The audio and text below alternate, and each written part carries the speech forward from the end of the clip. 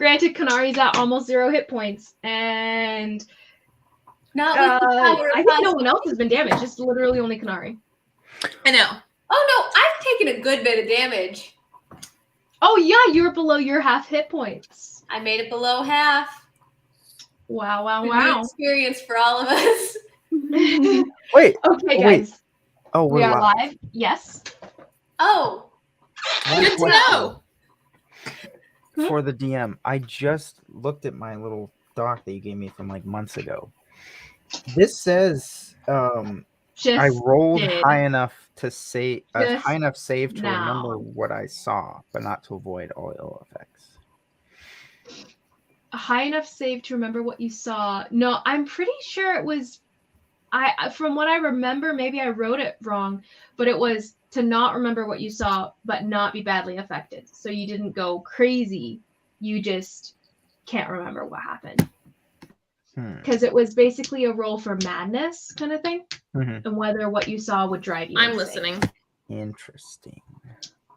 I apologize, but we'll stick with that just because we've been going under the understanding that you don't remember anything since then. Yeah. But yeah, so you're not going so crazy because of that. Like you're not getting an additional crazy thing. You're just going slowly crazy because your magic is destroying you from the inside out. Anyway, so last session, the group discussed their next moves. Ideas among them: going to the Painters Guild for reconnaissance, luring the assassins out, contacting Achelon, seeking out the auction to sell Karhale into it, speaking with Hung Won-jun, trying to convince him to bring a toll back, and fighting the Hydra. Among these things, you ended up deciding to wait for Give to return in the evening with more info, and going to fight the Sand Hydra. You were accosted by Tresemme, who brought a summons from the Tellurian Ministry. You chose 3 days hence to set up a meeting with the Ministry and their questions and whatnot.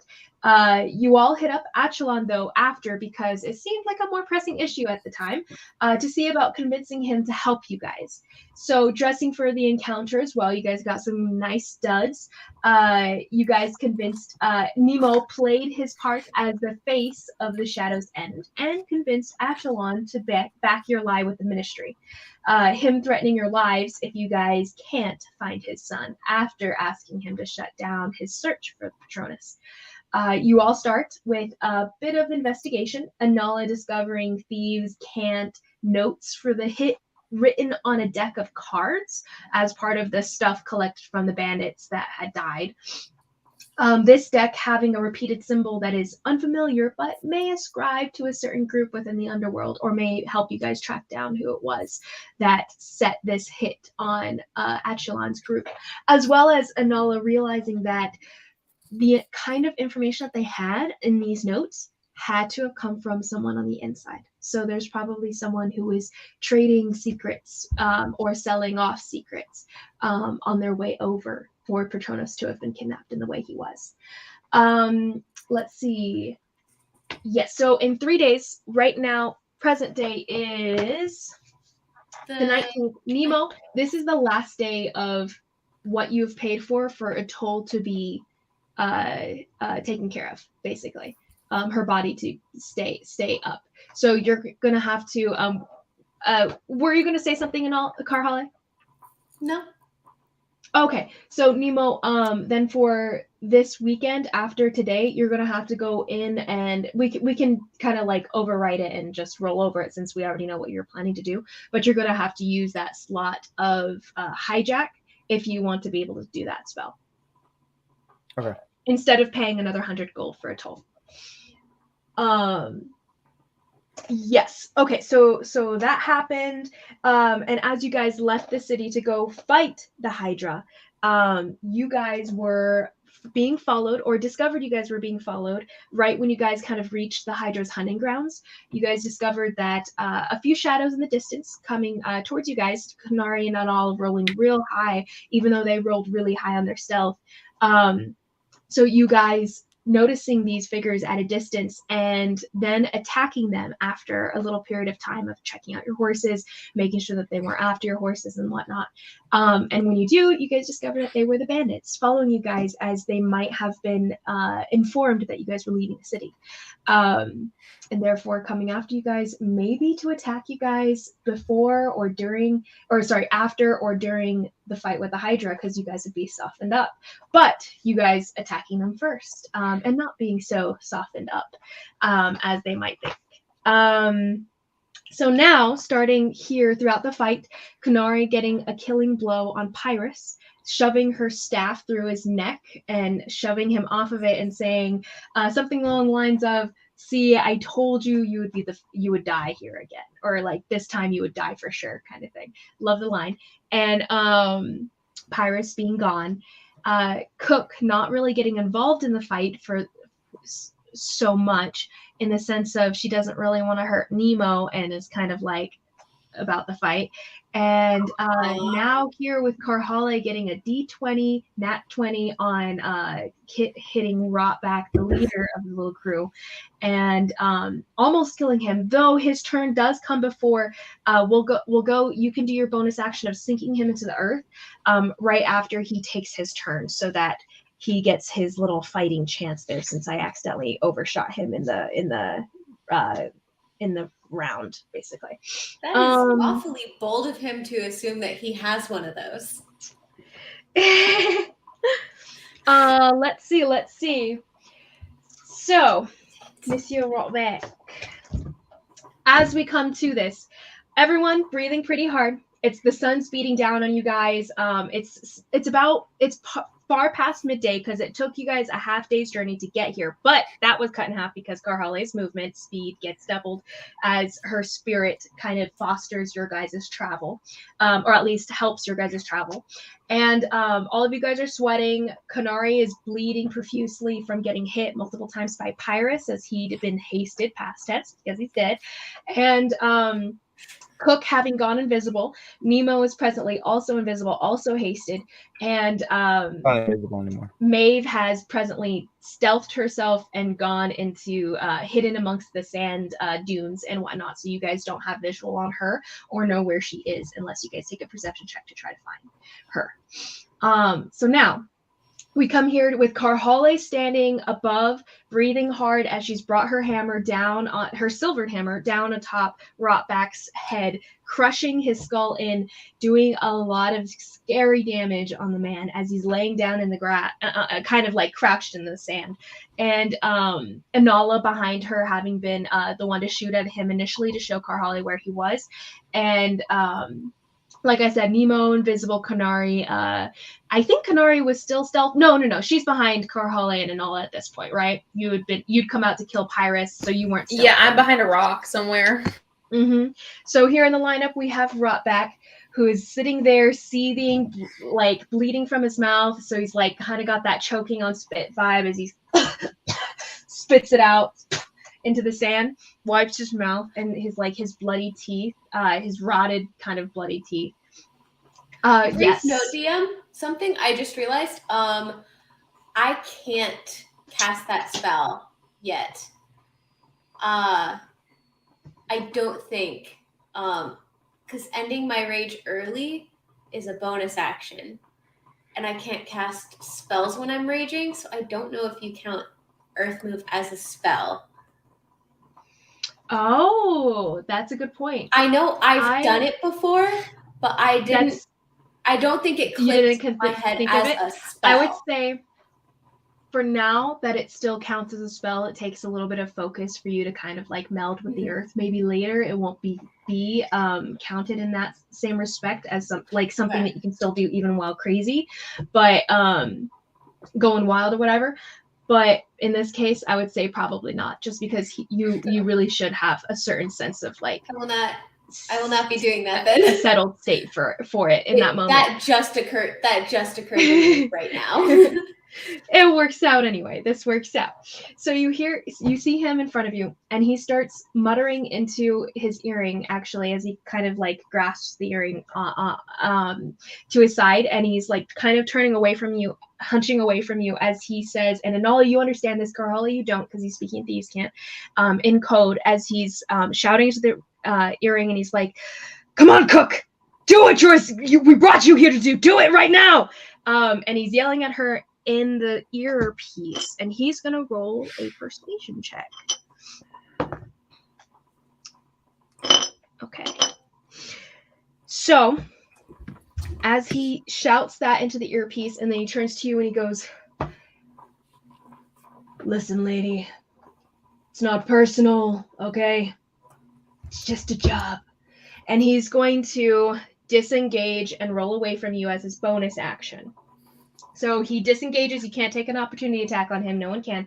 And as he rolls away backwards, he gets as much distance as he can. Kind of, it's going to be just half distance. So he's going to go about 15 feet from you, which isn't going to be any kind of distance for you. But he rolls away from you, and he's going to pull out his, he's going to pull out his bow, and he's going to shoot. This is going to be not sneak attack damage for him, not at advantage. He's just going to roll. Does a... Oh, that's not that great. I thought that was a different number. Oh, no, wait. That was what it was. Okay, 22. So 22 to hit. Okay, so he shoots his arrow into your side. And go ahead and roll me a Constitution saving throw, as that's going to be a D8 plus his poison damage, as it is coded in poison. That would be math. 24. 24. Very nice. Very nice. I pull the arrow out of my shoulder and snap it and drop it in the sand. Ooh. Okay. So, as you do so and everything, and the piercing damage still pierces into your shoulder, and it causes a wave of pain to roll over you, you're gonna take 10 points of piercing damage from the arrow itself. On top of that, cut in half, you're going to take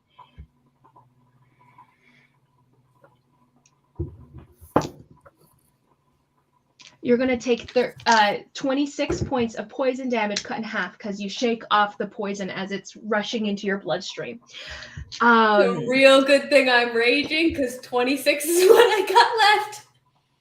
Oh, that is good. That is good. And he's going to, and that's going to be at the end of his turn. That's annoying. So next in the lineup is going to be your bonus action, if you still want to take a bonus action. Yeah, I don't have a bonus action. Okay. So then next in the lineup, I'll just say the snapping the arrow. No. The arrow was my bonus action. And actually, I'll roll to intimidate. Can I? I just ripped an arrow out of my shoulder and snapped it. Kanari, go ahead and give me a perception check, please. Just really quick. As you're kind of like on the edge of this and not quite thoroughly engaged in what's going on. But next in the lineup, you guys will see Karhale you guys hear a through the air as an arrow slices through it, and this is going to be at advantage because you don't know where Maeve is. So she's going to roll advantage, and if she gets it, she'll have sneak attack damage on you. That's going to be a 25 to hit. I believe that hits. I'm down. And I'm going to be down. I only have 14 hit points. Yeah, 25 to hit. So that's going to be... Roll the dice. Okay, so that's going to be just 10 points of piercing damage. Does that take you down initially? No. Okay, wait, so that's 10 points of piercing damage. Did you have it, or am I still having it? I have it. This is just the piercing damage for the arrow, and then you'll roll another Constitution saving throw. Yeah, that's 23. 23 definitely passes. So then you're going to take half of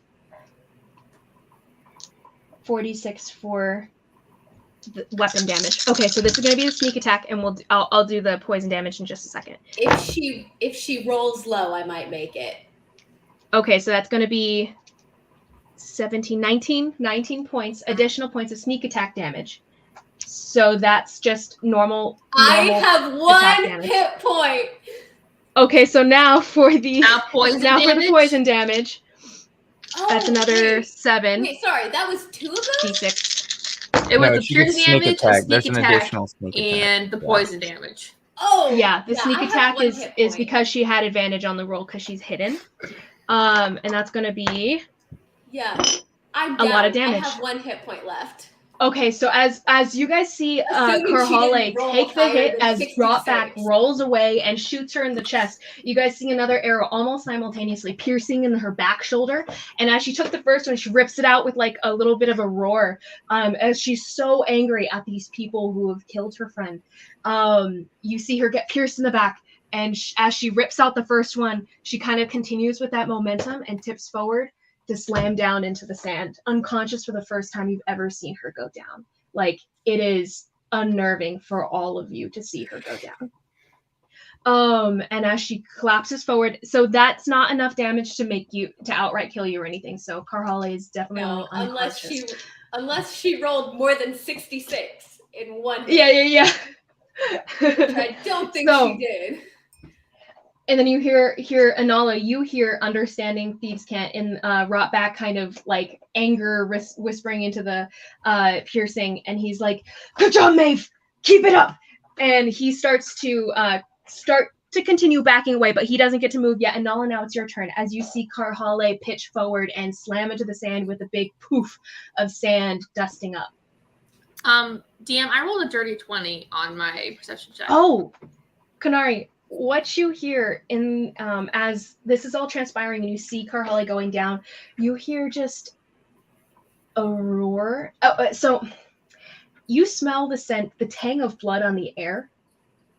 You have great senses. You're not the only one with great senses, and you hear a roar in the background coming back from where the the cave going down into where the Hydra resides. As you guys are presently in this hunting grounds, and this Hydra can probably scent the blood that is now on the air like a shark scenting prey.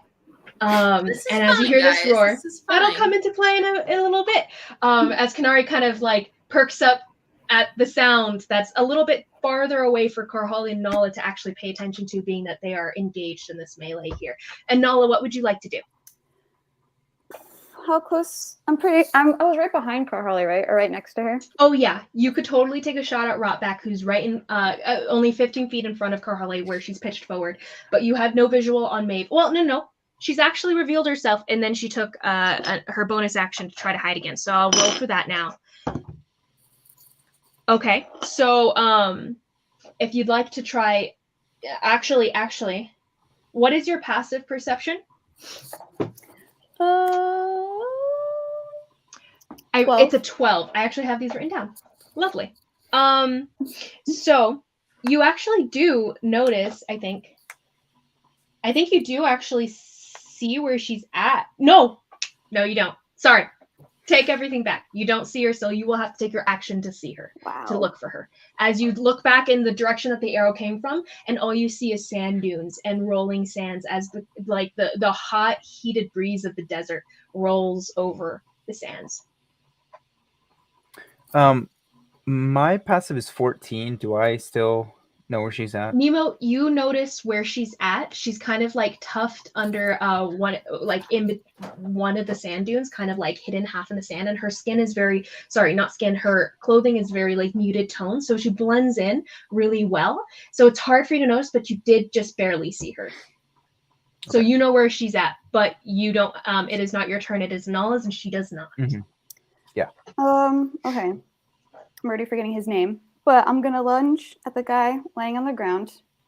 Mm-hmm. I'm going to grab him by the hair, pull it back, and say, "You messed with the wrong crew." And I'm going to slice his neck with my dagger.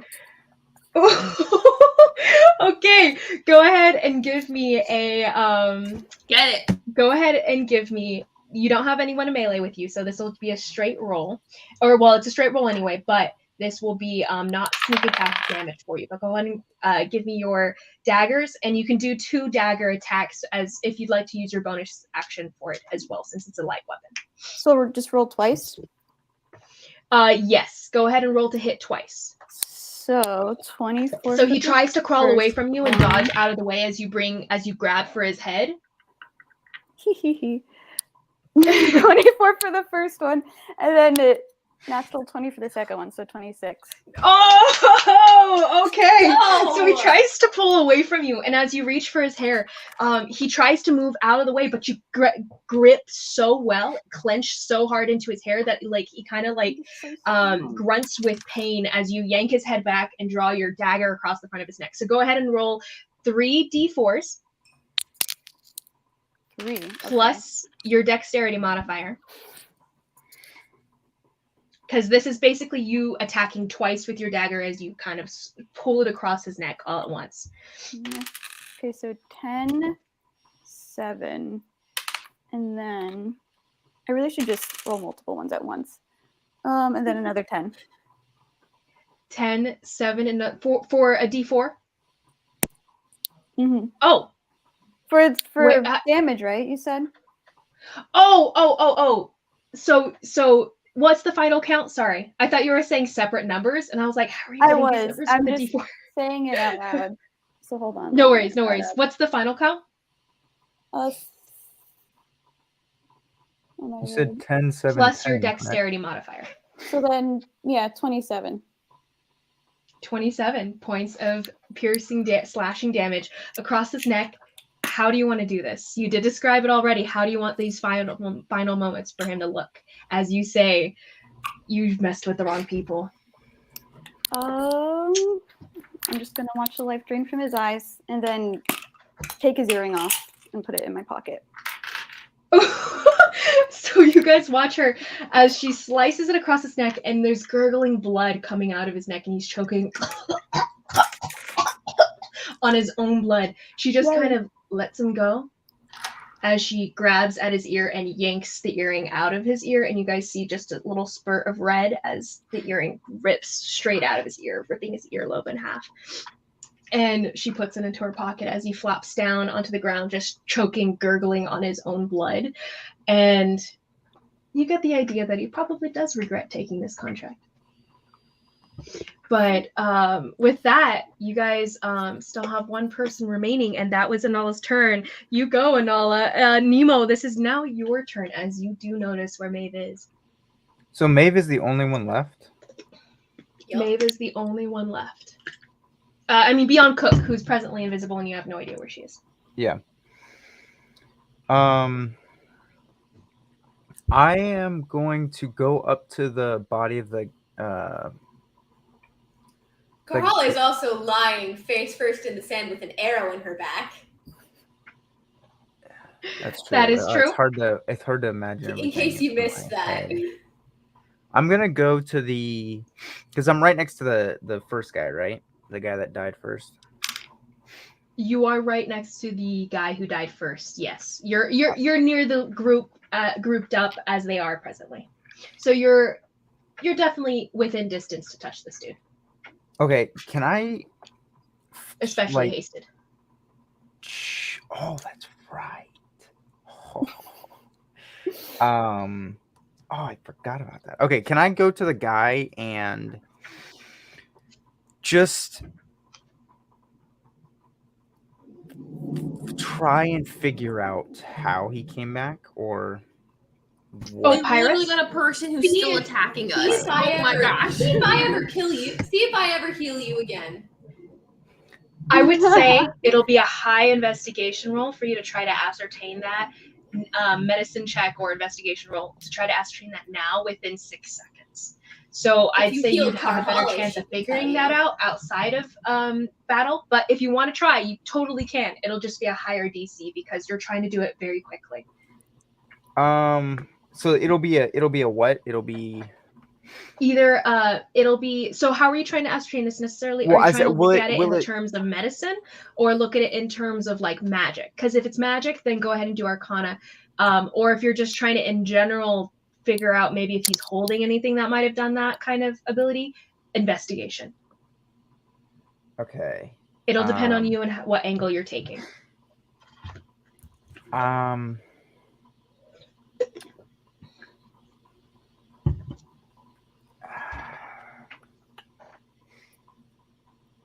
So is this going to take my action then?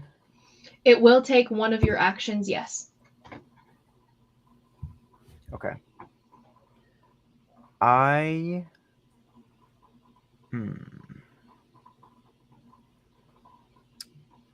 right. I will.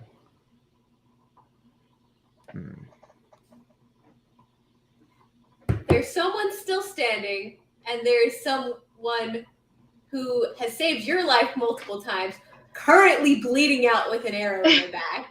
But that's neither here nor there. Currently bleeding out with an arrow in their back. I'll try and check him out. Okay, so go ahead and roll. What are you rolling? What'd you say? What are you rolling? Wow. I'll roll. I will save you. Don't worry. I'll roll Arcana. I'm just amazed. Arcana, go ahead and give me an Arcana check then. 8. As you guys see Nemo, well, you don't see actually, but you see Pyrus's body kind of get like shifted a little bit in the sand as invisible hands start prodding and pressing at his body, trying to look for runes of any sort, magical remnants of any sort. What did you get? 8.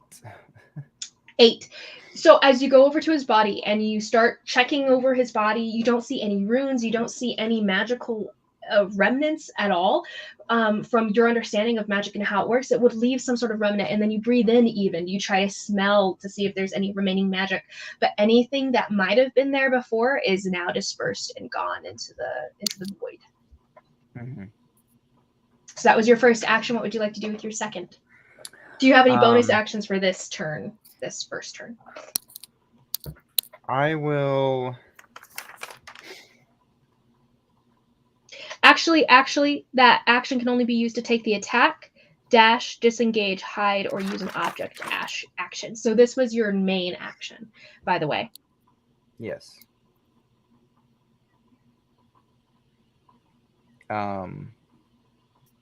That's interesting. So I guess you technically can't use it to cast a spell, huh? No, you can. As long as the spell is an attack spell. Okay.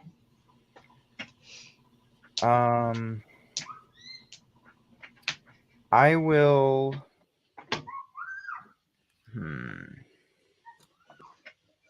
What are you doing, my dude?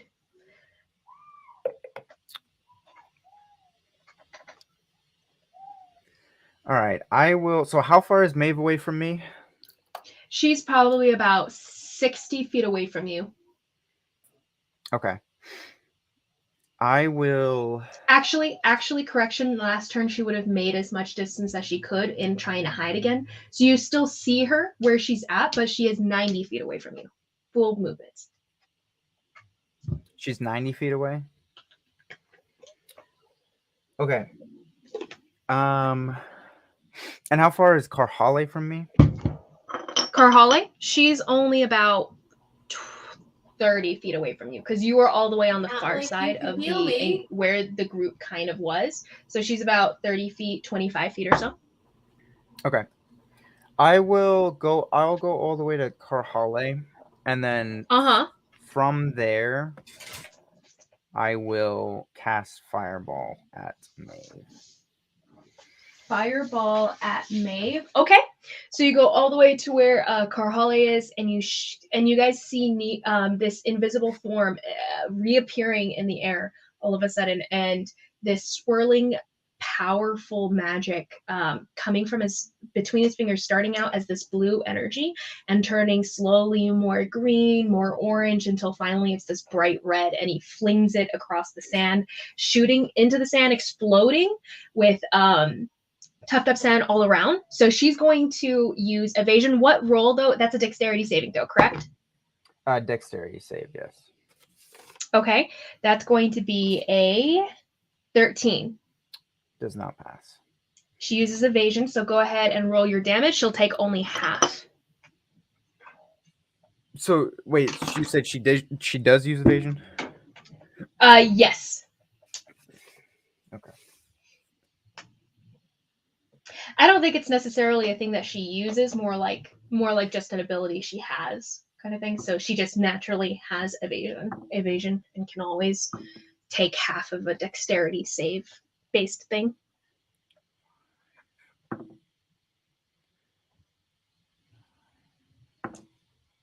Wow, these are awful rules. Empowered spell.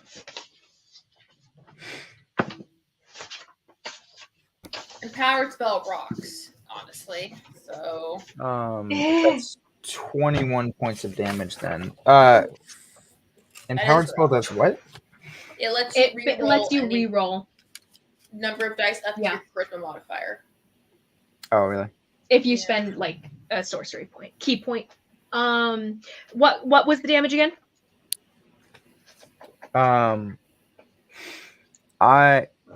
Sorry, what was that? What was the 21 damage? points of damage, I think. 21, yeah.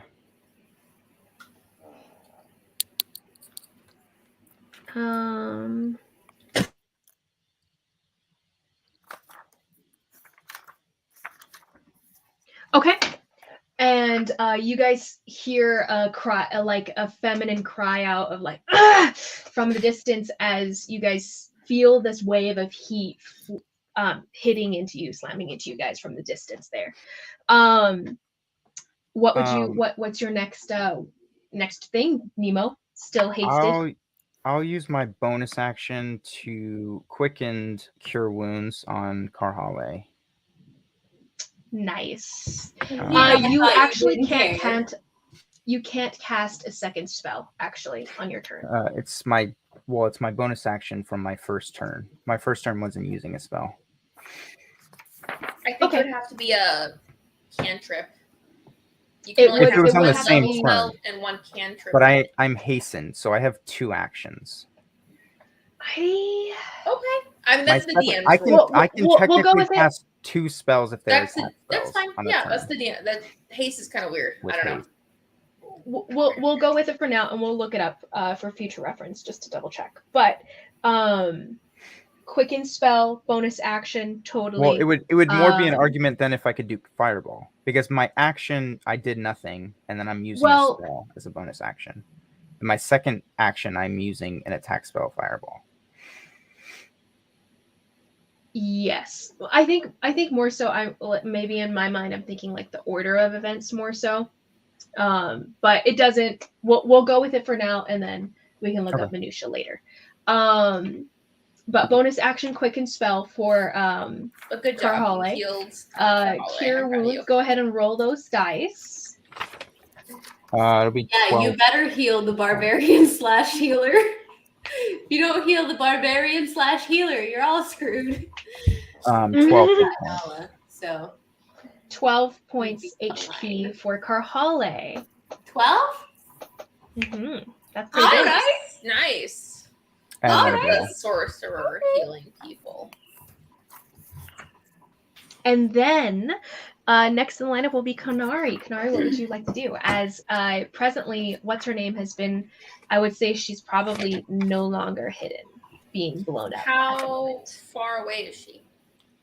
So she is about 70 feet from you guys, the angle that Nemo was at the time. Okay. I think you can step with the wind to get farther, though, right? I can. If you wanted to. You do hear this roar from a distance, as a side note.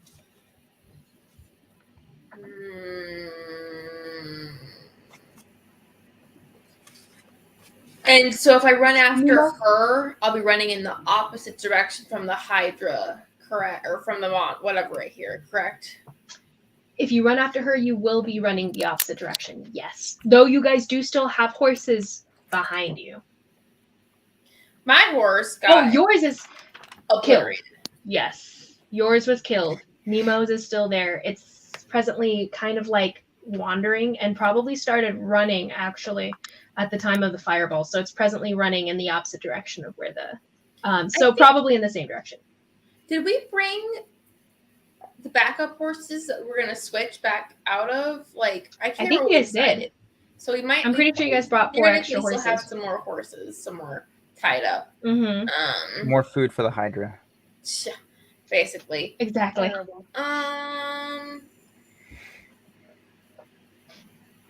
No, I'm gonna let her run and like just kind of stay with the party because if we're gonna face this thing, I don't want to get separated too much. So yeah, I will just hold my action to run if everybody else is running. Okay, so you're gonna hold your action to run if everyone else starts running. Yeah, like that way I'm not left behind. But I just So yeah. So for this action, holding your action to run, and do you take your movement to move in her Maeve's direction, or do you not take your movement this turn? Well, first she's also gonna say, probably good. We'd probably better get out of here. I think the Hydra is waking up and hungry, so we might want to grab. Yeah, that's all I can say. Probably. Anyway, grab the horses. Carhale kind of like shaken back into awakeness by arcane means of healing. She kind of like turns over to the side and sees over her shoulder Kanari saying like, "We should probably like get moving, guys." And behind Kanari at a distance, you guys see the Hydra rising from below the ground, and it is very large. Even at this distance, you can see how big of a body it has, overtaking the area that you guys were in the cave that you guys saw to go deeper in to find it. So as it starts coming out, you guys hear this large roar coming, kind of getting caught by the wind a little bit as the wind is blowing on your guys' faces from that direction. But it's carried by that wind, and just a giant roar of these snake heads rising out of the sand, going as it starts moving towards you guys and where the blood smell is coming from. Then I'll use it's still not within distance to get to you guys yet. Right. But I'll use my movement to start moving in the direction that we left our horses, and then hold my action to run further if we're running. Okay. So you go to the horses, right? Towards them. I don't know how far they are, but you guys are about 300 feet away from where the horses were originally, which is like you guys are kind of in a triangle a bit. So it's like if this were where the Hydra's place was, you guys put the horses over here, and then the fight with the tribals came out over here. So you guys are like a bit of an angle, so you could go to the horses and still be at a distance from where the Hydra is. It's not necessarily on 2 points of the same line directly toward the Hydra. But so Kanari, are you going to be taking your time to get to the horses, to get those horses and get them moving this way or so? Because it'll be a distance, 300 feet, like I said. Actually, yeah, here's what I'll do. Kanari is going to move she's going to run towards the horses, dash towards the horses, key point, step of the wind towards the horses. So 120 feet to try to get them and come back towards the party. Okay. Hopefully. Okay. To cut the distance down a little bit. Okay, so we'll say it takes you about 2 turns to get there doing that same thing twice, right? So go ahead and mark those key points. As you guys see Kanari, she's going to take her next 2 turns to do that. Are you guys going... So Maeve is still at a distance, but she will have seen this creature as well. And... Let her go tell them that we're not to mess question. With. So Kanari takes off. Kanari takes off. It's going to take... this creature's at a distance, and you guys see it kind of start going down into the sand and start rolling through the sand towards you guys. But it's not moving that fast. That worm, the sandworm from before, that moved way fast. This thing, it's not moving quite as fast. So it's going to get to you guys eventually, but it's not getting to you yet. So next in the lineup is Carhale. Carhale, what would you like to do? I'd like to freaking get up. Carhale stands up from prone, half of her movement as she rubs at the blood encrusting her shoulder and rips the second arrow that's sticking out of her back off of her shoulder. She looks at Nemo. Really? Thank you. He's not looking at you at all. She's gonna run after Maeve. As you turn in the direction of where Maeve is, you can smell the scent of like burnt flesh, as well as like see these like almost glassified sand in this like circular diameter, like spreading out in like claws almost in the sand, as this explosion just heated the sand so much that some of it turned to shards of glass. But as you start moving toward where Maeve is, at the kind of at the center of this impact, she's presently getting back up on her feet too. What would you like to do? She's, like I said, she's 70 feet away from you guys. Well, since my rage ended, since I went unconscious. Oh yeah. Cast Earth move now. So you guys see Karhole start like nod at Nemo and then turn toward where Maeve is and start stalking toward her in this very intimidating Goliath height of hers, as she kind of like just an intimidating presence as you walk toward her. What effect? I'm gonna use my full movement to get as close to her as I can. So, and I'm gonna dash. Use my action to dash. Okay. So actually, that's wait, that 50 feet. If I use 45, no. 40 times 2, right? 80 feet. Yeah. How far away did you say she was? 90 feet. So 70. So you get there. Yeah, sorry, 90 from Nemo, but 70 in this case. Sorry, theater of the mind. Okay, so I do get up to her, but like kind of along the way, I'm gonna be casting Earth Move so that it casts like right as I'm getting up to her. So she needs to roll. She's probably gonna get out of it now that I think about it, but it's okay. I already did it. So it's what kind of save is it?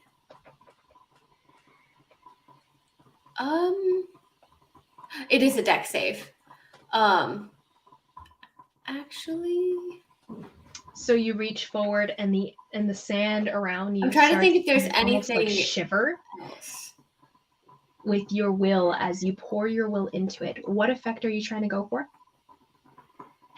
And you guys see Karhole as she melds her mind with that of the earth around her. I have a better idea. So I was going to excavate the earth underneath her, but that's a deck save, and with how quick these guys are, that's probably not going to do anything. So instead, I'm going to cause the dirt in front of her to become difficult terrain, so it will have her movement if she walks across it. Okay, got you. So 5 foot by, I think it's like 25 square feet of the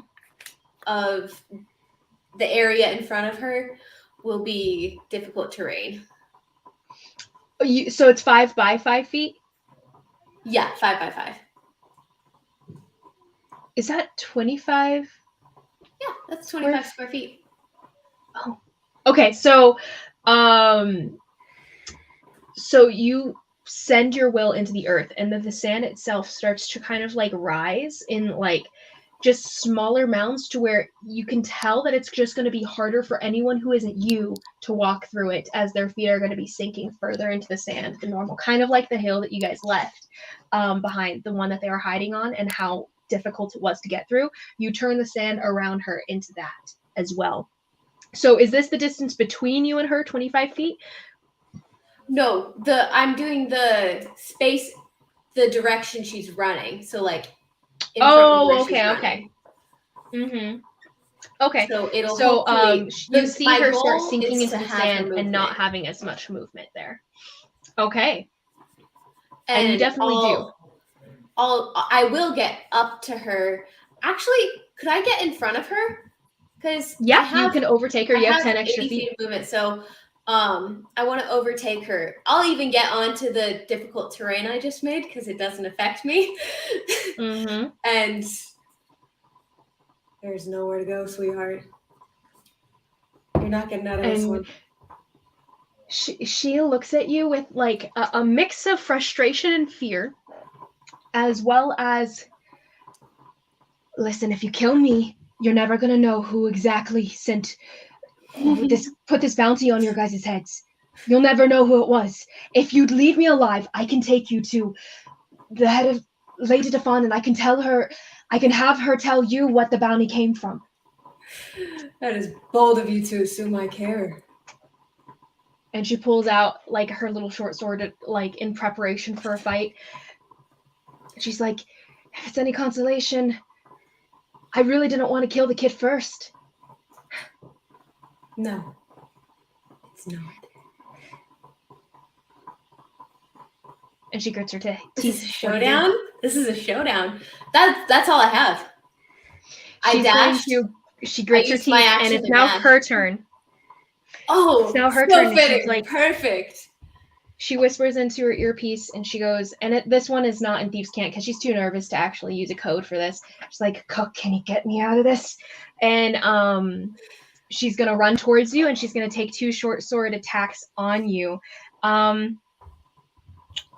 Yeah, just 2 short sword attacks. So both of those are going to be just straight rolls. You are no longer raging, so keep that in mind for the damage that you take from this. That just clicked there for me. I probably should have used my bonus action to rage instead of cast that, but that's fine. This is fine. Totally fine. And she, as she rushes towards you, she knows that you're bleeding a lot, so she knows this isn't the worst choice for her in this moment. So she takes her attacks at you, does a 14 hit. It does not. Okay. Then does a 11 hit as she brings her short sword to you. And you bat away one of them, flinging her arm to the side, and she looks at it and like she kind of grimaces at the pain that causes, just you blocking her strike. And then she goes in for another one going toward your ribs, but you grab her by the shoulders and shove her off, and she backs up in the sand, kind of chuffing up sand behind her. And she looks really, really nervous. She's going to disengage then, and she's going to turn and keep... Oh, no, she's not going to... What does she do? She's going to disengage. And... she's going to disengage and just keep on running. She has nothing else to do. So, can I say something real quick? You actually will actually... Maeve. You'll die a coward's death. And she turns to you and she goes, it's the only way to survive. Instead of disengaging, though, instead of doing that, she's actually going to take the 1 healing potion that she has. So she's going to down that really quick. And now it's your turn. She doesn't disengage with you and she doesn't run because she knows she has nowhere to go based on how fast you are. I just had my turn. Oh, you're right. Sorry. For some reason, I thought this was a dueling situation. Anala, your turn. She is at a distance from you. She is about, she's stuck at 70 feet because Karhale is now engaged with her. And you see her down a little healing potion, throw it into the sand. Instead of the little piercing, like, breaking of glass that you hear, instead it just gets lodged in the sand because it's soft. But what would you like to do, Anala? Oh, wait. Maeve's movement is halved because she's running across the difficult terrain. For at least 5 feet. She doesn't move, though, is the thing. She knows she can't get away from you because you're wicked fast and she's seen this before. She's not dumb. So she knows she has nowhere to go. This is kind of her standoff, and she's going to be banking on Cook in this moment. Cook, actually, it's Cook's turn before it's yours turn, Anala. I'm so sorry. I forgot about her. So Cook, you're going to see Cook appear maybe about 20 feet away from you, Karhale, back kind of where the main group is. And you guys all see her drop invisibility. And she's going to have, she has her wrapped little hand scarf around her hand. She's got a hood up of some earth tone clothing like the rest of them were for the stealthing practice that they were using. and she's gonna turn toward where Karhali and Maeve is, and she's actually, she doesn't care about that as much. She's gonna look for where Nemo is, and she's like, Nemo, hi. I have the thing for you, by the way. Also, do you guys really want to continue this now? Because it seems like there's going to be a bit more of trouble coming our way, as she kind of motions toward where the Hydra is. She goes, so how about you just let Maeve and I go? She is a pretty good friend of mine now. And that's kind of where she gets with her turn of like saying this out loud. But you guys do see her kind of like do a little bit of a spell thing, and then the energy that swirls her hands just sinks into herself. So it's not an outward spell. This is something that she did to affect herself in this moment. And you see her kind of rise a little bit in the sand. And she starts just to hover up in the air a little bit as she's saying this. And she's like, so how about you just let Maeve and I go? And she will take her movement, and she uses flying speed in this case. And so she takes her movement to sweep up next to Maeve. She puts her hands around Maeve's shoulders, kind of hugging her from behind. So what do you say, Nemo? And she shouts this out to you. Let me and my friend go? Because if not, and she looks over at the Hydra, that might be a lot more difficult for you guys. And she'll leave that as her turn. Okay.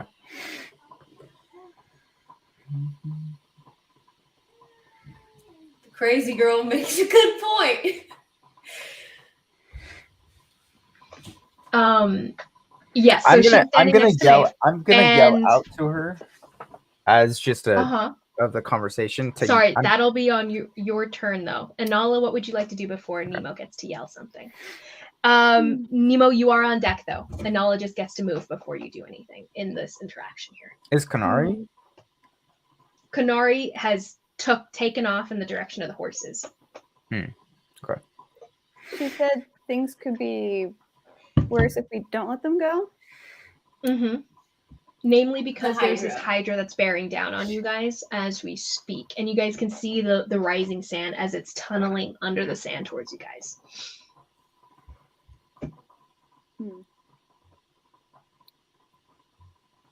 I think she's saying we could fight it together, but we would have to let them go. See, I'm really tempted to just end them both. Yeah. Hey, it's totally up to you, Nola. You have no real context for this. Like, you don't know if she would keep her word and not attack you guys, blah, blah, blah. From where I'm standing, I'm going to use my ever-true arrow and take a shot at both of them and aim through the Maeve's stomach so it can go through into Cook. Okay. Go ahead and you're shooting. What are you doing? Using my ever-true arrow. It always hits something. Always. No matter what. So go ahead and still give me an attack roll. So it could hit Karhali. This won't determine whether it could hit me. It could. If it gets a natural one, then it might hit Karhali. But beyond that, though, is going to be how well you can hit with this arrow to pierce through Cook or through Maeve and into Cook as well, as she's kind of hugging her from behind presently. So go ahead and give me that roll. I'm sorry. Can you explain that again? Give me an attack roll, and this will be a DC 20 just to strike through Maeve, but it'll definitely hit one of them as long as you don't get a natural one.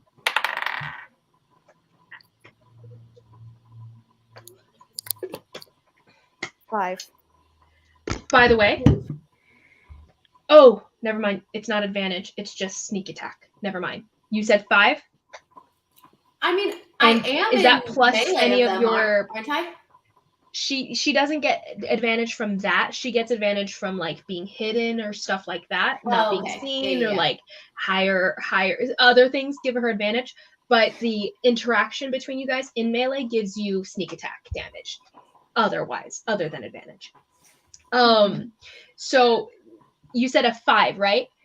And that was plus your 2 hit modifier. Oh well, then 11. I forgot to add 11. So technically 11, yeah. So as you shoot your arrow, the wind that's kind of blowing over you guys right now kind of knocks your arrow off off of its course, and you're like, oh crap, it's not going to hit. But the magic of the ever true arrow itself kind of sparks, and then you see it sailing through the wind, even with it buffeting it from the side. Instead of knocking it off course, it continues on its straight course toward Maeve's stomach, and it pierces her in the stomach anyway, even beyond the wind itself. As it strikes, and you hear Maeve cry out in pain, go ahead and roll your damage. This will have sneak attack, because Karhale is in melee with them. And you hear Maeve as she's pierced in the stomach, and she starts bleeding profusely from her gut. So, if it has sneak attack, so it has my piercing damage, then my extra 2. So, right? yes, piercing damage plus your dexterity modifier plus the 2 your 3d6. Whoa, math. Hold on, guys. No. I've been rolling all the d6s playing with these rogue characters myself. 3d6. Mm-hmm.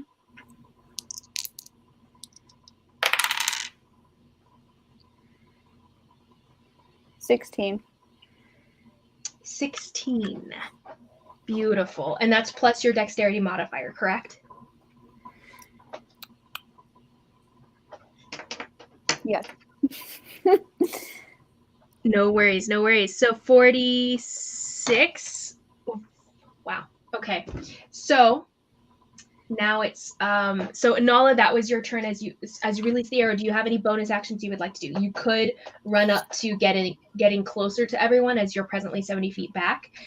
You could also go to help Kanari. You see the Hydra coming. You see Kanari had taken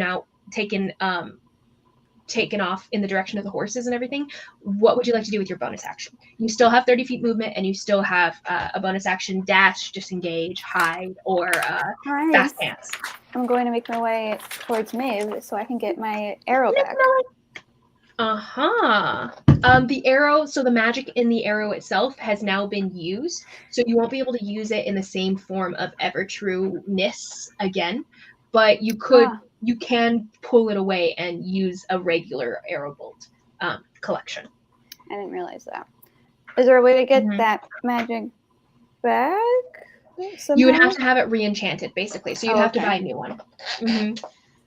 The unfortunateness with the one-use wonders. I didn't realize but you do run up to them. Do you get engaged in melee with them, or do you stay at a distance? If you engage in melee, you won't be able to use your ranged attacks anymore, and you'd have to stick to your daggers. But if you stay at a distance, you can still use your arrows, or if you feel like this is just a conversation now, you don't even have to worry about that. If I could go up to them and pull my arrow out and say I'm done playing games as I pull it out of her stomach, that would be lovely. Well, maybe you can go later. If you guys are still there around 8 o'clock when we're done and everything, I might come. Okay. You can go in and find your own. Hello. Bye. Sorry. What were you guys saying? I go ahead and say that again. If I could, I would like to go up to Maeve. And as I pull the arrow out of her stomach, I want to say I am playing games. As you rip it out. What do you say again? I'm done playing games. Ooh, and she goes, I'm not playing games with you. I know I die here. And she looks over at Cook kind of over her shoulder. Nemo, it's now your turn, though. What would you like to say to Cook as she's said her piece and Anala's come up? Now that Anala's there, I'll just my eyes had been live. I kind of zoned out after, so this last turn was kind of zoned out, and as Nemo is like, he's basically fully intent on Maeve, not turning either which way. When Anala runs up to her and rips the thing out, he glances back at the other guy. Oh, actually, correction. Anala, roll me an additional d4 of damage as you just rip this arrow out of her stomach, and we'll say that that's your fast hands action, because that makes sense.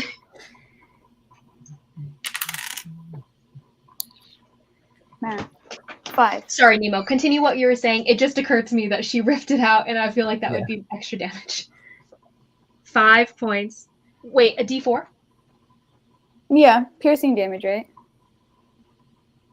Yes, piercing damage, but there wouldn't be any additional like modifier to this. Just a D4.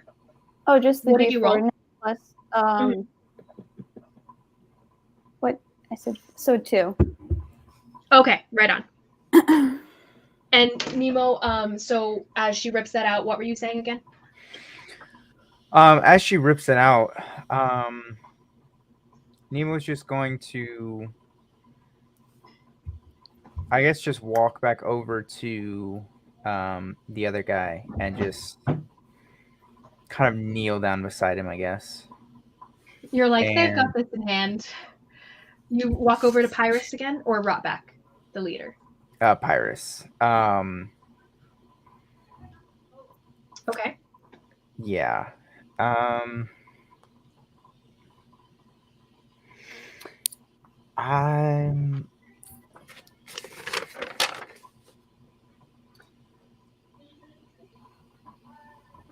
just gonna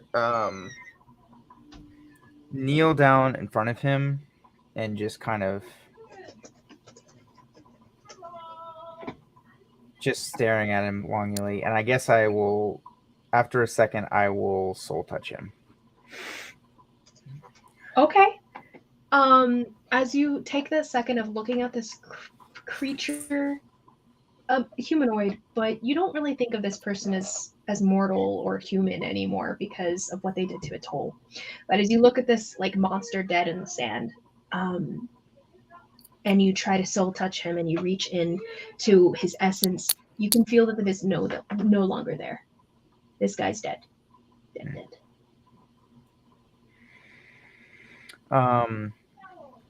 After I do that, I will. So I was on my knees, kind of kneeling before him. I'll just kind of lay back, sit, and then like sit on my butt and cross my legs like Indian style, and just. My hand is still on him, but I'm just gonna look over to the group of Maeve, Karhale, and all in them. Mm-hmm. And it strikes you as you're doing so, Nemo, how even though you guys killed this person again, it doesn't really make up for the fact that Atoll's the one who's still gone. And circling back then to Karhale, top of the round. Kanari is presently, this is her second round of getting a distance there. And at this point, Kanari is reaching the horses. As she does so, Kanari, actually give me a animal handling check as you're collecting the horses and trying to get them to a large group of horses to follow your lead and go in the direction of your friends. I would assume you jump onto one. You're really clutch. One of them. You're really clutch for doing this. What'd you say? I believe in you, and you are really clutch for doing this. Someone's got to, I suppose. 17. 17. You already got to kill pirates twice. Are collecting fair. There's a little bit of a harder interaction at first, but then they end up soothing to your like calm spirit, and almost like the key that's running through you almost is overriding their feeling of panic and tension and everything, just from the fact that them as animals can sense an evil creature bearing down near them, not on them, but near them. So they're all kind of wickering and nervous, but you calm them, soothe them, and then drag and lead them in a direction. They all follow you. So they are going with you back on your turn.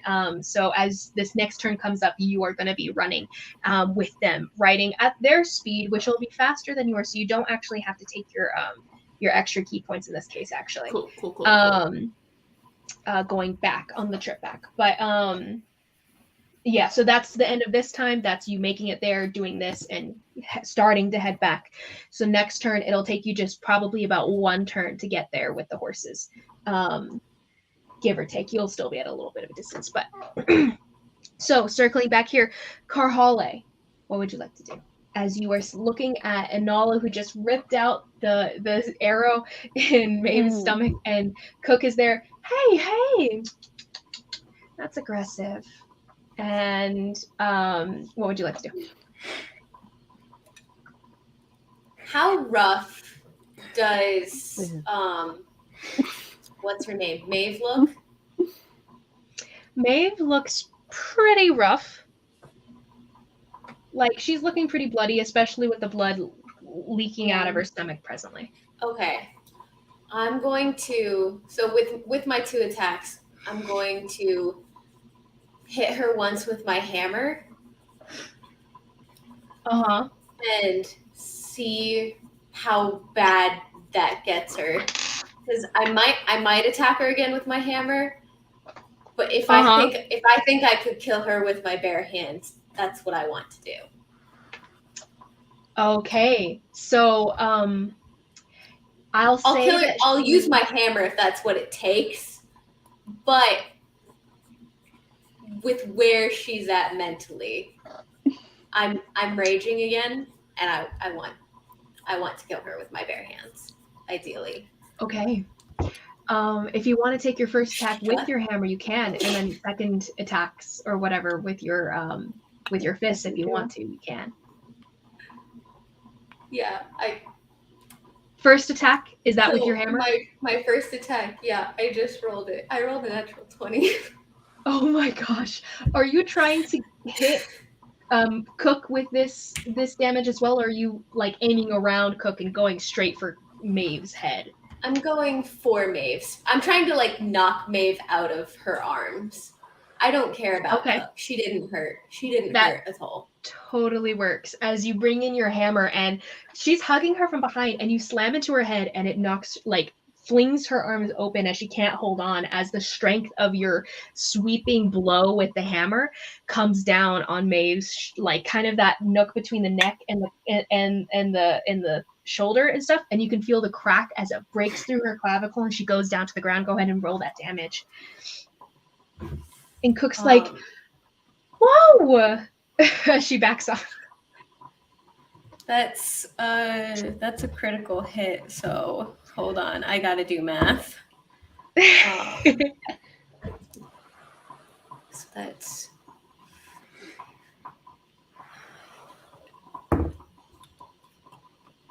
16.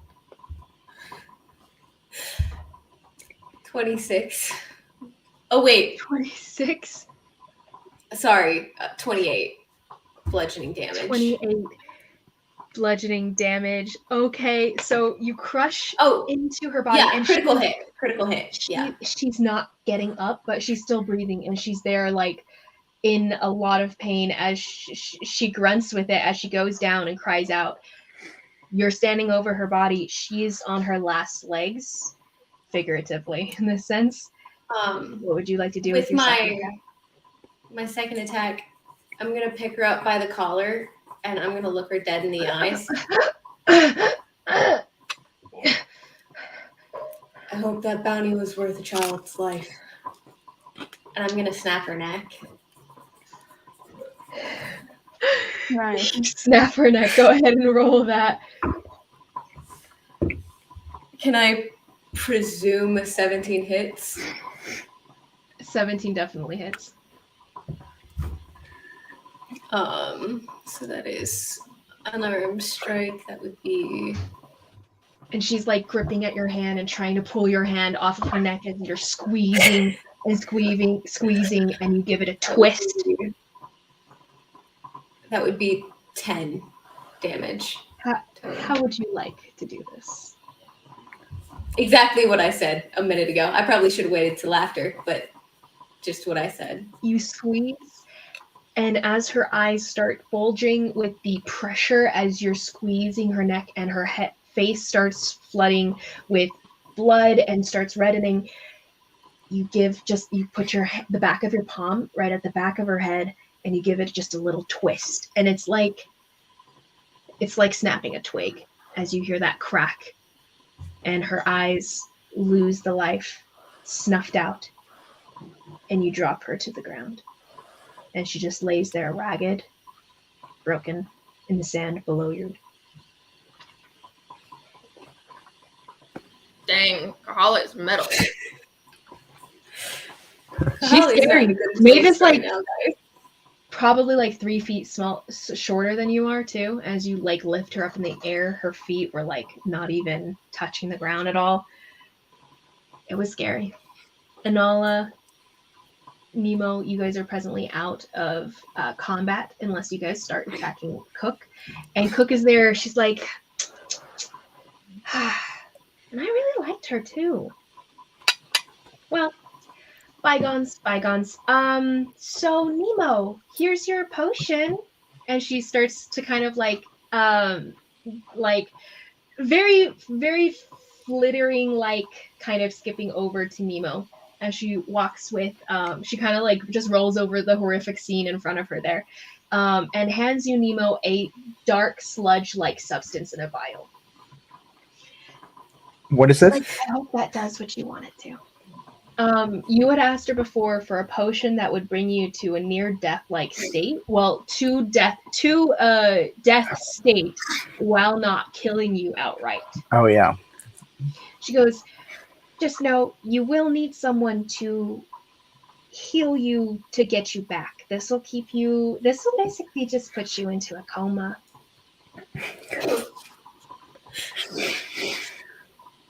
And the only way to get you out of it will be magically healing you back. Should we get out of here or something? There is a Hydra bearing down on you, and she doesn't even like twitch in that direction. It is presently close, pretty close, and within the next turn, we'll probably get to you guys. Within the next. You guys also see Kanari at the end of the next turn. We'll get to you guys. You guys do see Kanari at a distance, though, riding with the horses, furiously, like, bounding, galloping towards you guys and everything, with, like, five, you guys brought one, Karhali didn't bring one, so, you guys had 4 horses, so 8 horses, so now you guys, with 6 horses, like, amidst her. Math. One horse is dead, the one of Kanari's horse is now dead and destroyed by a fireball from Cook. Thank you, Cook. I appreciate it. You know, you're lucky I didn't help them. They really wanted me to. But I thought I really didn't want you to die, so I didn't want to cause any issues that would cause that. You know, I feel like we still have a great, bright future ahead of us. If you help them, you'd just be dead too. She looks over her shoulder at you, Karhali, and she goes, well, I guess we can't really say it never happened, did it? She looks at Nemo. Really? This one? I still haven't really looked up. Right now I'm just looking at the vial. Do I look around? Do I see either Atoll or Jupiter? As you go ahead and roll me a perception check.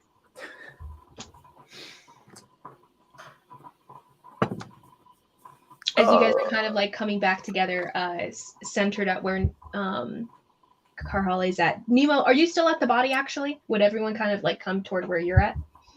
Well, I see. If Cook came to me, No, yeah, I was still sitting there. I didn't. Cook would have come to you, yeah. Karhali, you're still standing over Maeve's dead body, probably about 60 feet back. Cook definitely had the flying speed to get there to Nemo. I do want to take her earring before we peace out. Oh, yeah. So you rip off her earring as well. And now you can add, Nala, go ahead and add a ring of, an earring of whispers to your inventory, and Karhali, same thing. Could I hypothetically have grabbed the one off of Pyrus since I killed him? I didn't say it, so if you say no, it's okay. But well, probably we'll say that Nemo probably grabs this. Nemo, do you grab? Well, Nemo already had one, huh?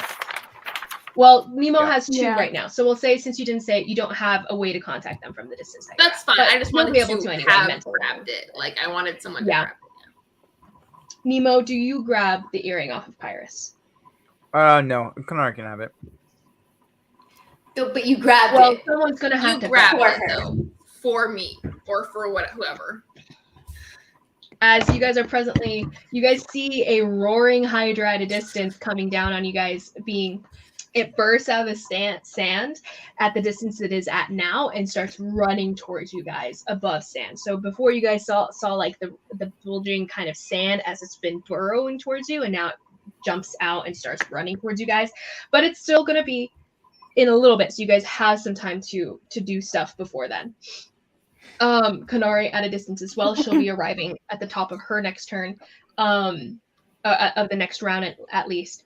What would you guys like to do? It's now, so that was Karhali's turn, and Maeve is no longer around. Cook ran over to Nemo and handed him the potion that she found for him. That was, and she's presently just hanging off of 7 in Nemo. You guys perception, see by the her way. kind of like up in his face with her head on his shoulder, kind of hovering in the air with her like very Peter Pan vibes of her like hanging horizontal in the air with her head on his shoulder. And Nala, it is now your turn. What would you like to do? I got 7 in perception, by the way. 7 perception. You look around and you're looking around. You don't see anyone. No hallucinations at the moment. Fair enough. Is there anything? Oh yes, Anala's turn. Memorabilia-wise, or not memorabilia, like anything on Pyrus's body that I could have Almost taken definitely. Which you can try to look for this next turn if like. Okay. Are we still then doing turns of combat? We're still in the combat in the sense of you guys can actually take your turns whatever order you guys want to at this moment, but you guys will still be kept to a turn's amount of activity, being that next turn, by the end of the turn, this Hydra is coming in. Okay. So Anala, with that in mind, would you like to loot the bodies? You could also attack Cook if you want to. Yeah, I'll see what Maeve has on her, unless Karhali would have looked through everything since she took the ring. I Not the ring, the earring. Yeah, I she didn't doesn't have have time yet. I just had time for the earring. Okay, then I'll go ahead and give me. It works out actually, because you have your main action and a bonus action, and your bonus action fast hand. So you could probably do 2 bodies with your regular action, with your regular turns. So go ahead, investigation check. And that's just because if you guys were out of combat, it wouldn't be like you guys would find everything just because you could. You'd have the time to. In this case, it's what you can find within 6 seconds. 20. What'd you get? 22. Okay, you find that is pretty good. 22 is really good. So you plus find 8 everything in that investigation, man. So 1, you find a +1 bow. That was her main weapon. Easy enough there. You find 2 vials of poison. Some sort of. Well, actually, you don't know that. Sorry, 2 black. Kind of like not sludge-like substances. It's kind of looser, almost like soy sauce kind of consistency. But 2 black vials there, and you can tuck those away. So go ahead and add 2 assassin vials to your inventory for identifying later. She just really likes Chinese food, and you never know when it's gonna pop up. You find two daggers with little inscribed words on the side of them, but words that you don't understand. And so 2 daggers with words written on them. You find 2 what seem like little balls, kind of like padded balls of smoke bombs. You don't know that necessarily now, but just go ahead and write down smoke bombs with a question mark, being that you don't know yet. Yes, but I don't know how to describe it for you to write it into your thing other than that. You also find 2 kits. One is a forgery kit. You look through it and it's like really brief, like glancing over, but there's pencils and other kinds of stuff in there. A forgery kit. You also find another kit that's lots of vials. Kind of looks like Karhali's herbalism kit and everything. It strikes you that it's probably like with the high roll that you have, it's probably words poison makers kit. So you can add those to your thing, as well as 200 gold from her coin purse. Thank goodness, because that ever true arrow costs $100, and I didn't realize I could only use it once. As I'm going through all her stuff, I'm gonna say to Kahale, I would ask if you're doing okay, but you seem to be doing okay. But are you okay? No. Same. I'm usually not this violent, but I'm pretty frustrated right now. Next turn in the lineup is Nemo. Nemo, what are you doing? As Cook's kind of like on your shoulder, you're sitting over Pyrus presently, and a Hydra bearing down on you guys at the moment.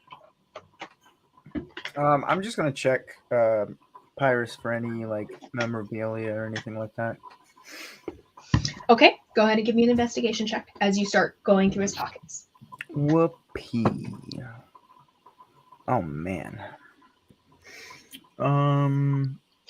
Anala, sorry, you also find a band, and you know it to be just right off the top of your hand, right at the top of your head. This band is something that you would wear on your shoulder, on your arm, and it's got some sort of symbol on it that you have no context for. But when you said band, I'm thinking of like a musical band. I don't know why, because that doesn't make any sense. I was like, oh, a cloth band that goes around. They have a bag of holding a little band in there. That plays little drum, little drum, add guitar, a band of loyalty to your inventory. Nemo, what did you get? A 4. Oof. A 4. Okay, so as you're looking through, you get the basic things. You find his. You find. 4 is really low. With multiple seconds. Not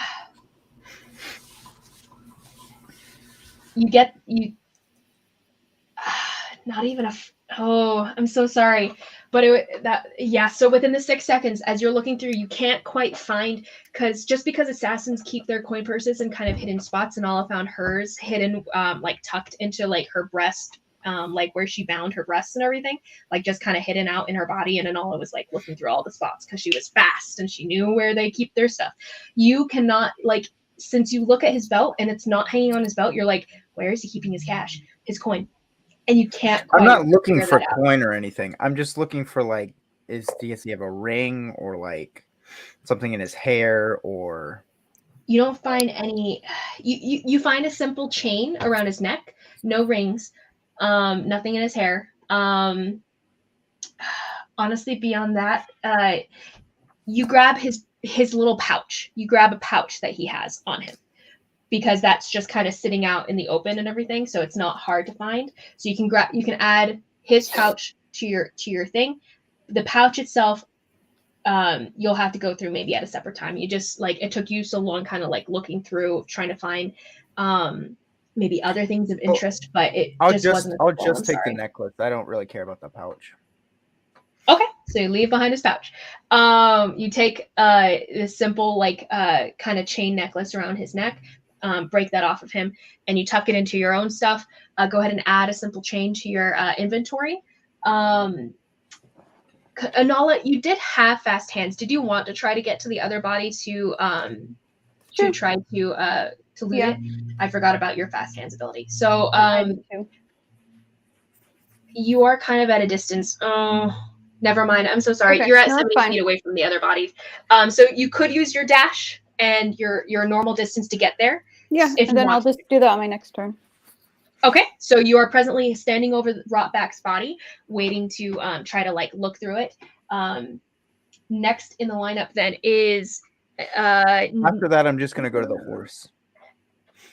Okay, so you get up to move over to where the horse is. The horse has presently started moving away, and it will be a perception check to find it, because the explosion scared it away and it wasn't tied down to anything. Oh, Kanari doesn't have the horses? I have most horses. He's coming toward you here that ran away. I was referring to the horse that you rode on. That horse is presently somewhere, and you'd have to perception check to find it. if you're just going to meet Kanari, then that's totally fine. I'll go. I guess I'll just go. I'll just go 60 feet in the direction I think of it's gonna go. Or actually, can I? No, because I use my action to start. So yeah, just 60 feet. Towards the direction, I guess. We and still have externally. 6 horses. There's 6 other horses. You don't need to go back for this one. That's what I was asking. She said Kanari only had. No, I have Kanari 6. has 6 No, horses. she has 6 horses. Then yeah, no, I'm just going to Kanari's. Kanari then. Okay, just making sure Okay, you so knew you're that meeting before you made that decision I'm there. very confused. Well, I asked so if she had meeting all up- the horses, and she said no. So No, I said, I don't remember you asking that, but whatever I had answered was that she didn't have your horse because your horse has disappeared. But either which way, you go out to meet Kanari as well as you can. You will get to her using your turn to get full movement to her, kind of thing. So Kanari, you see Nemo kind of running out after you, towards where the horses are. Nemo, what are the after effects of haste? How long did you have for that? So this will be my 3rd, 4th, 5th. I think it's So it'll be gone. six- I'm pretty it'll be sure it's been more than 6 turns. rounds. So it'll be more. Okay. Well, so immediately It's after, last that's what I was saying. Well, if we're still in turns, only I would lasts a still minute. only be on the This is 6th 10 turn rounds, then. right? Yeah.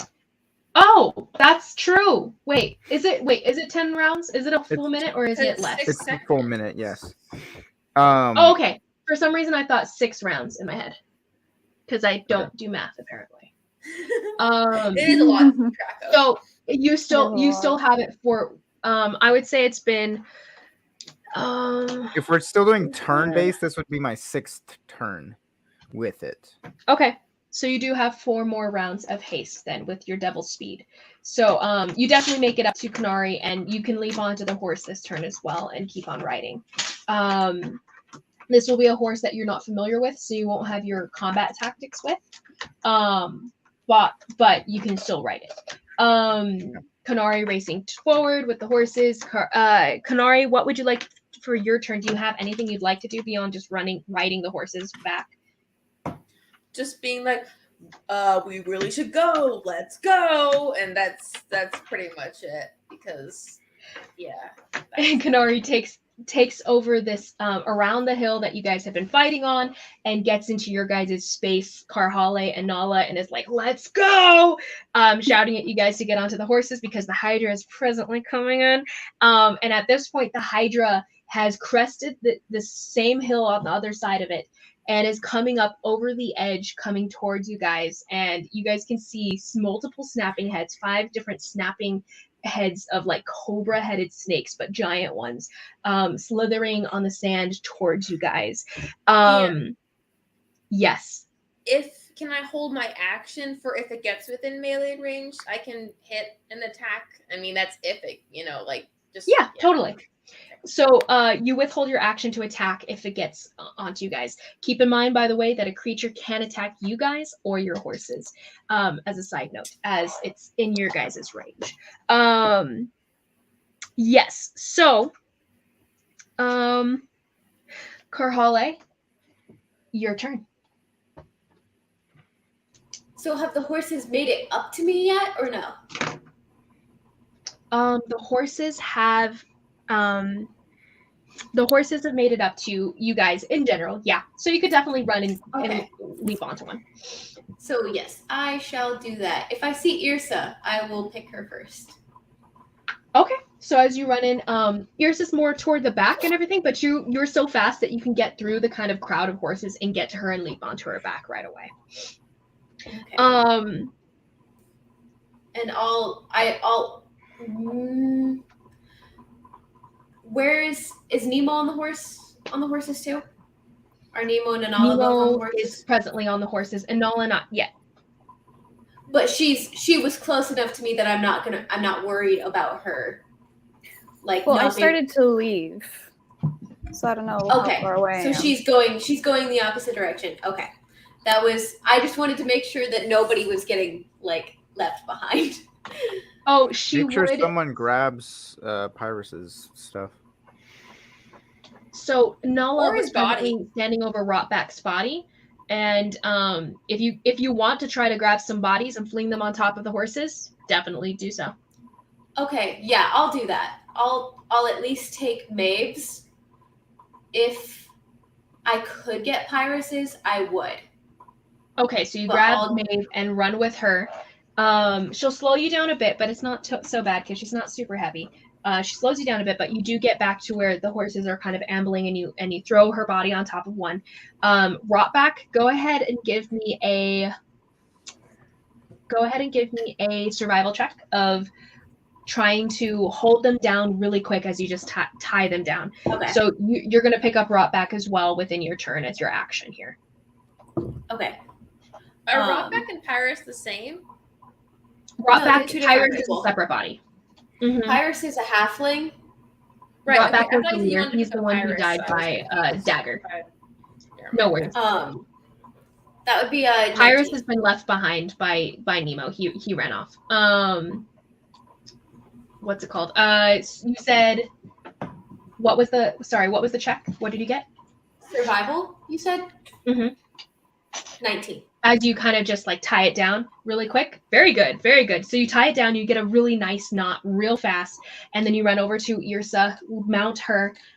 Next is going to be Inala. What would you like to do? The body was what's his name? Pyrus is the one that's Oh, left. Pyrus. I thought it was the other one. I already got the other two. Yeah, so kind of in the direction of where it was. Pyrus is a little bit farther out from you guys, closer to where the Hydra was, which is where Nemo was sitting initially, and then took off toward the horses. So you guys were going toward the Pyrus would just take you a little bit closer to where the Hydra is presently.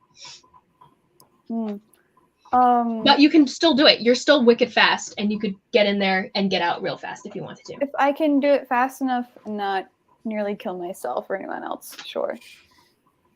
Okay, so you're gonna run over to Pyrus, and you'll take your main action to run full speed, dash as your main action. I mean, full speed movement, and then bonus action dash as well to get that 90 feet to jump in, grab Pyrus's body, drag him back out again. It'll slow you down a little bit, but he's tiny because he's a halfling. And you're gonna drag him back over to the horses. Throw him on top. Go ahead and give me a.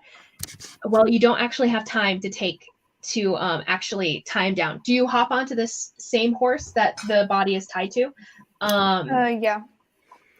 Okay, so you leap onto it, and you're just holding the body in front of you of Pyrus's dead body. So you guys start taking off. Kanari's at the head of you guys because she was already mounted and riding her horse, and she was like, "Come on!" as she just kept on riding. So Kanari is going to be first, Nemo's second, and then Karhale, and then Inala on this kind of like path. You guys have 2 extra horses. No, Yeah. you have 1 extra horse. Just wait. You guys had 8 horses. 1 died. 1 got disappeared because it went off on its own and ran away. 6 horses. So there's 2 extra. So there's 2 extra. Sorry. Thank you. Okay, so 2 extra horses. I would say Kanar is probably the one holding on to the 2 extras as you guys are riding, which is probably a good thing as the Hydra is now coming on top of you guys. And Inala is the one right at the back of this this order. I'm going to actually write down your guys' letters so I know who's in front. So Kanari, then it's Nemo, then it's Karhale, and then Inala. Okay. And then Cook, because Cook is flying, but she's flying and she's not quite. She's just hovering. She's been hovering over Nemo this whole time. She's just kind of like floating behind you, very Peter Pan-esque, as you guys are riding away. She's going to keep the same speed because she has the same speed as a horse, as a flying person. So she's like, "So how have you been? How's your day been?" And she's just making small talk with you as you guys are running for your lives. Is this what it feels like to have Ty? So here you see the Hydra bounding up behind you guys, and it does have enough speed for this first turn as it's bounding behind you for for a couple of its heads to reach out, kind of like the furthermost front heads reaching out to attack Inala, who's at the edge of your guys's ride there. So Inala does a Better her than me and Kanari, because Anala hasn't taken any hits yet. Okay, one definitely hits. And does the other one. That one's a... What's the attack? 13 hit? No. Woo! Okay, Nice. so 13 does not hit, but one definitely does. That's going to be... Oh! Correction. This Hydra can attack with all of its heads. So that's going to be 5 attacks. My apologies. Oh my. Oh So my. one hits, does a 16 hit. Yes. 16 definitely Are hits. they all That's just gonna be- attacking Anala?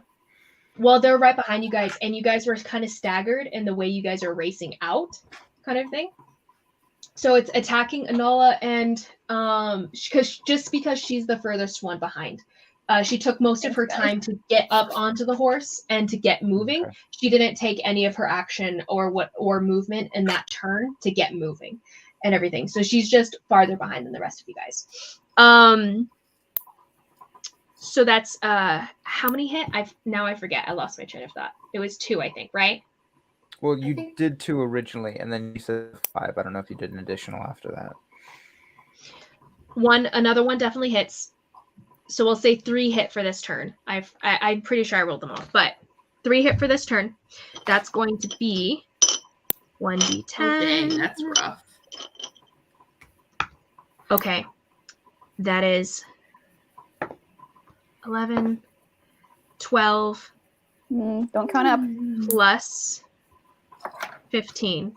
So that's 27 points of snapping, piercing damage as the heads bite at you from behind, and you get one lodge into your shoulder and you pull yourself out of it, but it rips away at your flesh a bit. Another one bites at your other shoulder and you pull away, ripping yourself off of it. Actually, we're going to take away 10 of those points because the other head goes for the horse, because that makes more sense for the Hydra to do. So 17. 17. One hit doesn't hit you. So you can take away 10 from that 27. Nice. So it's just 17 points of piercing damage as 2 heads bite at you, Slightly your less shoulders. stressful. The other heads don't get close enough. And the other third head goes for your horse, and that's going to be 10 points of piercing damage to the horse. And let's see if that kills it. Let's say DM help, mounted combat. I have the horse's stats on here because I'm smart. Go ahead and roll me 2d10 plus 2 really quick, and that'll be your go. Everyone, go ahead and roll me the same thing for your horses and write down what your horse's HP will be. 2d10. What is plus it? 2. 2d10. 2d10 plus 2, and write that down as your mount HP for the purposes of this. Oh wait, Write that down. that's a D8 that I rolled there. You said plus 2, right? Yeah, Yes, plus 2. plus 2. 6. Oh, I was like, how did I get a 20 on a 10-sided die? It's Your my horse, 100. as the Hydra's mouth reaches this piercing Hydra mouth, as the Cobra itself, like its mouth latches onto the back of it, your horse wickers and screams out in pain as it goes down, and you go down with it, with Pyrrhus's body in tow. Nice. So you hit the ground. Go ahead and give me a dexterity saving throw.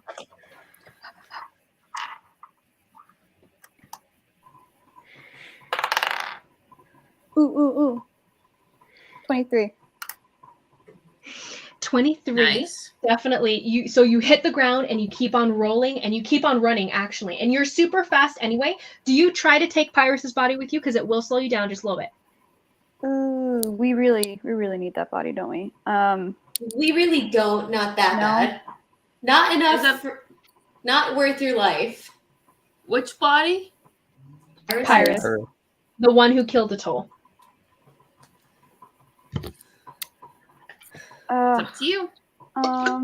My strength is 0, so I'm gonna have to say I'm just gonna leave it behind. So I'm not Anala's strong. horse wickers and screams as it goes down, crashes down to the ground, and the horse stops moving entirely. Anala falls off of the horse and rolls to a continuous running motion. Like, it's a perfect like jump and roll kind of movement. It's beautiful. It's acrobatic.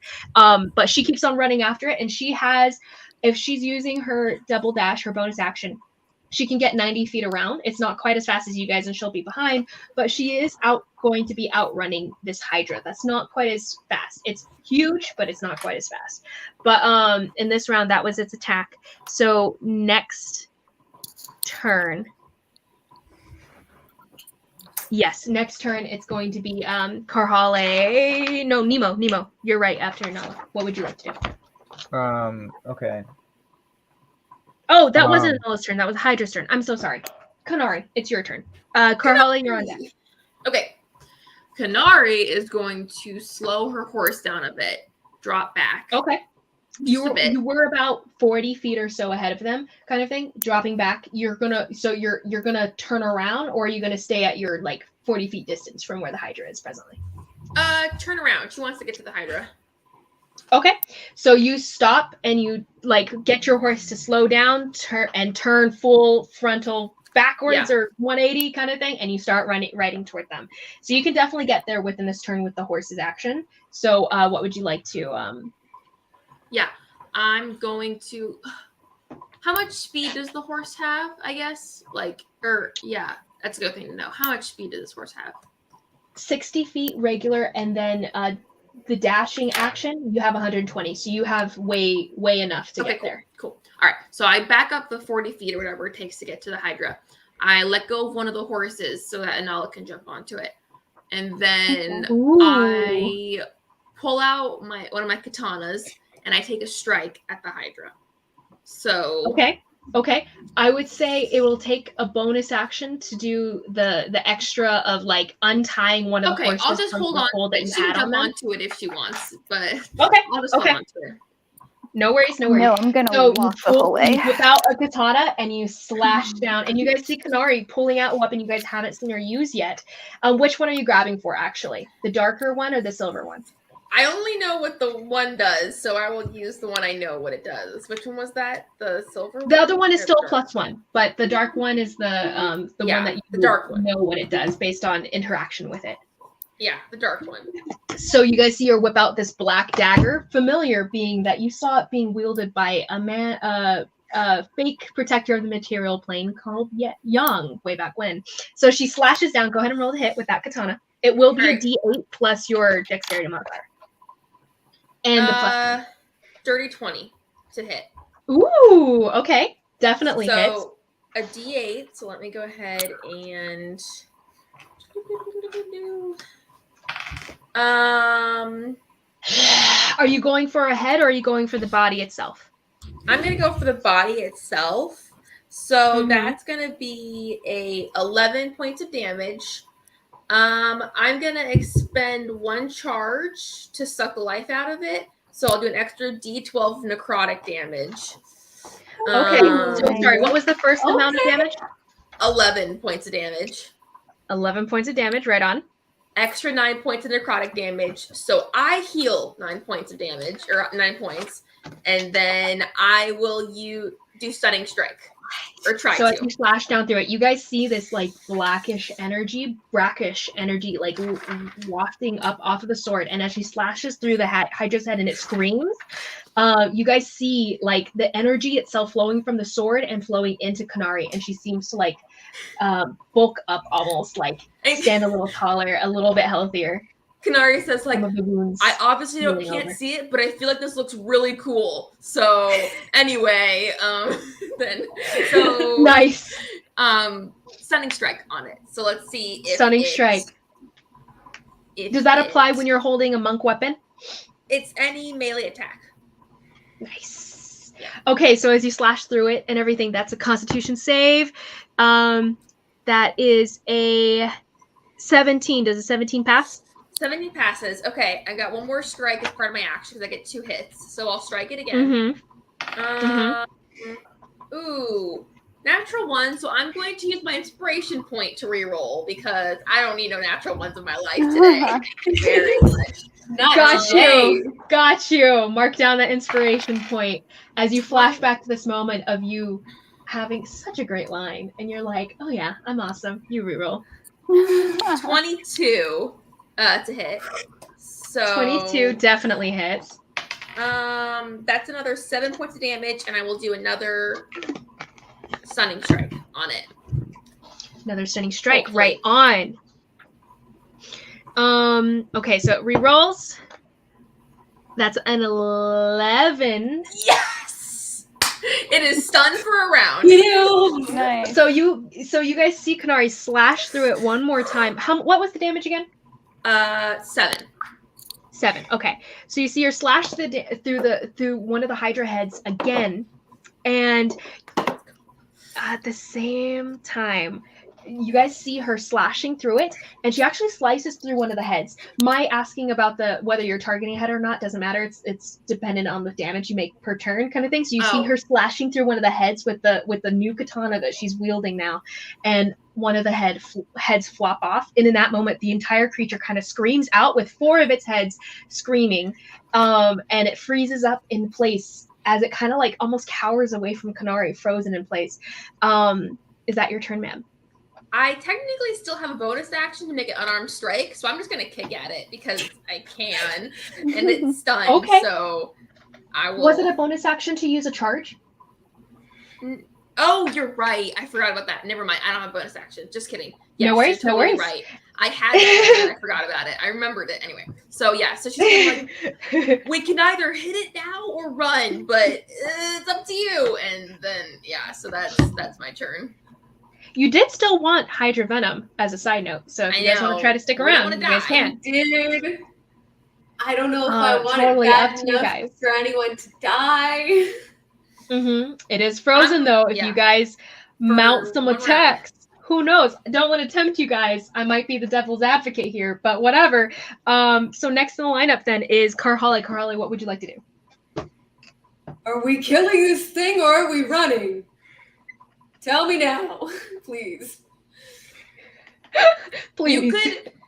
You could try to run up to the Hydra head I cut off and see if you can get some venom out of it. That's what I can offer you. You guys are aware, though, by the way, that these horses are far faster than the Hydra's been moving, kind of thing. Yeah. That's been apparent. It's not as fast as that worm was before, where it was like actually like it might catch you kind of thing. So if you guys did take off, you guys would get away if you wanted to. Okay, we're running. I can't take this thing. But not to say that you guys could try to fight until you have to run, and then you guys could run, and you guys will be for sure getting away. That's more so what I was trying to say is that you guys have a definite escape route here, as long as all of our horses don't get killed, and as long as we don't get enough damage to go down. Okay. So in that case, I'm gonna down a healing draught. Okay. And is that a bonus action or an action? I can't remember. Well, we're saying bonus action for the purposes of our game. But only for healing draughts. Could I do it for my action because I need my bonus action to rage? Sure. Okay. So you drown a healing draught as your action, slam it into the ground. There's no shattering of a glass, but it lodges into the sand. And then you turn around and you guys see Karhale start vibrating with the same energy that she had before.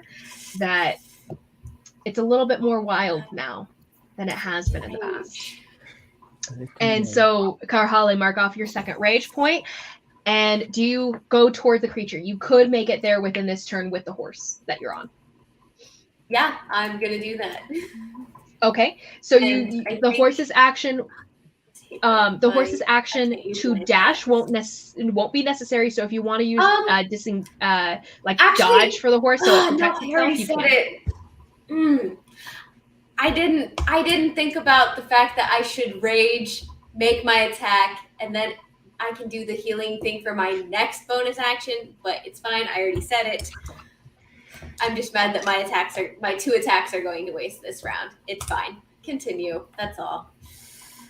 I'm so confused. So you're just sad that you use the healing draught now, right away.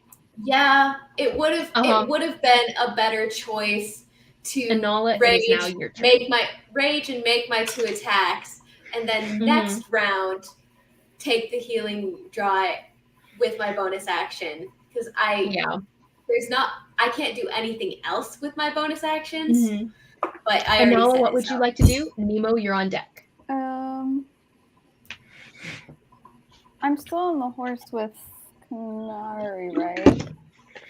Oh, sorry, Anala, you're on deck. Cook, it's her turn. She's actually still here, hovering beside Nemo, and she's like, "So, what's up with you and everything?" And then the Hydra's behind you guys, and she's like, "Nemo, this is probably going to get in the way of us spending time together, huh? What do you want me to do?" Can you take care of it, Cook? Anything for you. The world for you. And she's going to turn around, and she's going, you guys see her kind of hovering here, and we'll see what she can do.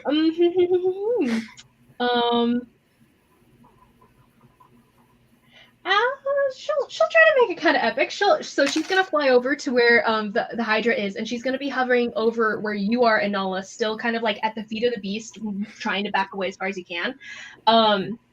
And Kanari, she's right beside you. As you're mounted, she's kind of like even with you as she's hovering in the air. She reaches forward for the stump of one of the heads that you cut off as it's frozen still, and she's gonna cast Banishment. So as you guys see her swirling her hands in the air, and she shoves it toward him, the energy, that's going to be a charisma saving throw for the creature. He's not great at that. Natural 19, though. Natural 19. So he passes. As she shoves the energy at the creature screeches. Does it get disadvantaged because of your stun? It doesn't, right? It'll still be... what's the check, or what's the save? Charisma saving throw. No, the creature automatically fails strength and dexterity saving throws. So like a fireball, but not like a... Yeah. And she goes, that could have been so cool. And she that was going to be her action. As a bonus action, she's not going to do anything. So she's going to leave it there. She will back away from the creature, though, because it doesn't have a reaction. She's going to fly back to as far as she can to get back to Nemo. She's not quite where you're at, Nemo, but she's like pretty close to you, hovering in the air. Next in the lineup is Enola. Enola, what would you like to do? As you're standing at the feet of this beast, you should probably jump on the horse, or you could attack the creature. It's totally up to you. But it seems like we're attacking the creature from the group itself. You could also go for Pyrus' body if you want to collect that. You know what? Yeah, I'll do that. I'll go for his body. Okay, so you grab his body, drag it back. Do you put it on top of one of the horses? I would say your bonus action takes that, because as fast hands and everything, you could grab his body and put it on top of the thing. You still have your main action if you'd like to use that for anything. Mm-hmm.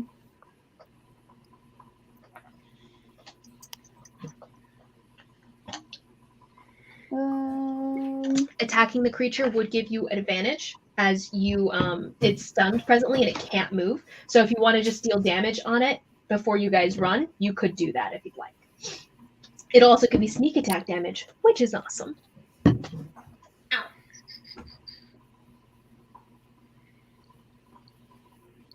For some reason, I thought I was on the horse. You got knocked off the horse. The horse is dead. Yeah. So you grabbed his body and jumped on one of the horses that I had next to me. So I dropped back for you. Mm-hmm. You could mount if you'd like to this turn. It'll be half your movement. Yeah, I'll just mount. Sorry, I thought... Whatever, yeah. No worries. Do you want to use your action to attack it this turn? Or do you not want to use your action? Not this turn, no. Okay, so next turn is going to be Nemo. Nemo, what would you like to do? I'll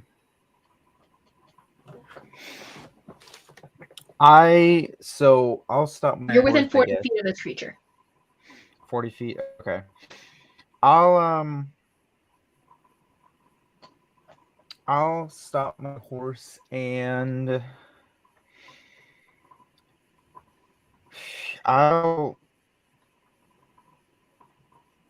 It sounds like auto-tune. Oh. It does. Oh. Oh, mine? Is it bad? Oh, no, it just wants Not to terrible. now. Oh, okay. So I will just stop my horse, and like after I sent Cook off, I'll just stop the horse and get down, and I'll slowly I'll just sprinkle a little water on the sand in front of me, and I will bless I guess I'll bless all three of you. Oh my. Aw. Okay. So you cast Bless on You the three can of them? do that? Since when? I've had Bless He for a long has- time. He has an ability Literally to remember practiced it. spells from other spell lists No, it's not from that. every day. Oh, from what? It's from my Hijack? Because if it's Hijack, you No, it's had not Cure Hijack. Wounds from Hijack, I thought. Yeah, it's not hijacked. It's Bless isn't oh, on the sorcerer spell list. so They I understand. touched. Oh, everything makes sense now. Yeah. The Fae touched you. Okay, I'm so so for Bless purposes, you guys have a D4 that you guys can add to your attack rolls and or saving throws. Is that correct? yeah. Attack rolls, saving throws. And ability checks. For how long? I don't think it's ability checks. I think it's just attacks. And saves. It's 1 minute. Well, I What? hold concentration on it, so it's You can be right. Gotcha. Okay. Do you have to touch them, or can they be at a distance from you? no, it's 30 feet of range. Nice. Okay, so you turn around and you get in range to cast Bless on everyone, not yourself, correct? So it's just the 3 Karhali and just- Nala and Kanari. Yes. Okay, so now for future reference, all 3 of you guys can add a D4 to any of your rolls coming up. Then, Yeah, it's just saves and attack rolls. It's Right, not. yeah, you're not right, you're right. yeah, guidance is the one with ability checks. I remember that because Vivian. Anyway, so next in the lineup, then any bonus actions actually, Nemo.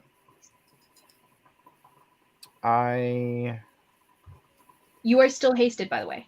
Actually. Oh, you're right. Actually. So this spell was your main action because you can't spell with an attack for your second action, but this could be your so you do have an additional action. No, I can spell Stab an it. attack for my second action. Got daggers, just stab it. Stabby stab. No, I was just saying that this one had to be your regular action because it's not an attack that you used. Oh yeah. That's right. I'm a hasty little boy.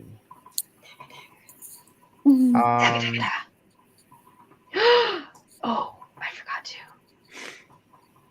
I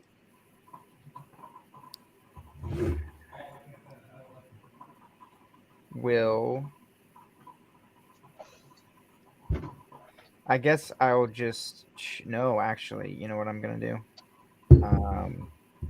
Sorry. I would love to know. Okay. Yes, I am going so many tabs. Hold on. Okay. I am going to cast Soul Drain. Okay. Ooh. What Actually, distance is that? Never mind. I can't do that.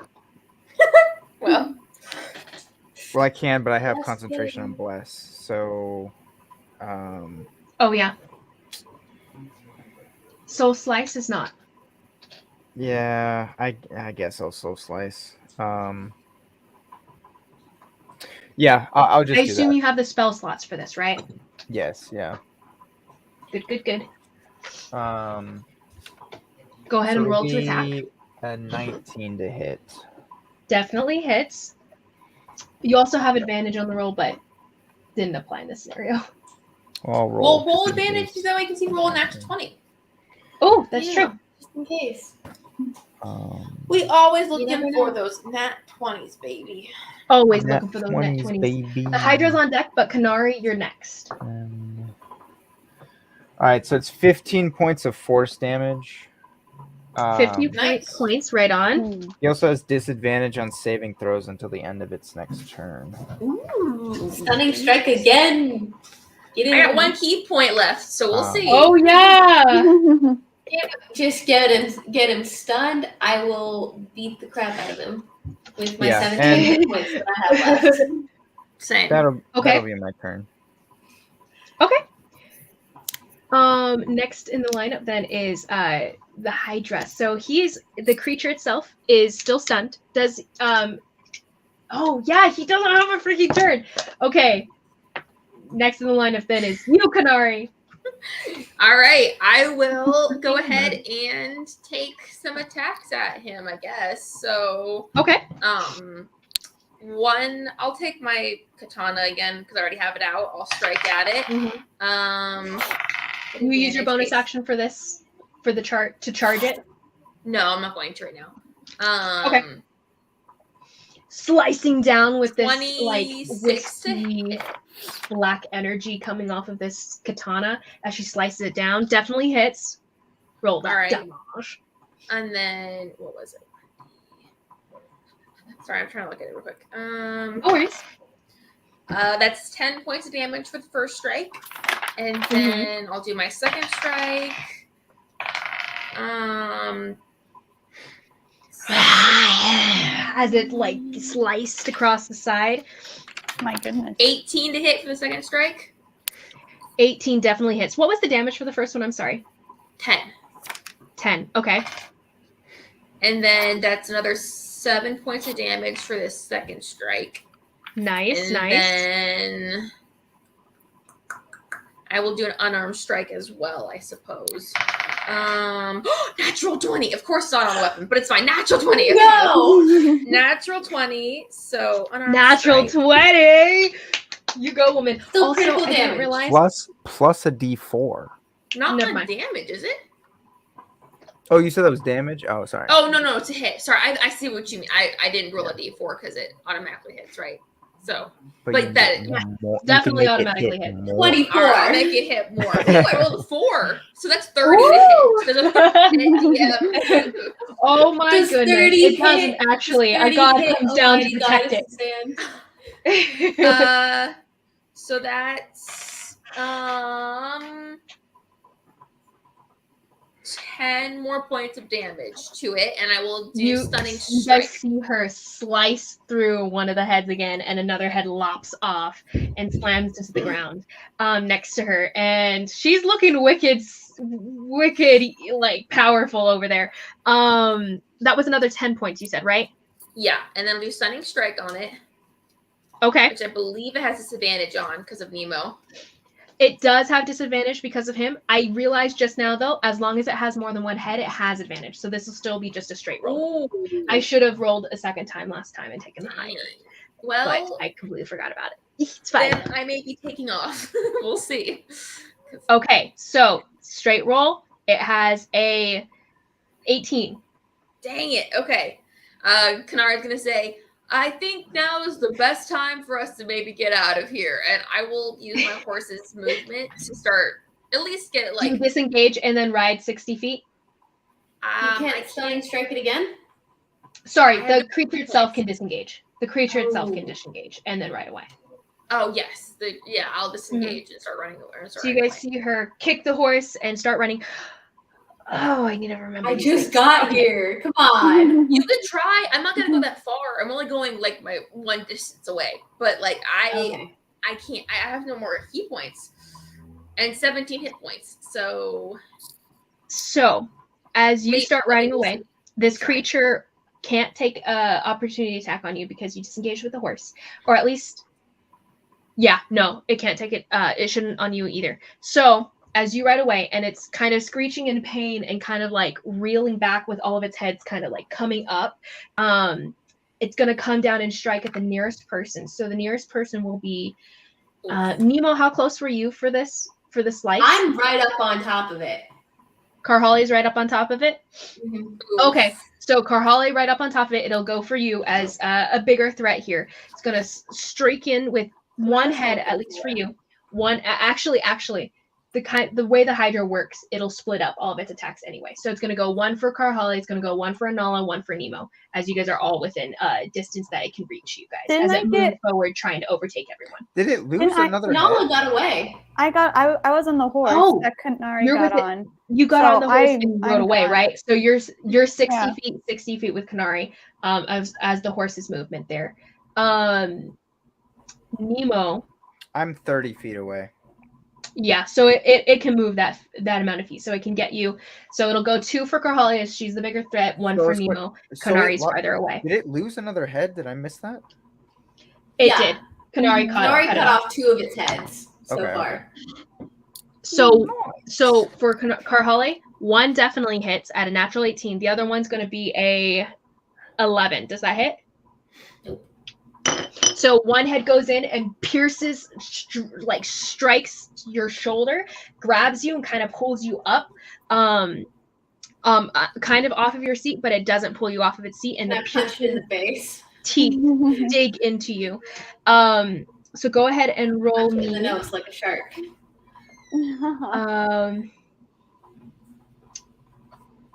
Yeah. Okay. So go ahead and that's going to be multiple points of damage. Was one hit, you knock one away with your shoulder. My D10. That's going to be 15 piercing damage, and it has a reach of 10 feet, so it's 30 feet out. Anyway, so Inala, the next one comes in for you. The last, sorry, not you. Sorry, Nemo. The last head. That's a yes. It was just the 17 points of piercing damage as one head bites into you, and then you knock the other one away with your other arm, and it kind of like cringes away from you. Nemo, that's going to be 18, natural 18. So that's going to be definitely hits. So that's going to be. I keep on rolling 10s with this die, man. 15 points of piercing damage as the teeth bite into you. Oh, wait. Oh, 10 on the D10. Maybe don't use that one anymore.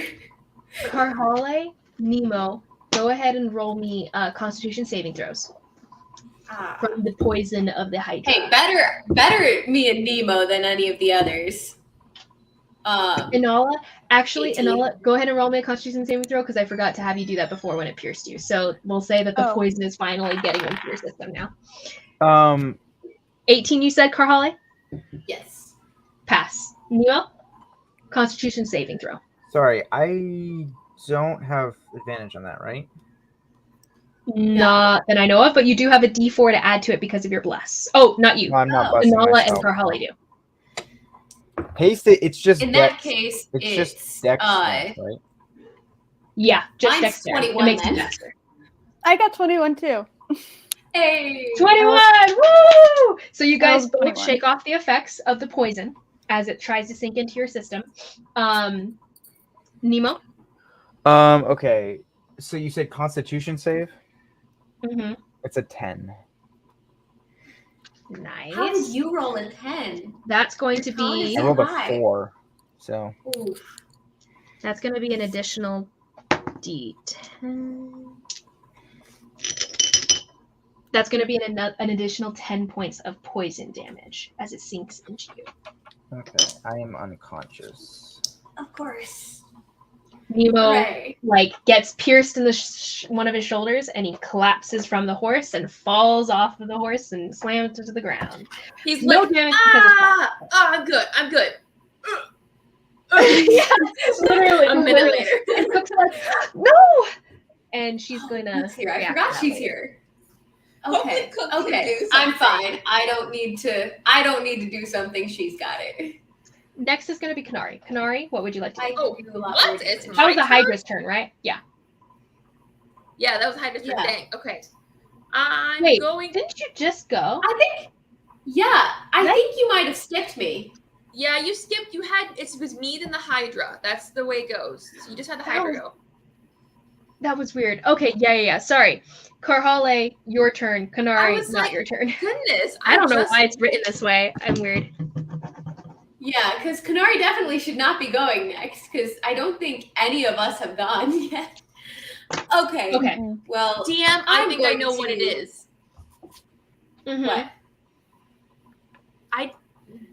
I don't think that the Hydra should have gone then. It's how it is, so we might just want to leave it. But my turn was technically after the Hydra. I was right after the Hydra. I stunned it. It didn't have its turn. I tried to stun it again and failed.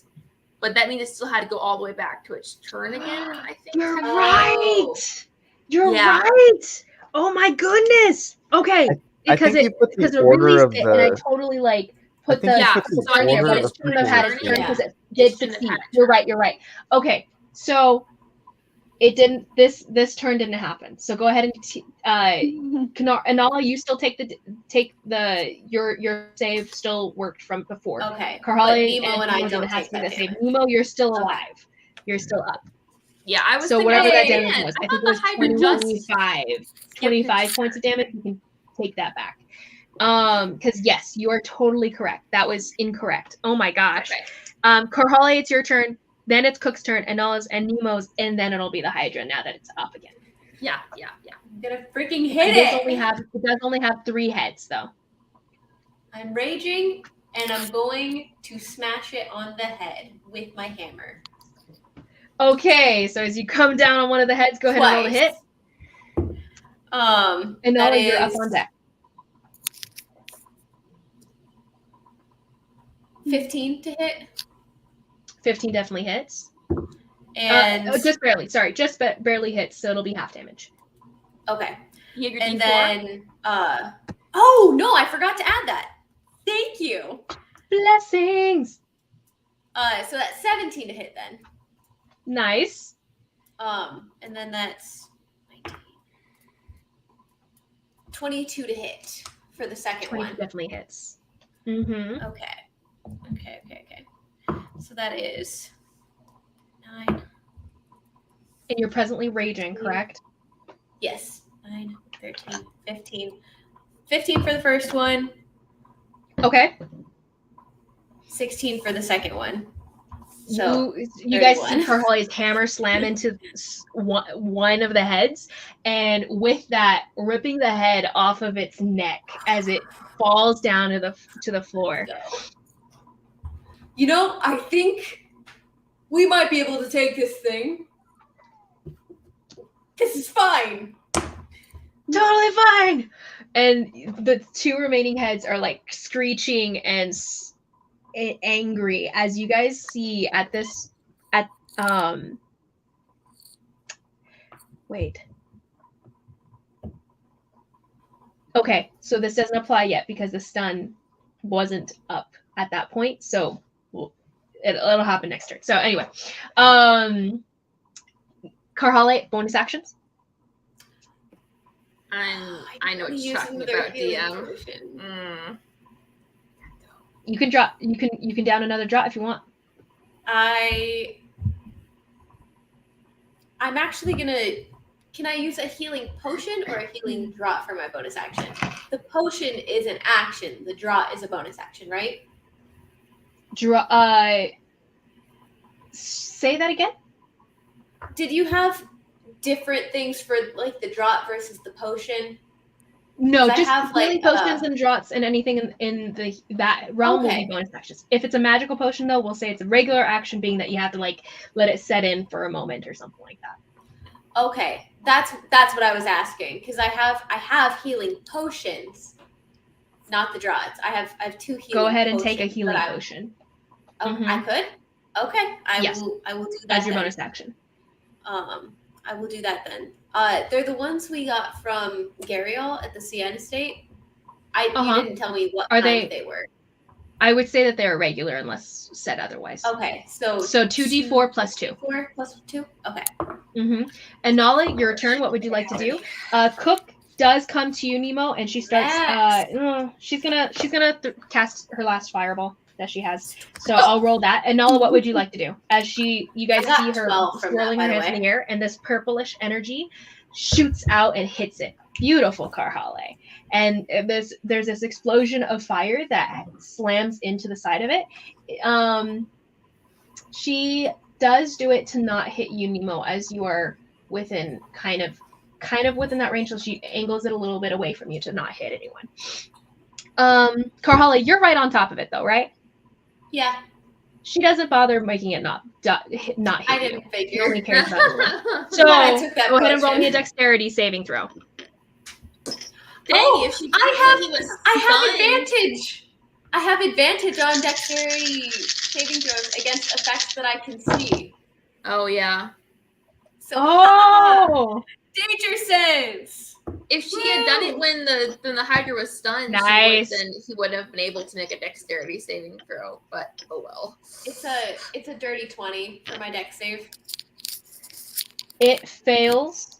And so it'll take the full damage. It can't move out of the way. But Karhale, you're gonna 19. take 19. My bad. That's really good. You pass. And you're gonna take, what was it? This is 3, 8, 9, 12, 17, 17. How many is a fireball? 17. 8d6. 8. Okay, good. 17, and then that's 21, 26, and that's 2, 4, 6, 7, 76. Okay. Oh, one more. 28 points of fire damage. Nice. Because I'm raging, thank goodness. And I would only it hurts. I would only You have get one this hit wave of point. fire that slams into you, and she's like, "Nemo, are you okay?" And she completely ignores you. I love it. I love it so much, honestly. The creature itself backing up and like not enjoying that. Oh, it takes If I didn't half take of the that healing damage. potion, So it I'd be takes down. 13 points. What? But it actually is vulnerable to fire, and you guys see it like being in a lot of pain. And the heads of the stumps of some of its heads and everything starts to seal over as it's kind of cauterized. I was about to say, she did fire. She doesn't pay attention to it though, and she's like, "Nemo, really stay back. Don't get hurt, okay?" But yeah, that actually did a lot more damage than it would have otherwise. Just to clarify, I was supposed to take half of that 28, right? Uh-huh. Which is 14. You were only supposed to take half of the 27, so 13 in this case, rounded down. Oh, okay. So 27 halved to 13, halved again because I'm raging. Yes. Okay. Complications. Okay. That's much better. That's much better than what I thought it was. Okay. That's her turn. Nala, what would you like to do? That was dope. Good. That's clutch. Okay. We're good now. Well, I'm still Having a riding. mage is nice. I'm still on the horse with Canary riding off, right? Yes, you're probably on your own horse from it right now. You're on your own horse riding off. Yeah, you I had more. I was holding on. You would have definitely been able to. Canary had so two other horses on your unless you want wanted to Tyrus and you're riding away. You can turn around and shoot from the distance that you're at. Your crossbow has hundreds of feet of range. For some reason, I thought I was on the horse with you, Canary. You can if you want to, but I dropped back with the extra horses that I was holding on to. So I thought you were going to grab one of those. Okay. But you can jump onto my horse if you want to. Like, if you don't want to, it's just, you have... No, I just automatically assumed, just because I apparently have terrible luck with animals. It's fair, but you also have Pyrus' dead body. Yeah. Might be a lot for a horse to carry. It's up to you, though. No, that's fine. I would say if you had jumped on hers, it would mean you guys are a bit closer than you guys were originally in my mind. No, I'll stay on my own. That was my bad. So how far away am I then from the Hydra? You're over 60 feet, so it'll just be at disadvantage for you to shoot at it if you wanted to. No, yeah, I'll take a go at one of the heads that are left. How many are left? 2? 2. Mm-hmm. 2? Okay. Okay, yeah, go ahead and roll.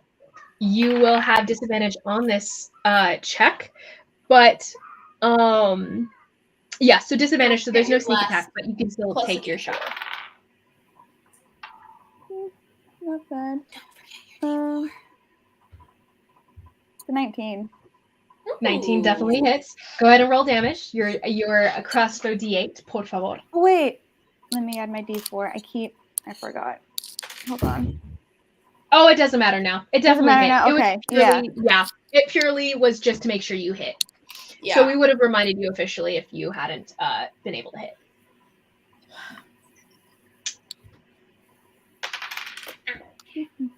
Seven piercing damage. 7 piercing. Beautiful. And you see one of Null's arrows from a distance shooting over, arcing over through the air, cutting through the wind, and piercing into one of the Hydra's head's eyes. And it screeches in pain. Next in the lineup is Nemo. Nemo, you. Nemo! You're muted, hon. Okay, I will.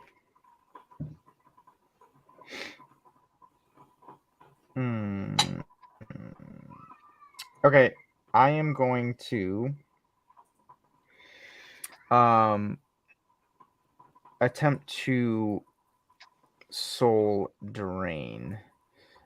So you'll see like almost like almost lightning shooting from my fingers to connect to the beast. Okay, go ahead and roll to hit. Okay, Percy Jackson. And your guys' bless will drop as Soul Drain is a concentration spell.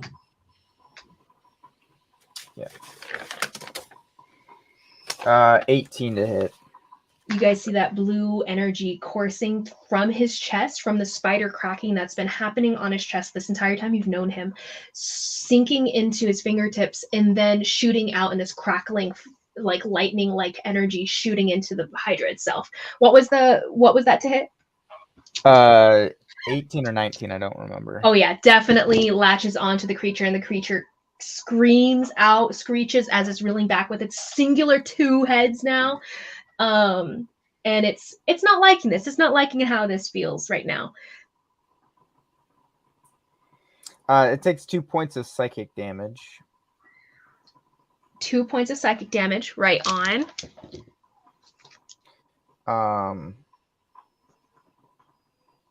And I regain 1 sorcery point. Ooh. Oh, sorry. Wait, hold up. No, Never it's divided by 4, I believe. Yeah, so no sorcery points. And any bonus action? No,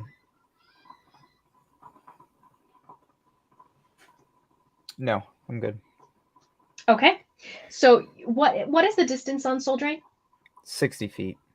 60 feet. Okay, so you can definitely do it, but if it pulls away and it runs away, it'll disengage. Actually, I'm going to use my action, or my bonus action, sorry, to convert my meta magic to spell slots. Meta magic to spell slots. Okay. So you convert your remaining sorcery points into spell slots. Go ahead and mark down what counts as what kind of slot for how many points you have. And the creature itself, now on its turn, it's going to realize it's really rough right now and not want to stick around. So you see it like cringing and screeching, and this creature, it's not intelligent, it's not smart, but it knows when it's beat in the sense of survival. So it starts to snap at you, Nemo, where you're closer, snap at you, Karhal, and it disengages from you guys more out of instinct than actual thought, as it's just drawing away and starts just kind of slithering backwards to go back to its lair and to recede and lick its wounds. So as it does so, it won't take any attacks this turn, and you see it kind of snuff and breathe out some hot air that rises around it and makes like the hot air itself makes it all shivery in the distance. So any attacks on it will be at disadvantage as it uses its reaction to protect itself and slithers away. But no opportunity attacks can be taken on it as it starts to back away. So it'll take 30 feet backwards back to its place. Do you guys try to pursue it? Yeah, I'm pursuing it. Okay, so next turn is Kanari. Kanari, what would you like to do, though? You're at a distance. You're like 80 feet out. 60 feet out, I mean. All right, I'll take my horse up to it, I guess. Okay. You can get there if it dashes. You can get right up on it, actually. No. If it dashes, you'll get to it, yeah, because it took 30 feet backwards. So you were 60 feet from the group where they're at. Right. So you're 90 feet from it. Okay. I will go ahead. Sorry, continue turn. Liz, I'm gonna text you. But it'll be a second. All right. Okay. Yeah, I will dash and I'll save the rest of its movement to for the end of its turn. I guess I'll just swing at it for right now. I don't got much else I can do, but okay. Whittle away. So you swing at it with your katana, slicing down into it. Use your bonus action. Bonus action? Yes, bonus action. To expend an additional charge. 19 hit. Yeah, I'll do that. Okay, 19 definitely hits, and it's screeching and it's cringing away from you. This creature that doesn't want to die here. It wants to live and live to hunt another day. No. We're not letting it, so. That's Oh, 11. it's will we actually sorry. It will use its reaction. I need to remember to do this. The reaction itself doesn't give it disadvantage. You would disadvantage on attacks, but it gives it a D4 per head, as it breathes to kind of like. That doesn't work on you. You can't see. Never mind. It doesn't apply for this. It's an ability to make it harder to see it, kind of thing, as it's kind of like shivery and everything. But it doesn't matter because you can't see. So continue with your thing. First one definitely hits. Second one. Sorry, that's gonna be 7 points of damage for the first strike, plus my what did I say? Plus 6 more points of necrotic damage, and I heal another 6. Nice. I think at platform I can do that this battle, and then I will go try to hit it one more time. Okay.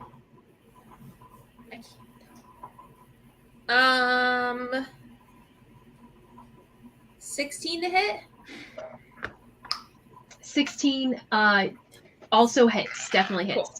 So another 10 Can you do points this of for damage. your? Oh, this is just the second attack, right? Yeah, second attack. Right. So 10 points of damage, and then Beautiful. I will try to just back up as much as possible. Okay, you back up as much as possible, and it will use its reaction to take an opportunity attack on you. It already used its that will reaction. be. It has for what? Didn't it use its reaction this round to do the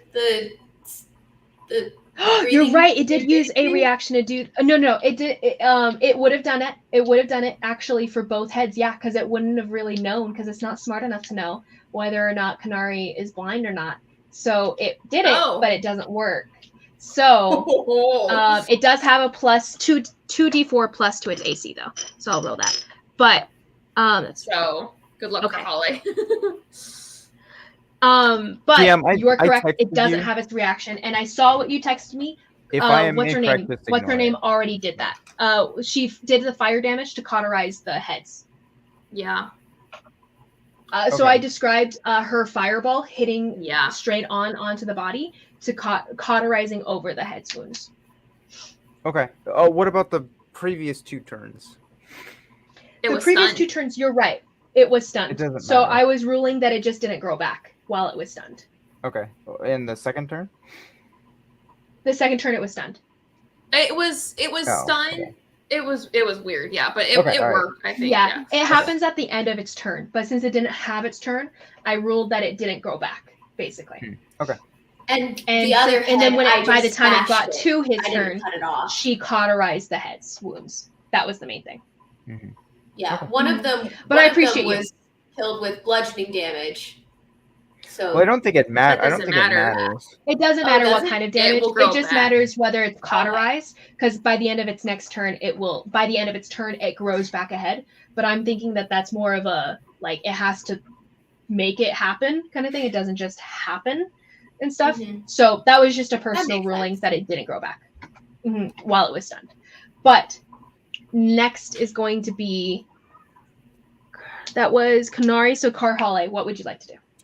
Yay! I'm gonna freaking hit it on the head twice. Okay. Recklessly. So you run after it, hitting it on the head twice recklessly. Go ahead and roll that to hit. It does have, as you look at it, it So it's does just a straight seem to roll, have this right? like shimmery mirage in the air that's causing it, making it harder for you to see where exactly the heads are. It's almost making doubles of the heads, and so you swing at whatever you think must be the head.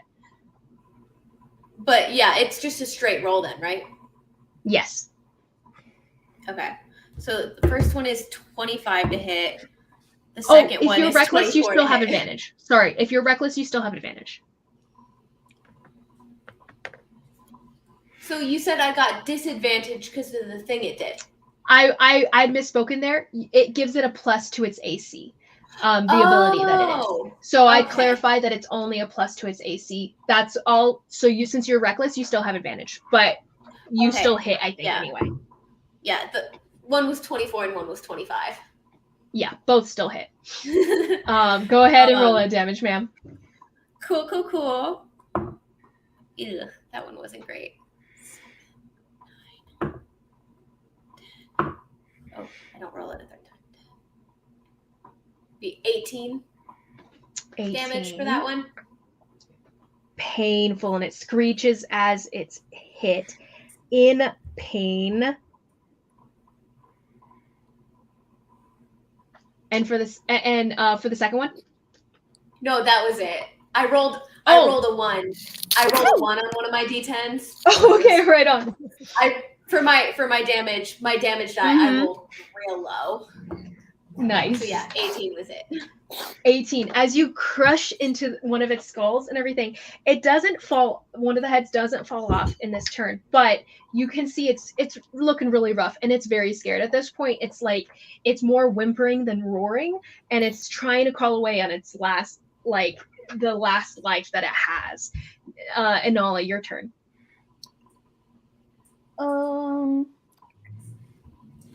The one I shot in the eye, he's still up and moving, right?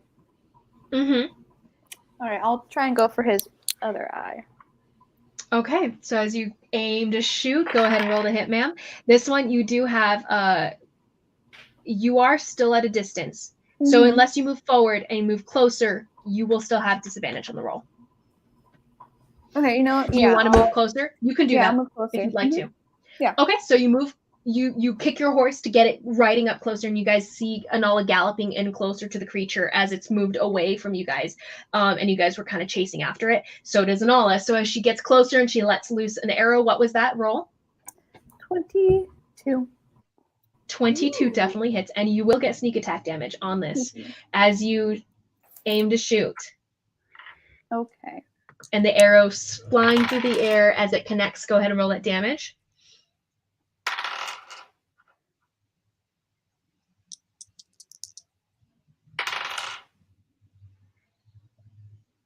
Sorry. 19. 19 points. How would you like to do this, ma'am? Get it! Is that my second one for today? Wow. It is your second one for today. Wild. So much rage in here I didn't even know existed. You guys see Inala let loose this arrow. How would you like this arrow to deal its deadly damage? Carly's got a little crush on her now. Just a little bit. I'm hurt. It's fine. We can share.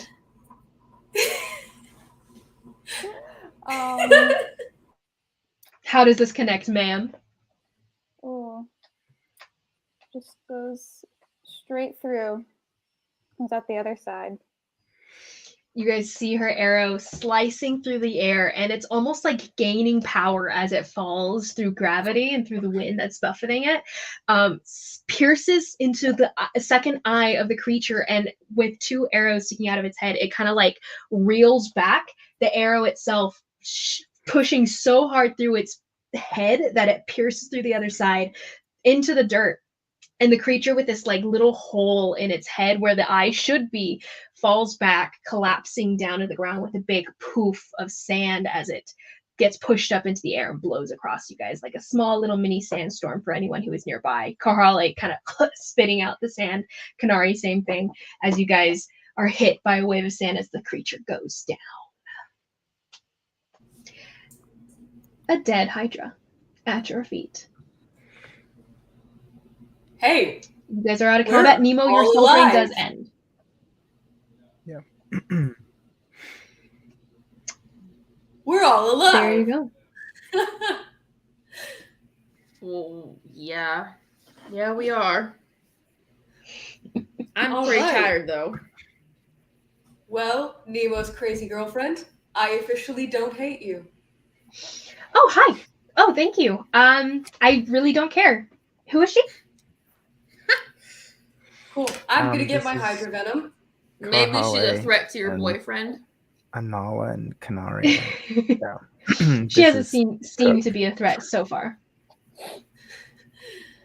I'm sure it's all of your guys' pleasure to meet me. So, Nemo, when can we go on another date? And she totally like detracts or disengages from your like interacting with you guys whatsoever and focuses entirely on Nemo. I'm getting my Hydra Venom from the heads that are. DM, can we take a quick break so I can use the restroom? Yes. Sorry. I was about to say, Yes. we're going to take a break now. Everyone can go to the bathroom. We'll circle back here 5 minutes or so. See you guys in a bit. Okay. See ya.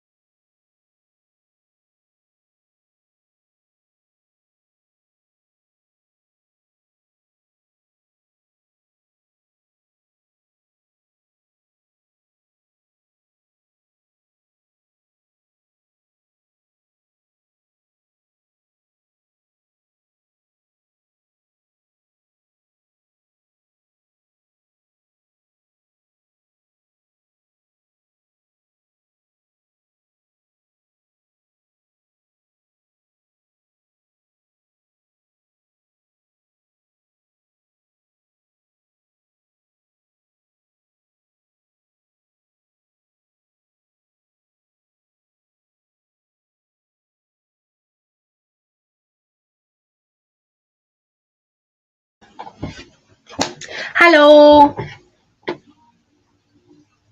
Hello. How are you? I am great. You know who Kook reminds me of? Just a tiny bit sometimes. Yuli. Just a little bit sometimes. Just Aww. Ness. Yeah. No, I get what you mean entirely. She's cute. It's so much fun. It's annoying just me. so much fun playing those kind of characters. Isn't My it? goodness. I feel like it's almost easier at times too. I don't know. Mm-hmm. I'm trying to convert to OneNote, but it's throwing me off. Like I'm just not used to it. But we'll see. I'm gonna give it a try. If not, I may stick with my Google Docs. Yeah.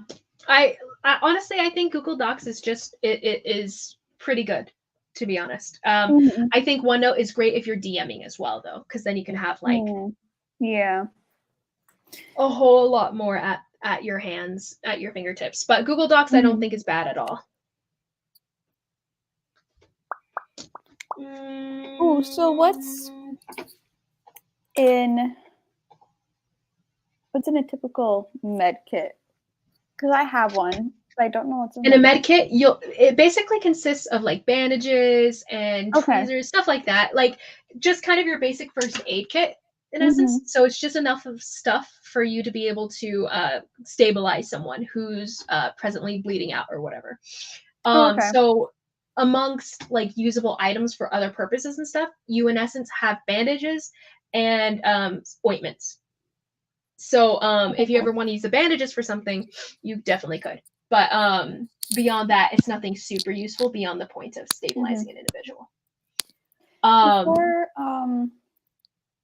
the Ever True arrow, I have to buy a whole new one. Like I can't like have someone. You can't reuse some magic. All these magical arrows are one-time uses. That's why they're not super expensive. But magic items in general are very expensive. So keep that in mind. Like you have like low end magic items are things that are going to be like maybe 1,000 gold, stuff like that.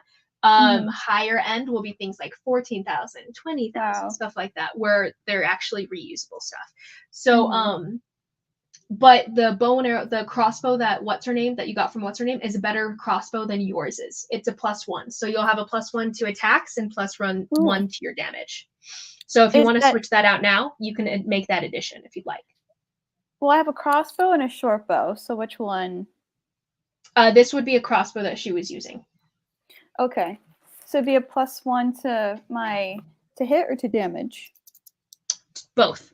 Actually, +1 arrows. Pretty nice. Yeah. Basic, but they're like, it's a nice little boost. Nice. So you can go ahead and add just a +1 to your hit and a +1 to your attack damage. So it'd be 1d8 +4 instead of 1d8 +3. Exactly. Cool. Hi. Hello. You guys are all so amazing, and I love you so much. Same to you. It's so much fun. This battle was fun. And all like getting 2 kills. So cool. Look at me. And Carhale hitting 0 hit points. This was momentous. Oh yeah. Wild. And then you guys still getting the Hydra in the end. I'm surprised. You and me both, man. You and me both. I really thought we weren't going to get that. I thought we would get the assassins. I didn't think we were going to get the Hydra too. Yeah. Look at us. I did burn a healing potion and a healing draught for this. And Liz, this is probably gonna level you guys up, by the way. So you told us that. I'll text that to the group chat that everyone's leveling up.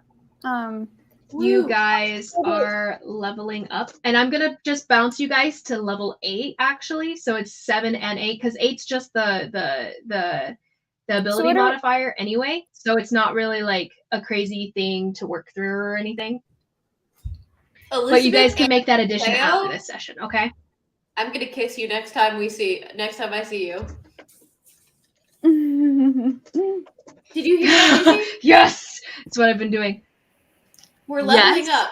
DM, and now I have us up to 8. That's crazy. First of all, I got so many. It's been a while. It has been a while. So just and since it's just a plus to your modifiers and everything, I'm like, it's not too crazy of a thing for both, just to get both out of the way. But just add the ability modifiers after our session ends. You guys can take the abilities for level 7 though if you want to, just not the modifiers yet. DM, I need to talk to you about something about my subclass now that I am getting to be level 7. Something that when I picked up subclass, I didn't realize how much it overlapped, and it kind of nullified part of it. So I was going to talk to you about it, see if we could maybe adjust it a little bit. Pain is your ally. It's the anchor of nature and self. Starting at 11, you can spend key points to make. Oh wait, that's 11. No, because so it's part of 6th level. at 6th level, it has to do with, it's okay. We'll talk about it later. It's fine. We don't need to worry about it right now. But oh, it's okay. Like, I don't mind. Nathan's still not here. We can just look at it really quick. So the monk class is what you're referring to. That level 7 negates what your subclass is. Yeah, because for 7th level, I get stillness of the mind, which helps me. Yes. And then, which is an action, and so there's still a little bit. It's a little different from my subclass to where I can use a bonus or a reaction to make the saving throw versus an action just end the effect. So it's kind of like you see how that kind of overlaps the point where it's like. True. I thought it was your reaction though, that it would let you give it another shot, right? It would let me use my reaction to make the saving throw to be immune for a certain number of rounds. However, I can use my action to just end the effect completely. Oh, that's what you're saying. Clarity of pain versus. Yeah. Do you have anything that you would like to switch? I haven't thought about it. I just realized that was going to overlap. So we could talk about it. Yeah. Okay. Have any cool. ideas? We'll keep that in mind then. Okay. You do still get evasion, so there's that. I'm excited about evasion. Super good. Ooh, what's that? It's what you'll get actually. You get it the same turn, Anala. So you guys both have the ability to half damage from failed dex throws and stuff. And if we succeed, we take no damage. So fireball, if we succeed, doesn't affect us. So like if Cook fireballs you guys and you have to roll a dexterity saving throw to jump out of the way kind of thing, you can automatically take half if you fail it because you never have to take full damage anymore basically. But if you succeed, you don't take half damage at all. You don't take any. You get away scot-free because basically your guys' reaction time is just so great that you guys can dodge stuff easier. Ooh. Hello again, Nathan. Okay, so we're back in this, babies.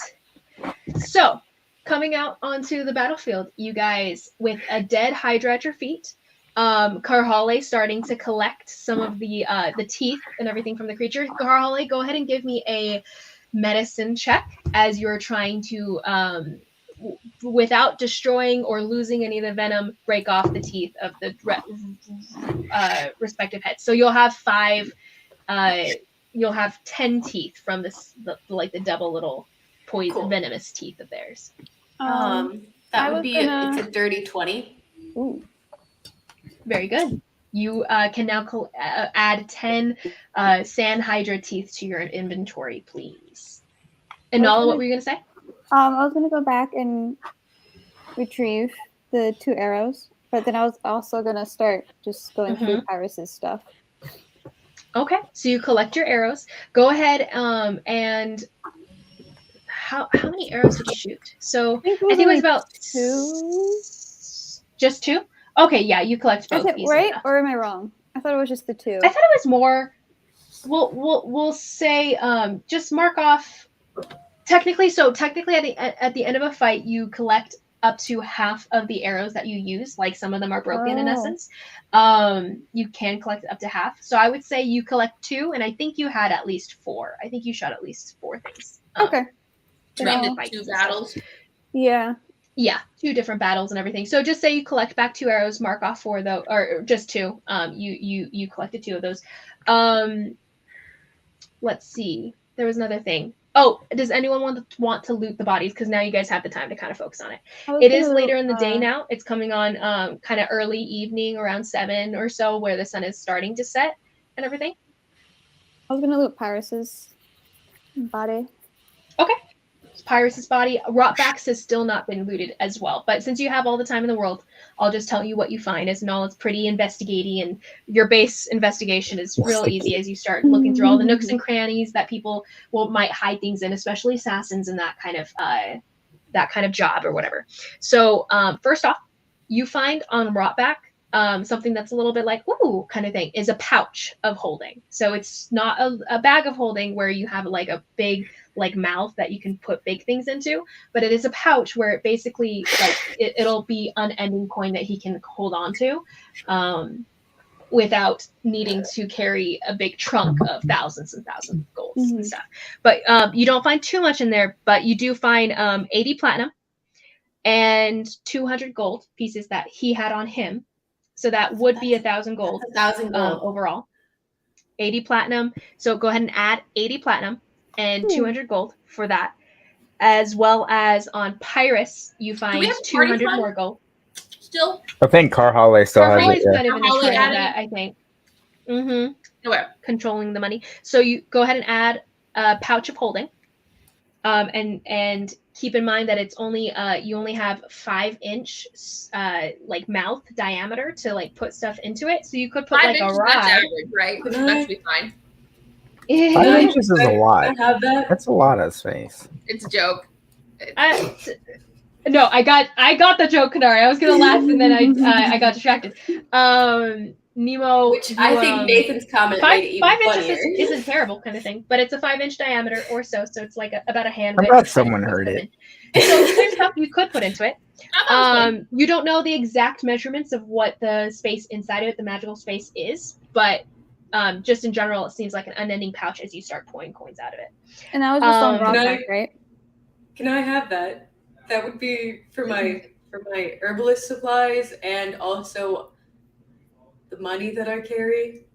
That would be great. You find 2 daggers. One of the daggers is a magical one. Seems magical, you don't know what it does. But you can go ahead and write magical dagger with a question mark.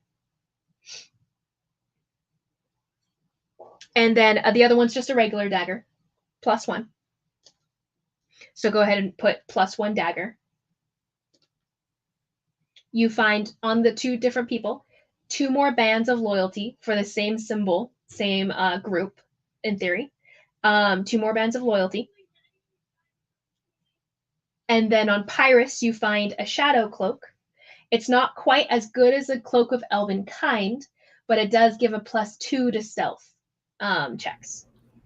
Kanari should probably get that. Cloak and it is magical, so it kind of resizes. Well, I have my Nala has the cloak of elven kind. Oh yeah, I already have one. Yeah. What else? So shadow cloak, that's that one. +2. Oh, I shouldn't have said that because guys. Anyway, so it's a shadow cloak. It seems like it gives you a little oomph to your stealth, but you don't know exactly what yet. You find a vial of powder that you don't recognize. 2 actually vials of powder that you don't recognize. Okay. One seems to be of a more like matte subsistence, and the other one seems a little sparkly. So go ahead and add a sparkly powder and non-sparkling powder. A bunch of random stuff. You also find an eternal. Oh crap! What was the full name of that? I'll skip that for now. You find a key with a little face, a little looks like an Oni mask, like carved into the, not carved, but like it's the iron itself was formed into like a little Oni face. So you can add Oni ring to it. Sorry, key to it.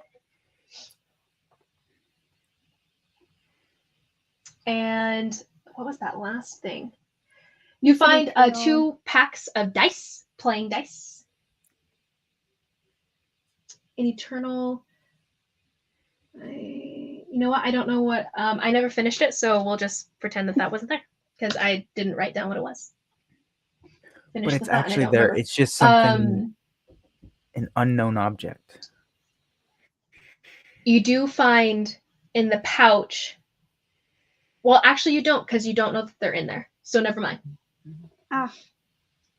You have to be able to kind of like mentally picture what's in the bag for what's in the bag to come out again, kind of thing. So if you don't know what's in there, you can't. Oh yeah, you can, right?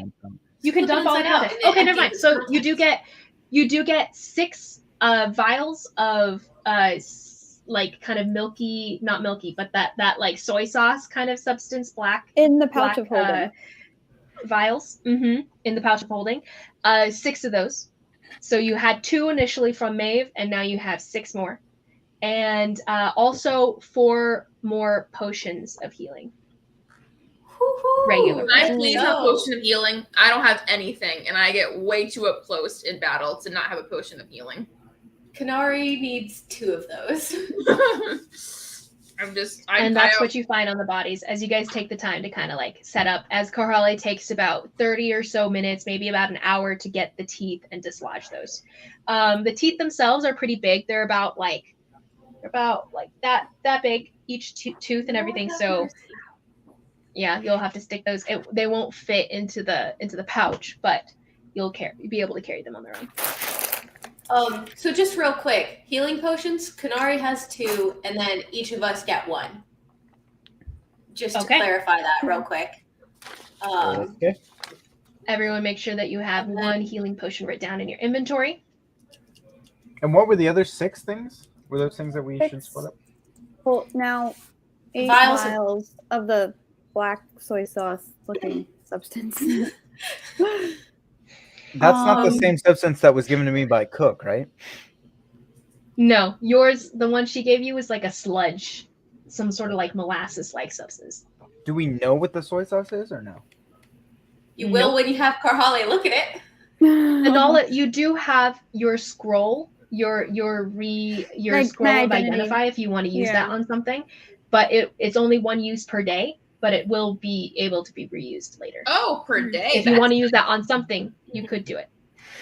Let's see what else I have. I have the forgery kit, which is from me. Nathan, did you want the cloak of protection or stealth, whatever it was, the stealth? Shadow cloak. Oh, me? I mean, I'm just asking. I don't know if it's something you would think would be useful. I mean, it would be good for either of you, because you're squishy and you also tend to go invisible, I feel like. So well, is it? That's what I was asking. Is it just +2 to stealth, or just is it +2 to stealth? Yeah. Okay. Yeah, I can take it. I will use it if you don't think it's something you're going to use, because I'm more than happy to use that. I'm just saying if something you think you're going to use, and you are squishy, and if I feel like I am probably more situations where I'm behind lines and secretive than you are. I feel like that's questionable. Okay. Oh well, yeah, the secretive part's true. So that means you do or don't want it. I'll take it. Yeah. You'll take it? Okay. Are you guys heading back to the city from this point? At this point, Cook has stopped flying and she's just hovering near Nemo, asking what you're doing and generally being a nuisance. You know what, crazy girl? You helped us take this thing down. You're gonna get a cut from what I'm cashing in on this Hydra. Well, that's wonderful. They were supposed to be my source of income, and since you guys all killed them, I have no more source of income. So I figure it's only fair. So you'll get a cut. Okay. Thanks. How much do you give her? Nothing yet. I haven't gotten the money. Oh no, Anala has the coins. She would have probably. No. I'm saying she's going to get a cut from what I'm getting from Durlan. Oh, for the Hydra battle. Got it. So okay. We'll get a cut. So are you guys heading back, or are you guys gonna stay out here? Because I know initially you guys wanted to contact Hongguan Jun, do the flare situation, while you guys were out here and everything. Did you still want to do that? See, I don't fully understand what that is or anything, so I will just. It's a magical flare. It's a magical flare, and we're going to shoot it up in the sky like a firework, and it's going to signal the Shida Oni to come here. Who is Hongguan Jun? He's the guy that we're going to get to bring a toll back. And how do we know him? We don't. That's the reason for the flare. You guys haven't met him. So in essence, you guys had a run-in with the protectors of the material plane a little while back in the Dao tribe situation. So outside of that, you guys had run into these protectors of the material plane, Jingyi and Sijui, a pair of kind of twinsing, human-looking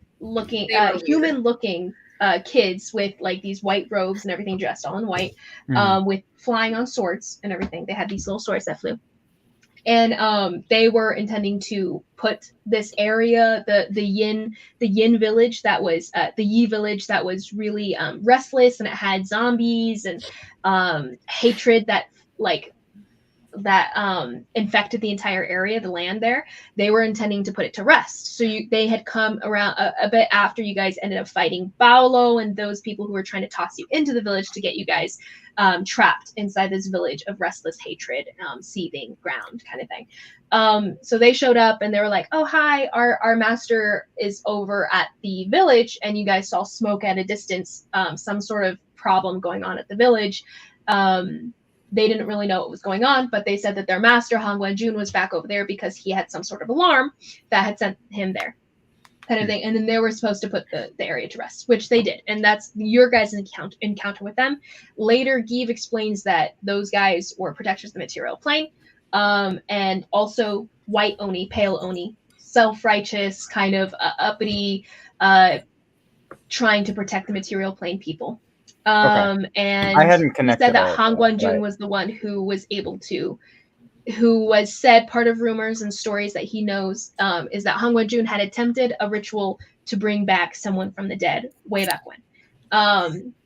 But he hadn't succeeded, as far as what's his name Give knew, and was also banished for the act because it was against what the protectors of the material plane kind of stand for. Okay.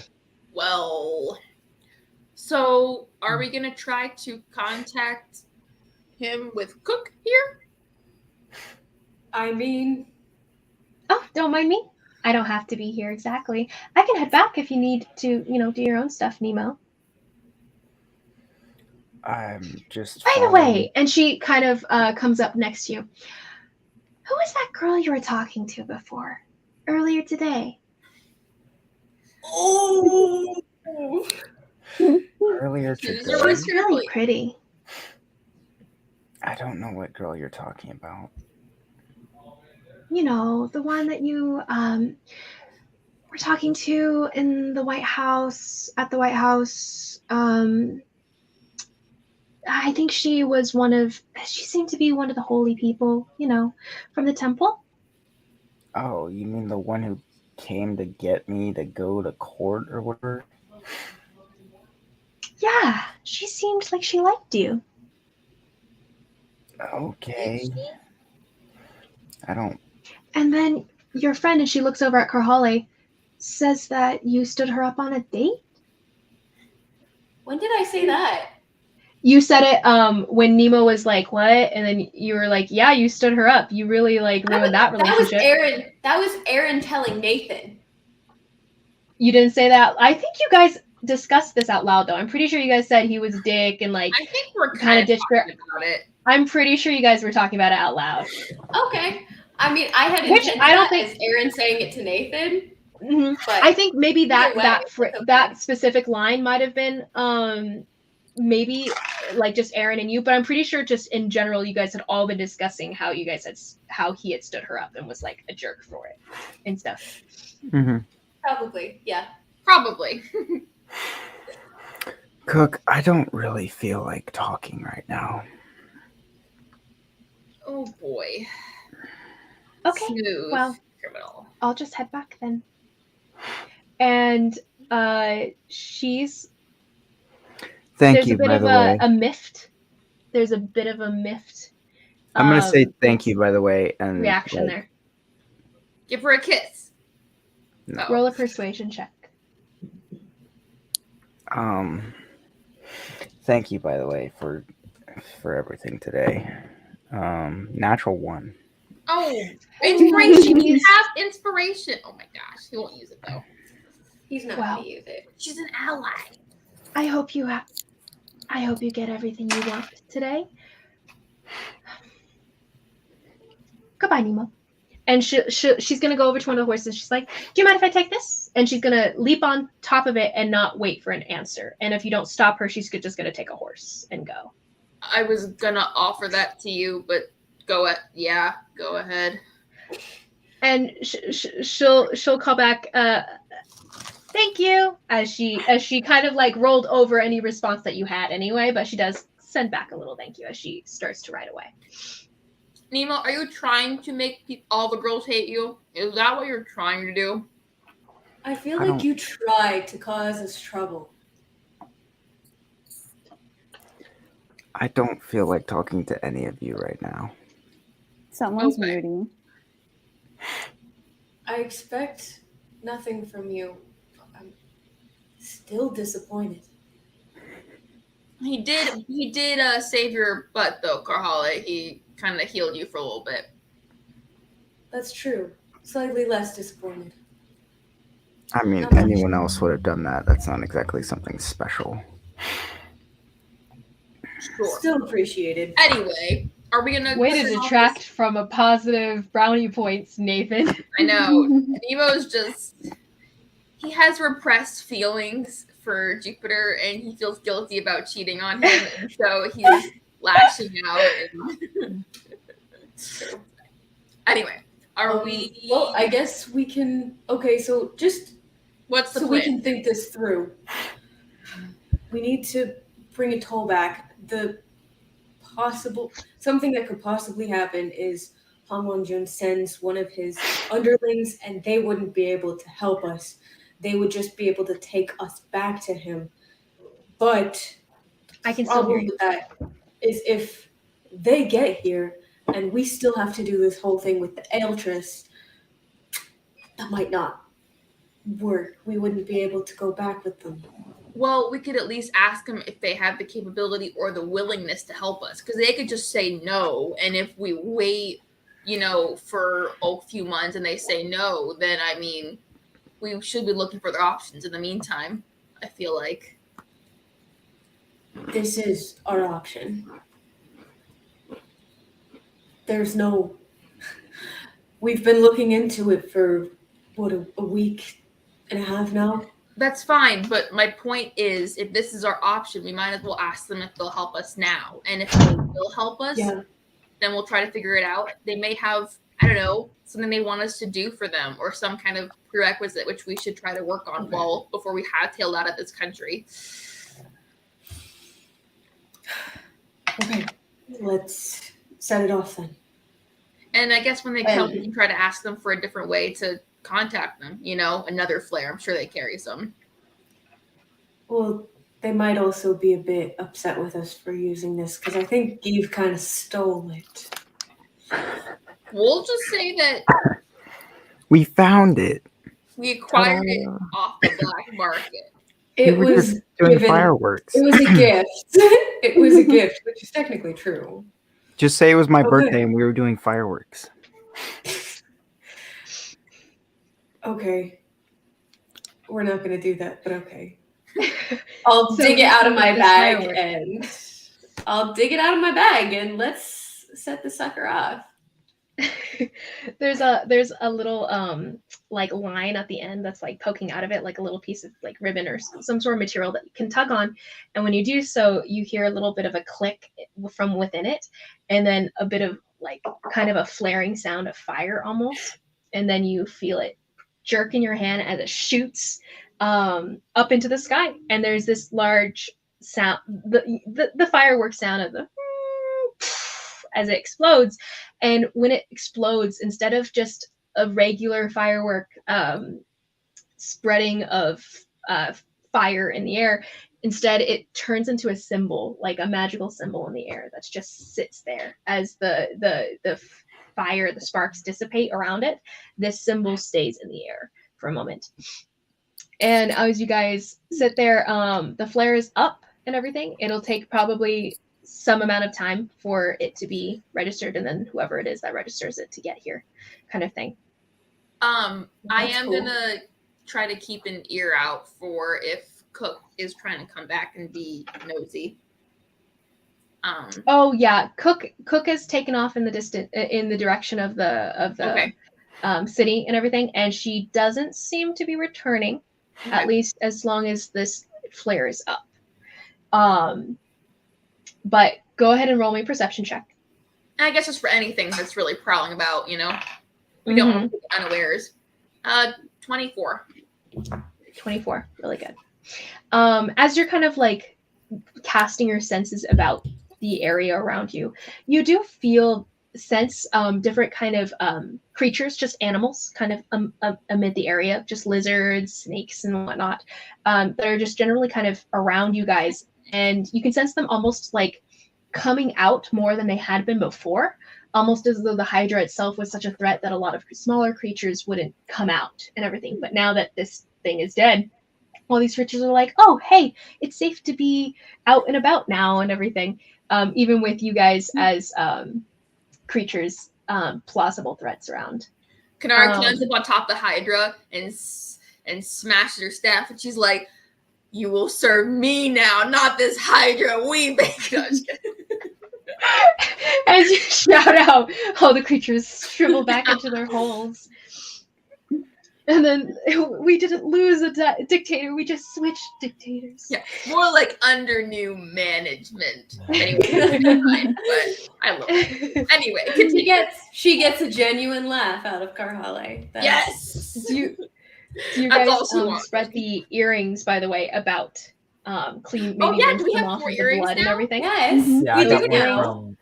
When you guys speak into them, it's not necessarily needing an identify spell, but when you speak into one, the voices come out in the other 3. So you do have 4 whisper earrings of whispers and everything. Box Machina. How exactly? That's a Matt Mercer homebrew item. It is. Mm-hmm. It's not a real. I love that man. He's so great. Anyway, so after about an hour or so of waiting around, do you guys do anything? Because it takes about an hour of a response here. Not an hour. Sorry, it's about 30 minutes of a response here because they were at a distance. I guess just rest. I don't know. Should we? How late is it? Take short rest. It's coming on the evening. The sun is presently on its way down. Camp out here? I don't know if I want to do that. The stuff that Didn't comes we out have a problem getting into the city after dark? Is that a thing? They did charge you extra for being after dark. They did. Oh well, I guess. I mean, we could camp out here. No, it's fine. I really don't care. It's getting late. But we'll see what happens after we talk to the swing guy. Swing guy. Swing chicken. So I guess wing guy. Chicken guy. Karhale's gonna take one of the. She's got some like bone and bead type earrings all up both of her ears. She's gonna take one on the bottom out and put on her new earring. This is what new earring? Cool. Oh, are they earrings or like earbud? Like pieces. Earrings. They're like earrings AirPods. that you. They're earrings. Oh well, Canary is not everyone piercings. Have piercings. Pierce. You would have to pierce So your ear. she- Yeah. I do. I will pierce my ear. And just stick it through her ear, and then Did she get a key point back from That that? tracks though. I'd have like 10 hit points of damage. That'd be a lot of damage, but that would be cool if I did that. We'll say this though is a short rest. If you guys want to roll hit dice and everything, you guys definitely can. If what? Did you say? The 30 minutes that you guys are waiting. Is Oh, is then it it's just me, not me. or is it? No, Lil? it's definitely yeah. Liz, You're like are speaking really fast, up. and it's. Wait, what? Your audio's all Talking that fast? crackly. Oh, okay. Oh my goodness. I was just saying that if you guys want to treat this as a short rest. Holy. It's really bad. What? It's really weird. Wait, say something. Say something. If you want to treat this as a short rest, you guys definitely can. What is I'll send it to you. this? I want you to hear it. It's weird. It's really bad. I don't know what Should it I is, leave and come but back? yes, we would like to do. That might You be probably for the best. should. Okay. Oh, not yet. Wrong button. Hold on. Oh, well, that's better. Oh, It's too late. Too late. it's fine. Ooh. Anyway, we're getting a lot of cash from this endeavor, I guess, from the money we Oh found. yeah, we might no. as well. While we're waiting, do you want to split up? So there was. Hold on. I got the pouch, right? You have So the in pouch. total, between everyone, there was 400 gold and 80 platinum Okay. that I found. So that's Yeah. a total of 1,200 gold. Mm-hmm. So we each would get 300, right? But keep in mind what's platinum and what's not, just because Right. reactions to platinum will be a little bit different from reactions to gold. So sorry, we get Should we just put it in the party fund for right now, or should we split it up Actually- and just put it in our own? let's split up the platinum between us and put the gold in the party fund. Okay. So we each How get does 20 So we each get 20. How much Get is 20 platinum. how much It's platinum 10. people? It's 10 to 1. So 10 gold to 1 platinum. You each get 20 platinum. That was what was said. Yeah. Yeah. And then Everyone gets 20 platinum. I'll So put- 200 I'll put gold the in gold- essence, but it's 20 platinum. In the party fund. no. In your own personal fund. I'll keep No, the I know. gold You said in you the put party the gold fund. in the party fund. Yes. So that's an additional 300 gold to the party fund. Yeah. Right? Additional 800. 400? 400. Gosh, 400. 400? Okay. Yeah, it was And 400. Yeah. make sure that if anyone had marked down like the 200 from Maeve or whatever, if you put that into your money fund, make sure that that's not in there anymore. No, yeah, between Maeve and Rothback, it's 400 gold Okay. that I found. Cool. So yeah, that is in the party fund, and then we each took 20 platinum. Mm-hmm. Okay, Mhm. cool. And then I took after- the pouch of holding. Mm-hmm. Is that Everyone, okay with you guys can everyone? roll your hit dice if you guys want to. Oh, I'll roll For some this hit rest. dice. And then everyone regains key points, respective key points, and then sorcery points because Nemo has the ability to regain 5. I don't think From I get his key points magical after a item. short rest. Oh, you don't? Are you sure? I'm pretty sure that was like one of the cool things about monks. Let me look. I don't. Because I know that fighters get their superiority dice, and I'm pretty sure monks get their key points. Oh no, you're right. This is Relatively. short rest. Sweet. Nice.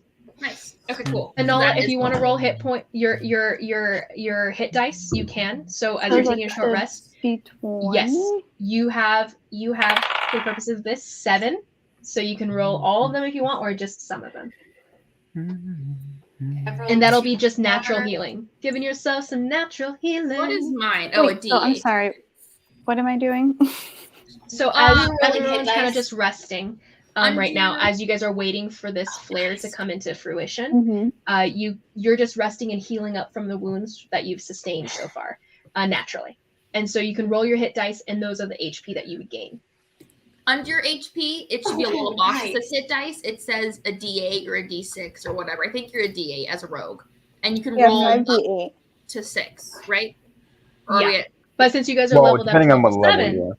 level 7? Okay, we're So, yeah. rolling my d8 5 So times, we're going to adding it 7 up. at the How many end of times you this. want? At the end of this session. 7 We're going right to now. 8. 7 right now, and then so if you want to add your spell slot or whatever, you can. 8 is what we're doing by the end of the session, just because it's been a while. So it's just a ability modifier that you guys get. So I feel like it's not too crazy to just bump it up right now. Guess who meets the prerequisite to multi-class into Druid, Becky? But the main thing was that you guys had 2 anyone milestones. missed it, it's me. One of the milestones was the Sand Hydra, and one of the milestones was the Tribals, the assassin group that you guys are fighting. So Wait, I'm sorry. I'm still. So I roll my d8 5 times and just add them up. If you want to, you might not need to. You don't have to all roll times. all of them. You can just because Like- only. This is the pool that you rolled have. 3. to roll from. So out of my 7, I only rolled 3, and that got me up to 63. I had to roll several. Got it. But then again, I'm using a D12. Yeah. So I also rolled very high. I got 2 11s and a 12, and then I rolled don't like know 3 what the other 2s, one was. so it's fine. Nemo, are you rolling any hit dice? Yeah, I already did. But Nice. Anala, when whatever hit dice you're spending now, after our long rest, you get back half of what you spent, rounded up. So like after 2 long rests, you'll get all of them back to use. But like say tomorrow we get in another fight, if you used 4, you get 2 back. For like, does that make sense? You get half of what you spent every long rest. It's kind of confusing. Don't worry about it. Don't worry Tell me about it. after. Just roll what you got. Yeah, no worries. So after about an hour of you guys just kind of resting out here, and the sun is finally setting almost entirely. You're sped up again. It's doing it again. Oh, this is It was so fine. weird. Hold on. I'll leave again. Was there anything else that we needed to divide between us? There was okay. No, four. it was just the potions. I know you got a I got a couple. lot. I got a lot of stuff. You got a couple good daggers. I have 4 daggers. One of them? One of them may be magical. Could I just get like one of the +1 daggers? Sure. Well, do you want to figure out what they are first, and then we can divvy them up? Well, I mean, dagger is more like an emergency weapon for me, but you know, Yeah, true. it would be nice to have one because she's not going to use all of them. Mm-hmm. I already have 2. No, I might have 4. So I'll just. So it's D4 plus my dex +1. So you get a pretty well-made dagger, just a +1. It's not magical, it's just well-made. And you can add that to your inventory. But after your guys' rest and you guys splitting up the different stuff that you guys are collecting and everything, you guys do see at a distance, Karhala and Nala, Nemo, you guys see in the distance 2 figures in white kind of coming through, coming from the direction of northwest or so of the city itself. And from that direction, you guys are seeing them coming towards you, and you see them right kind of earlier than they are close enough to actually call to or speak to, but it's reminiscent of the first time you guys seeing them, for the first time you guys saw them anyway, way back when you saw them at a distance and they're coming closer. And as they do get closer, you realize that they're still wearing their white clothing, same clothing as from before, and this is 2 little figures, being Jingy and Sichwi. You recognize them from last time. You guys. They're still in a human form, while wearing their white robes and flying kind of like surfboard style almost on balancing on these swords as they're coming towards you guys. Like a so as they grow near, Karhala, you do get the idea that there's a bit of confusion as they coast up alongside you guys, and they're kind of hovering in the air about 10 feet up as they come to a stop, and they both just kind of in confusion and realize that there's no real threat any longer.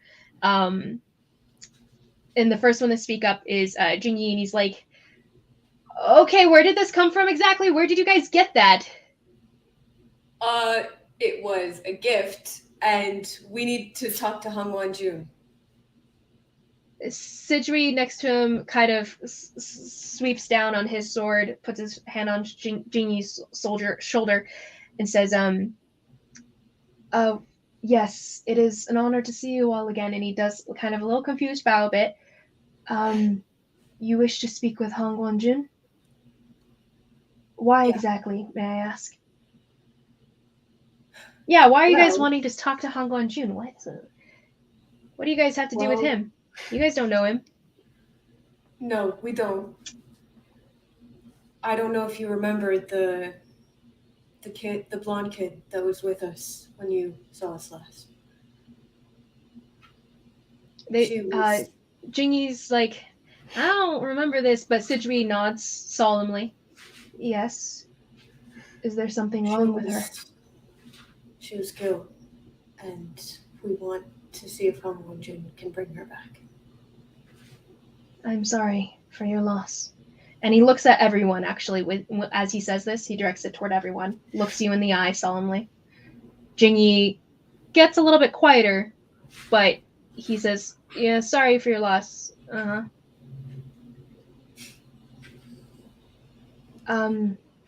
Why do you think speaking with Hangwan Jun would help? Says Sidri. We know he's attempted resurrections before. And I know I was told there's a bit of a look. Successful. Mm-hmm. There's a look that's exchanged between Jingy and Sidri as they kind of like communicate a little bit silently. And they both descend to where they're standing next to you guys. And the sword goes into a scabbard at their sides. I want you to understand the lengths I would go to get this kid back. I'm contacting an immortal that I have no business speaking to offer a favor of my services to him. And that on paper sounds like a bad idea. I'm not sure exactly what the rumors might have said, but you're aware that the ritual that he'd used in the past. According to the stories, it didn't succeed. And Jingy's like, yeah, it didn't work, and he ended up getting in a whole lot of trouble for it, so why do you guys think it'll be any different this time? Well, I rightfully can't tell you why I think I'm so special that it would work simply because I wish it to. But I have to do something. I can understand that entirely, says Sidri. Jingy, I really don't think that we should bring him back to him. I don't think he'll appreciate this. He's kind of busy right now. Sidri, I'm sure he'd be willing to hear them out, at least. For your knowledge, we could bring you back to him. It's and they motion off to the northwest somewhere. It would take time to get there. We could fly you there. And they kind of look at their swords. And Sidri reaches into a little pouch at his side, and he pulls out some little clay made little feathers, almost like little talismans made out of feathers, or made into the form of a feather. We could fly them there. And Jingy, there's a bit of more of a communication there, and they turn back to you guys. It would still take time, though. Is that okay? You're How muted. much time?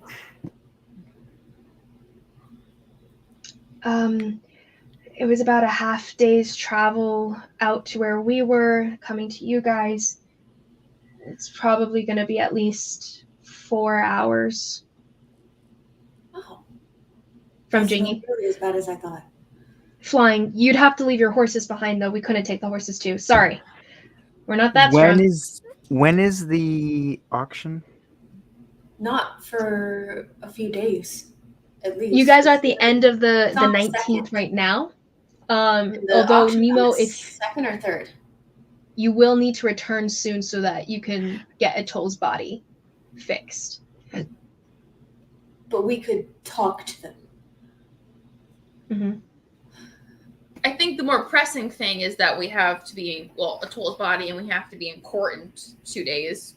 Yeah, court is happening Right. in 3 days hence. Yeah. It would take us half a day's journey to get back to get her body to bring with us. We could. It's only going to take 4 hours. We could go talk to him now. Sure, why not? I mean, I suppose. would you be I don't willing? see why not. Would you two be willing to come back for the body If he agrees to help us. if he agrees to help us? I don't.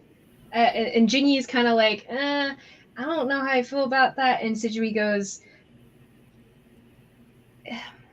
according to our people's customs, well, yes, we would be able to. I think we should go now. But I do want your opinions. I mean, that's fine The with sooner me. I we guess. leave, the sooner we may get her back. I'm down to leave now. As long as we're back in time to, not put ourselves in any more trouble than we're already in. Not that I don't love trouble, but like I like the trouble that I can punch, not the trouble that I have to sit through long, wordy lectures from snotty-nosed people. Anyway, Okay, well, if you guys are going to come with us, you guys are going to have to use these. So Jingy pulls out from his pouch as well, similar looking talismans. Can Kanari go up to them and say, I have a random question for you guys. Oh, yeah? So I obviously can't read, but I know that this thing has a weird symbol on it, and I don't know if it's something that you could possibly look at for me. And she pulls out the katana, that one that she doesn't know what it says. and is like, Oh, wow. Does this look familiar? Something you guys can. I know it was taken from someone who's a bad one of you, I think. So like, I don't know. And Bad Aka Oni one of named Young. us. Oh, Not one and of their eyes the- widen in understanding and are like, oh. And there's a bit of like a we're kinda weirdness to mad them at actually. DM. Do you want to just like unplug your mic and then plug it back in, maybe? It might just be your mic, Yeah. because your video is fine. Mm-hmm. Okay.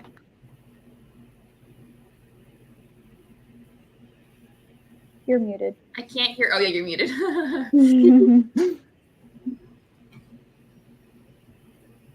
You did. It says you're still muted. Oh, Can you hear me now? Yes. Does it sound better? Mhm. better. It's good. You're a It's little good. quieter, but better. Yeah. Okay. Okay, yeah. So there's Jingy's like a little bit more wary in taking the blade from you at that point. And actually at that Sijui's eyes, his eyes actually track. Jingy's the one taking your sword to actually look at it, but Sijui's eyes track Karhale and all, and Nemo notice this. His eyes track the Kanari's the black sword at Kanari's other side, and there's a bit like a furrowed brow and I like hope this wariness sword from that blade. And but Jingy does take this blade and he looks at it, and there's a bit of awe as he's holding it, and he's like, it's really nicely made. It's definitely from back home. And Sijui disengages from looking at the other sword and comes over and touches it, and he goes, do you know where he found this sword? Where Young even got it? Because it's from this was definitely forged in the Baoshan Mountains. Unfortunately, no. He mostly just lied to us and betrayed us before we could talk much. So we he just ended up dead pretty quick. I mean, he kind of That really does sound like one him, of actually. us, and he kind of kidnapped one of us, and so we kind of killed him. I think that means I'm pretty sure he deserved it. And Sijui's like, It's doing it again. and then, What is what? He was ah. Do you want to use like ported mic maybe, or like a headphones or something? I don't know. Yeah, I'll try switching. I feel like That's really weird. I don't know why it's doing that randomly.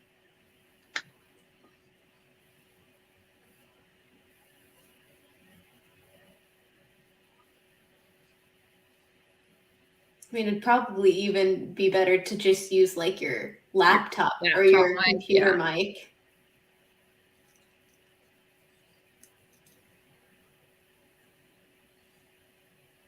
Woo.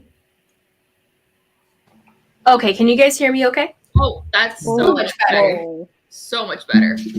Weird. Maybe my mic is like freaking out. I don't know. Maybe it's broken. Oh no. Okay. Don't say that. Well. Okay. So he looks at the sword and he goes. It says, if I can find it. Okay. The words that are inscribed onto the blade, Miss Kanari, if I recall correctly. The words spell out Shushiake in our language, our home language. I don't think this sword belonged to Young for very long.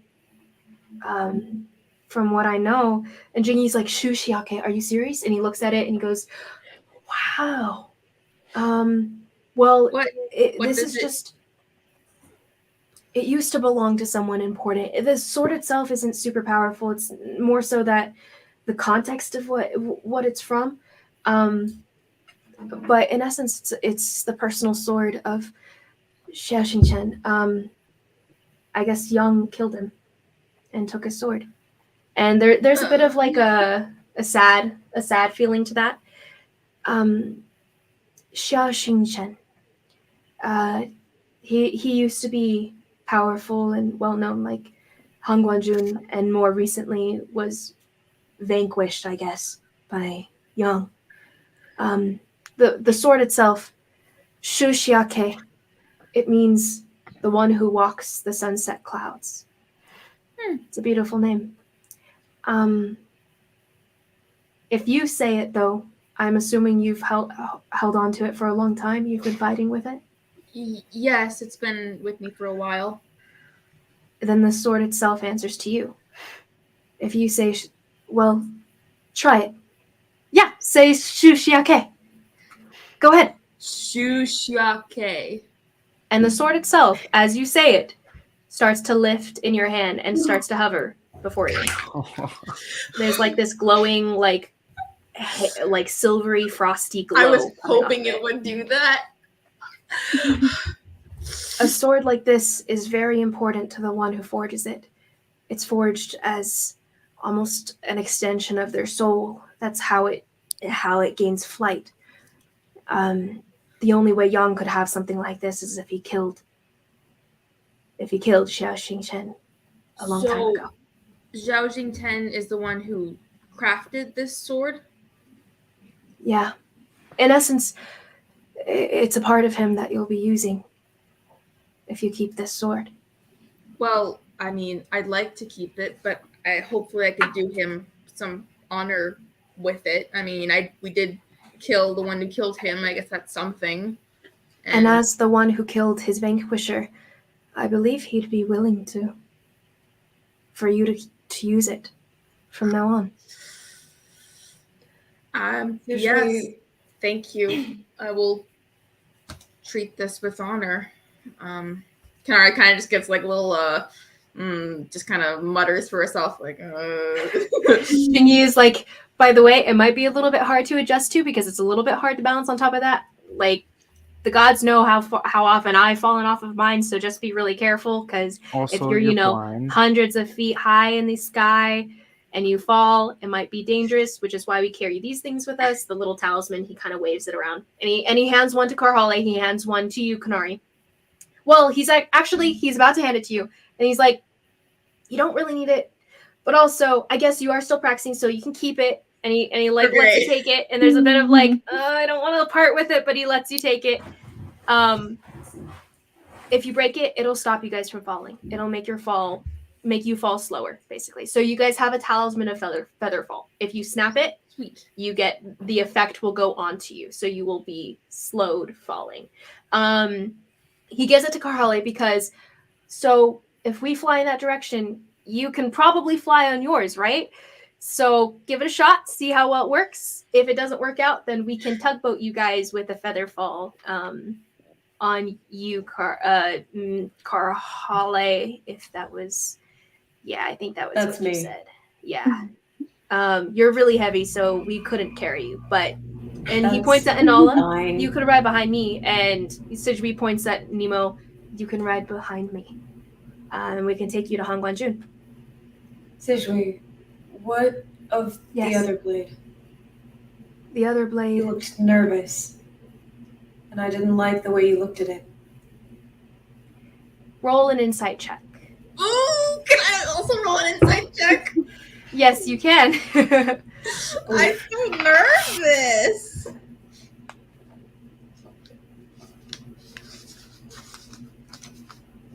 Where's my freaking...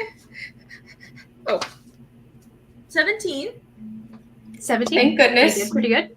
Mine's a 9. Okay. Karhale, it's kind of hard to... He seems to be pretty much of a blank slate. And his emotion doesn't really seem to cross his face as easily it does for Jingyi's. A little harder to read. Kanari, though, you do sense there's this underlying fear throughout his voice ever since he'd started looking at the blade, and in answer to Karhale's, he's like, it just seems like the blade itself, it comes from a dark source.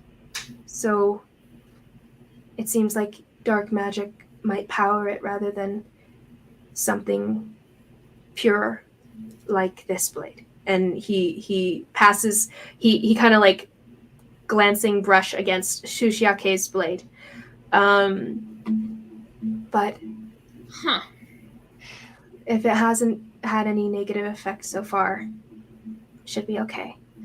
Kanari, you do grasp that he doesn't seen really him believe what he's saying. Not necessarily that he's lying, but it's like looking on the bright side. Yeah.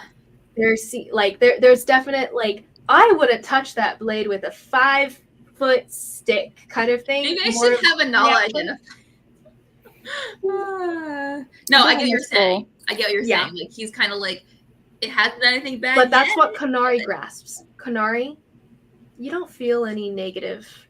That doesn't make you nervous at all. Like the blade is fine. Not until someone tries to take it from me. There's nothing wrong with it or anything. But Karhale, he's hard to read. Okay. I guess we're gonna talk to Hong Wanjun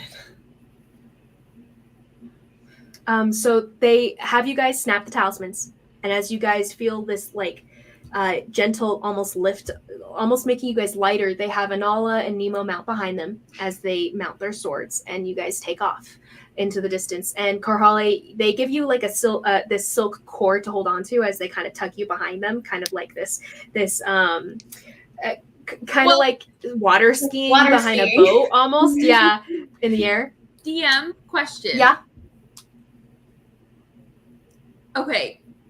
Kanari is dexterous, but can she fly? Not really knowing where she does it. So that's actually what I'm coming to now. As you follow behind them and Karhale's kind of tugboated water skiing behind them, go ahead and roll me a acrobatics check of you standing on top of the sword, and it's just a narrow little thing to balance on as you start lifting into the sky, and you realize that it's following your will. It's moving forward the way you want it to, following after them.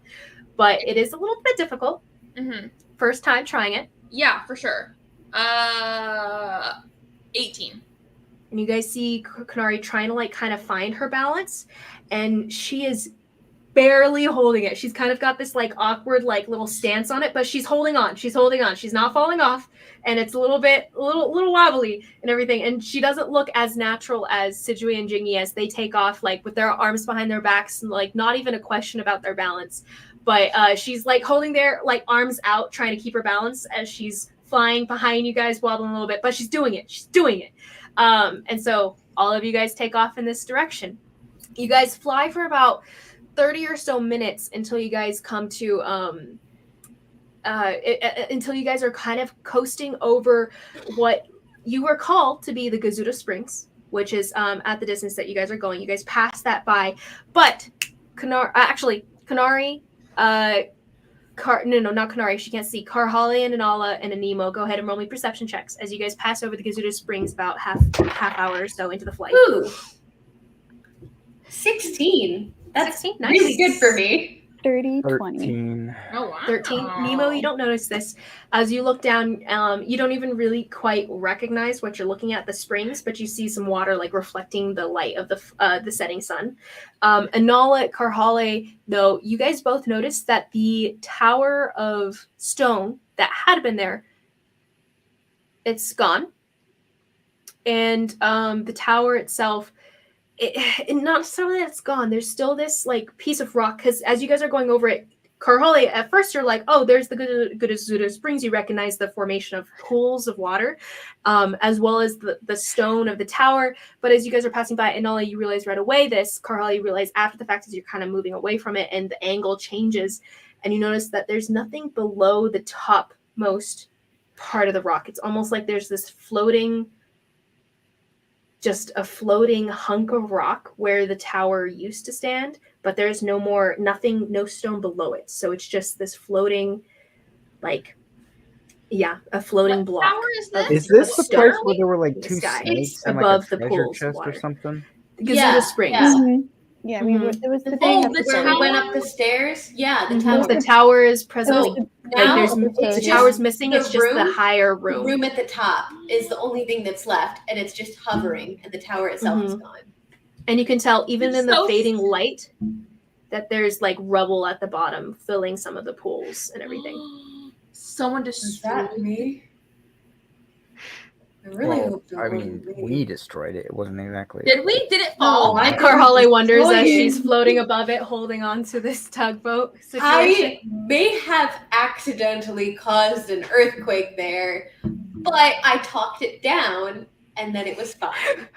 But I did talked we to knock Didn't it it still down? fall We apart? left? Did it fall It, apart? It didn't didn't fall. fall apart like Not. that. No. Okay. Oof. So, it So must have as you been guys keep somebody on else. flying, an hour passes. It's kind of cold up here, but it's nice being that it's been so hot for the past times that you guys have been here. Another hour or so passes. I can show you the Jingyi sings as you guys are flying. It's very lovely to be up this high, though. Kanari, you're starting to get a better it's grasp on the sword itself. It's lovely. Carhale, it's very disconcerting for you. You're farther away from the She ground than hates you've it. ever really been. She did not. She's terrified of heights. She's It's not really- like this. Kanari cannot have a fear of heights, right? I would say that's that true. it's almost like being in an ocean when you can't feel the bottom and you don't Ooh. even know what's down Mm. below. So it's a little bit. Isabel hates I'd say it. it makes you a little You bit can't- nervous. Kanari, you can't sense anything up here, can you? You can't sense still the ground. hear. It's very them, disconcerting. Basically, like I'm just following them and the Mhm. sound they're making and stuff. Like Yeah. Kanari, actually, now that does come to mind, that it's very unnerving for Kanari to be without any sense of anything around you, like the ground that's normally beneath your feet. Give me another acrobatics check, this time at disadvantage, as it's kind of like setting in how dangerously high you are and how disconnected you are from anything that's recognizable. okay, that's still a 10 at this. That's still a 10. At this point, you're wobbling, you're holding on, you're trying to keep it, but then it's like you lose your balance just a little bit as you start thinking about what's below you or what isn't below you, and you lose your catch on it and you start to fall. And you hear Jingyi and Citri like, snap at the talisman from Jingyi. Snap it. He's like, I knew it would happen. And you hear him say, I knew it would happen. And like, you guys have been that good the first time. Yeah, no, that was just the whole thing. And Citri, there's like a low chuckle.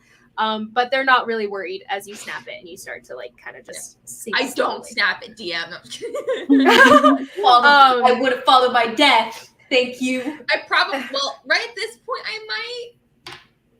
I don't know if I would die. Anyway, it doesn't matter. I break it. You guys are probably far more than the 20d6 there, but you snap it, they come back, they get you to right you back on the sword again, and as you start flying, you kind of like actually at this point, since you snapped it, they probably just silk cord tugboat you along with Carhale, and you guys are floating next to each other. And you'll figure out the sword soon. Just a little practice and you'll be good. As you guys start floating back in that direction, you guys arrive about 4 hours or so in. It's totally dark at this point, and you guys come upon what seems to be, it's hard to tell in the darkness, but it seems to be like this rock formation that rises in like basically 3 separate towers, or maybe one tower that's been split into 3 sides as it kind of spreads out, and just like a little, like almost like 3 fingers coming up into the sky. You guys come to the top, the highest one. It's very high up, even higher than the other 2 towers that are kind of beside it. There seems to be some sort of like rocky mountain kind of going back down again, but they take you to the topmost little tower here. And there seems to be some sort of like shimmery, purplish, blue and purple swirling energy kind of at the top of it. And as you guys get closer, it looks to be like some sort of portal. As you guys get to the bottom of it, or at the top there where this portal is. Yes. Can I say something real quick? I rolled 20d6, right? And that is, it rolled 76 points damage. But because of my slow fall, I would have only taken 31. I would have been fine. I still would have, if I had landed. Nice. Monks can't Just die. Curiosity. It was just curiosity. Mhm. Anyway. Monks and barbarians. We just can't friggin' die. True. Anyway. Great. One of the crazy things, I think, that there's a cap to fall damage is ridiculous to me. I guess Yuri's Mhm. max Max velocity. terminal velocity, Terminal velocity. velocity. Yeah. terminal. So granted, you guys are inhuman at this point. Yeah, there is that. Yeah. Actually, the none of us bounds are of really power human, and are skill. we? None of us are really. You're not really. You're undead, though. He's not quite Or human whatever you anymore. are. I feel not like not quite undead, human excuse anymore. me. I am literally human. he's human. He's just not quite Okay, alive. sure. I'm literally human. You Okay, guys sure. keep I flying. have no don't perks believe of being undead. You guys Trust me, come to I this would portal. know. And Jingy and Sidgwi help you guys kind of step off. Karhale, the featherfall effect ends up wearing off once you touch ground. Oh. So once you touch it, it disperses. At least the effect for this talisman itself. It allows for longer falls than featherfall, the regular spell does. Nice. So once you come to solid ground, it wears off and disperses. Kanari, same thing as you touch solid ground, and it's very nice to be on solid ground again for the both of you. And Nala and Nemo, you guys were floating up behind them, kind of holding onto their shoulders as you guys went, so it wasn't so bad for you. Still disconcerting though to be flying on a narrow little sword there. As you guys step off though, Jingy steps right into the portal right away. Sidgwi is about to do so as well, like not even thinking twice about it. But he turns to you and is actually, this, just so you know, takes us into our master. He's very skilled, and he can create a sort of pocket of magical space where he can rest, reside alone, without threat of outside influences or whatnot. So as you step through, this will take you into his personal space. I hope you can all give that the due respect it deserves. And he turns away to start to step through, and then there's a pause, actually. He goes, as well as a forewarning, he is in a time of isolation right now. That's why Jingy wasn't sure if we should bring you back to speak with him now. He takes about a week out of every season to speak with an old... He has ways to speak with the dead. And he takes this time in every season to contact an old friend of his. And it is his choice whether he speaks to you or not. Because he takes this time apart from living beings normally. So do we take our shoes off or something? Please, leave them out here. And he turns around, kicking off his own slippers as he steps inside. Jingy having already kicked his off, bounding in. So, do you guys step into the portal as Sidgwi disappears in front of you? Yes. Oh, yeah. So I guess so. we're offering him a favor in exchange for bringing the toll back? I guess. I don't know what else we have to offer him. I mean, my two biggest cards are a favor and, well, I used to have 3 cards, but now I've just got the 2. A favor for me, the fact that my mother is a Western Wind, and the fact that my father was chieftain. I can't really play that one now. So I guess I only have the 2, and he might not really care because, they don't interfere with... Never mind. And she steps through. So you guys see Karhale, as she steps through, it's almost like her whole body starts to disperse into sparkles as she her arm first, and then her shoulder, and then her full body. She disappears into this portal. The rest of you guys follow suit? Yeah, sure. What you guys are greeted upon as you guys enter, Karhale coming in first, you're hit by, you guys were it was nighttime outside, and it's somehow also nighttime here as you step out onto what seems to be like a small wooden bridge, almost like a pier, going up to what looks to be a small house about 20 feet along this little pier that opens to this flat house. There's pools of water to your left and right, almost like an unending lake that this pier, this house is built upon. It's reflecting the night sky, and it seems to be a full moon for Taylor in the sky. The other moons waned and not visible from where you're at. The stars themselves clearer than they were even in the night sky from that you guys left to come into this one. There's seems to be lotus flowers. The scent of lotus flowers strike you initially, Kanari, when you step through. It's very, very floral. They're scattered all over the pond, this lake that it is. And there seems to be even fruit from the lotuses as well, lotus fruit growing. And as you guys step forward and make your way along this almost like wooden kind of rickety pier, you guys get closer to the house itself. And it seems to be a squat little house, a design that you guys aren't familiar with. And you see Sidri at the entrance to this house, a few steps up, and he's been standing waiting for you all, and he nods at you and beckons inside, and he ducks into the entryway. As you guys follow in after him, you come into a simple room, flat and wooden, it's beautiful in a simplistic way. There seems to be some sort of incense in the air burning, and there's a closed screen door apart from this front room that you guys are entering, this entryway. There's this like step up onto the floor, the main floor of this room. Within this step, you do see different pairs of slippers resting at the foot of this, at the entryway area. And as you guys step in, the screen door is closed and you see shadows behind it.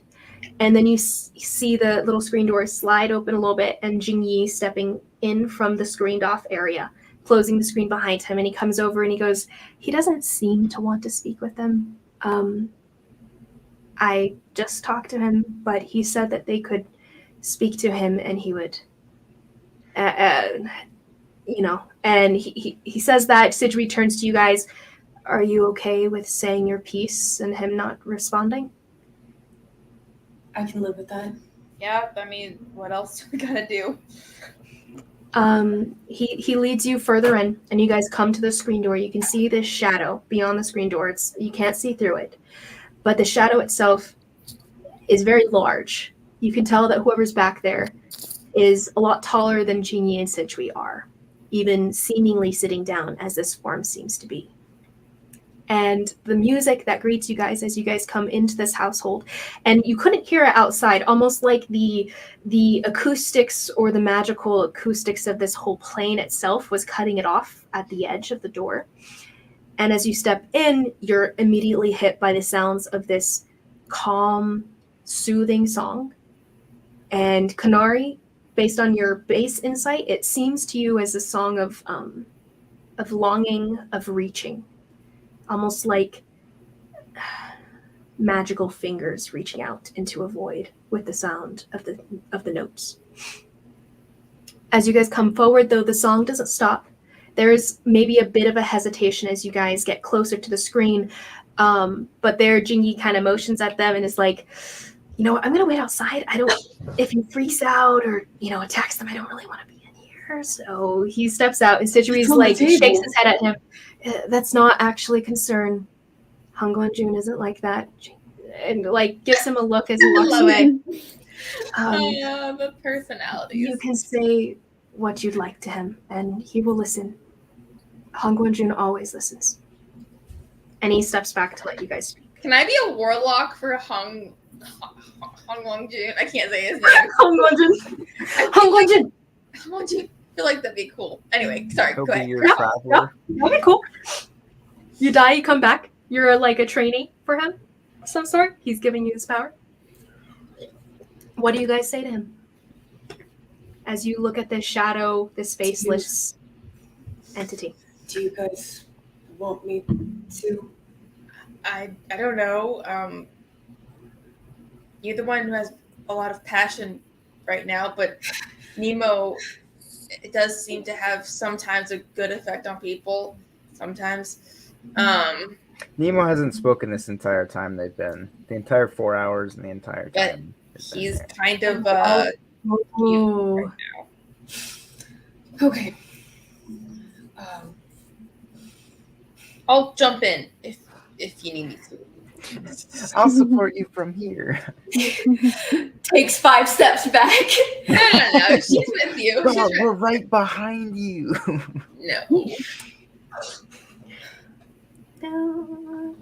Hongwon Jun. I'm Envala Karhali Bearsbane Torsten Jaraki, champion of the Great Protector. Well, actually, it's technically it's champion of here now. It's the two of them. What are you saying? Just my name and title. Okay, you kind of trailed off and I couldn't Really hear. like blurred. Yeah. Mhm. Sorry. I'm Envala Karhali Bearsbane Torsten Jaraki, champion of the Great Protector. But I guess it would be champion of the Vordir now, because it's the two of them. Anyways, That's a long title.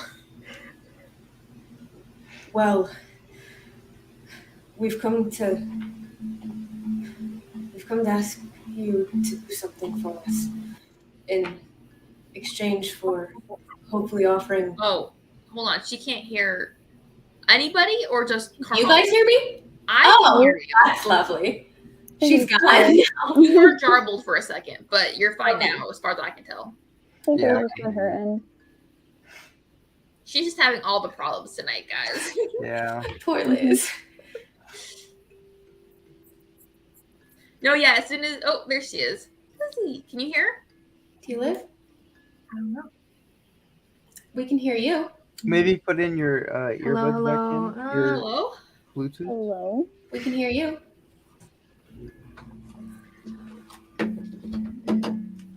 Yeah, she She's could struggling. even though she could. Okay, I got it. I don't know why, but my earbuds, these Raycon earbuds, the wireless ones, connected randomly and turned it off from my regular earbuds. So That's why. weird. I don't know.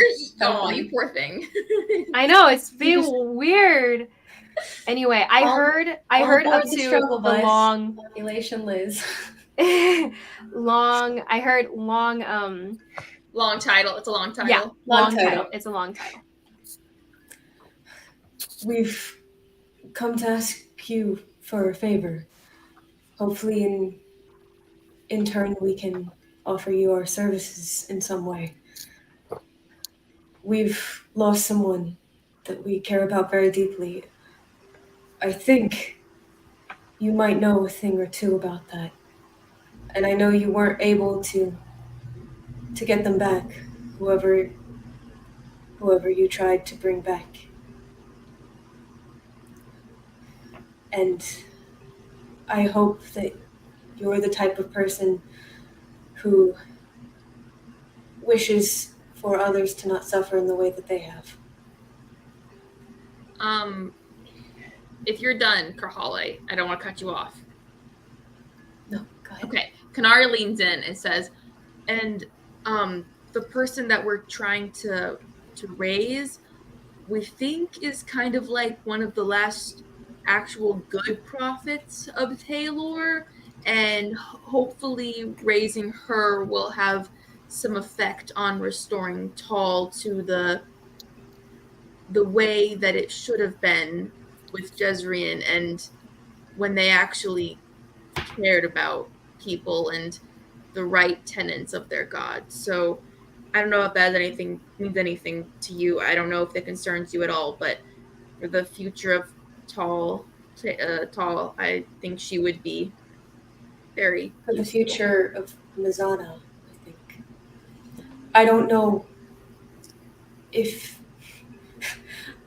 this would mean anything to you, but I wrote some letters in the event that I died for my friends. And she's going to slide a folded up piece of paper under the screen. This is the one I wrote to her.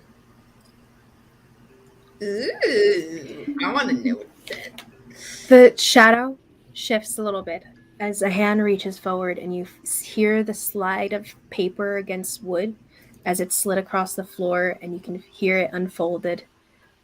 The shadow I'll itself text it to you. doesn't move beyond that as the person there reads the note that you pass him. What is it? I'm not telling you guys. Anolis, did Nemo, you send do you it guys to... add anything to this as you guys are pleading your case?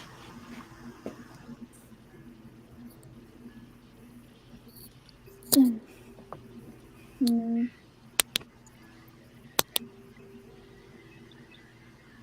Guess I'll just say I haven't known her as long as these guys have, or even know her as well.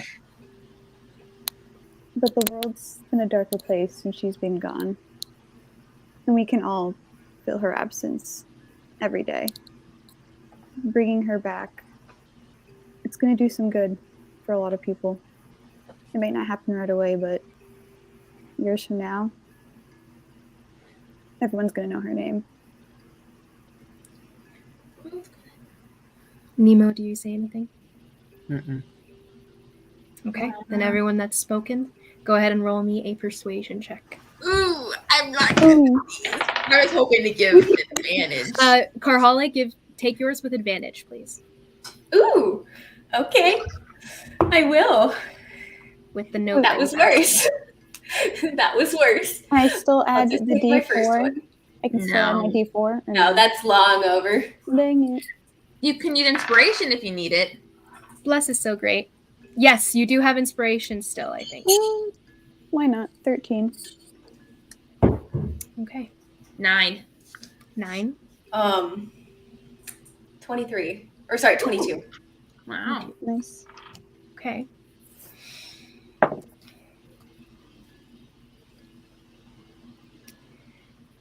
You see the shadow move, and it seems to be reaching for something off to his right. He sweeps something over, and you hear the sound of tinging against glass and almost liquid as he seems to be writing something on the far side. There's long strokes of a brush held very high as he brings along the paper. And then there's a small tapping, and Sidgwi kind of perks up, slides the screen door a little bit, and then takes a piece of paper given to him from the other side. He takes that paper and he puts it on the ground, and you guys see that it's in a language you don't recognize, similar to the language that was written on Kanari's sword. Sidgwi reads it out loud for you guys, and he goes, it says, I appreciate the care that you have for your fallen friend, much like a care I once held myself. But sometimes it's best for the dead to be left alone. The fate of one is not so easily twisted. Perhaps it is better for you to leave your friend to rest, rather than drag her back into a world like this one. And Sidgwi kind of looks at you guys because he seemed really convinced, honestly. There's a little bit of like gleaming eyes, glistening eyes there. And he goes, like a motion of try again. I can't accept that. I won't accept that as an answer. The world needs her. You're an immortal. You know better than anything living that one person is enough to change the world. She is this person, and Tal is going to Shishan if she doesn't do something about it. It already has. She's the only one. She's the only one who cares enough to do anything about it. Nations rise and fall.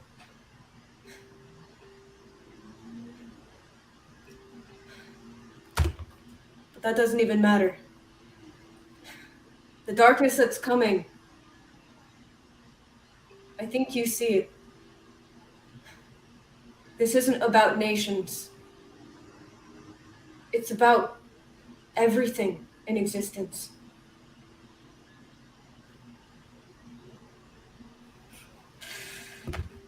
And I think, I know you're so-called immortals, but I know you bleed and I know you die.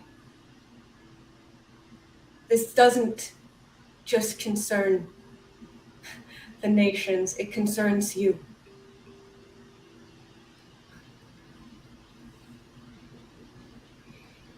Sidri hears another tap. He perks up and he goes over to slide the screen door, another exchange. And he reads out, "Do you understand what you are asking for? The price for a ritual such as this is deeper than one might expect."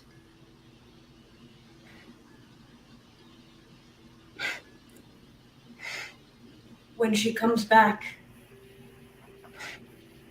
will she still be herself? I recognize there will be damage mentally and spiritually. I understand there will be damage, but she, for the most part, will be okay.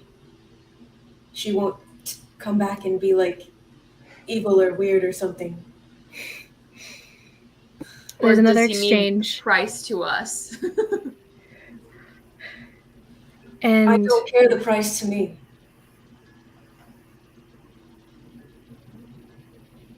there's another exchange, and Sidri reads out, "As long as the soul wishes to." Then whatever the price is, I'll pay it. I can't lose anyone else I love. Roll me one more persuasion check, unless anyone else has anything to add.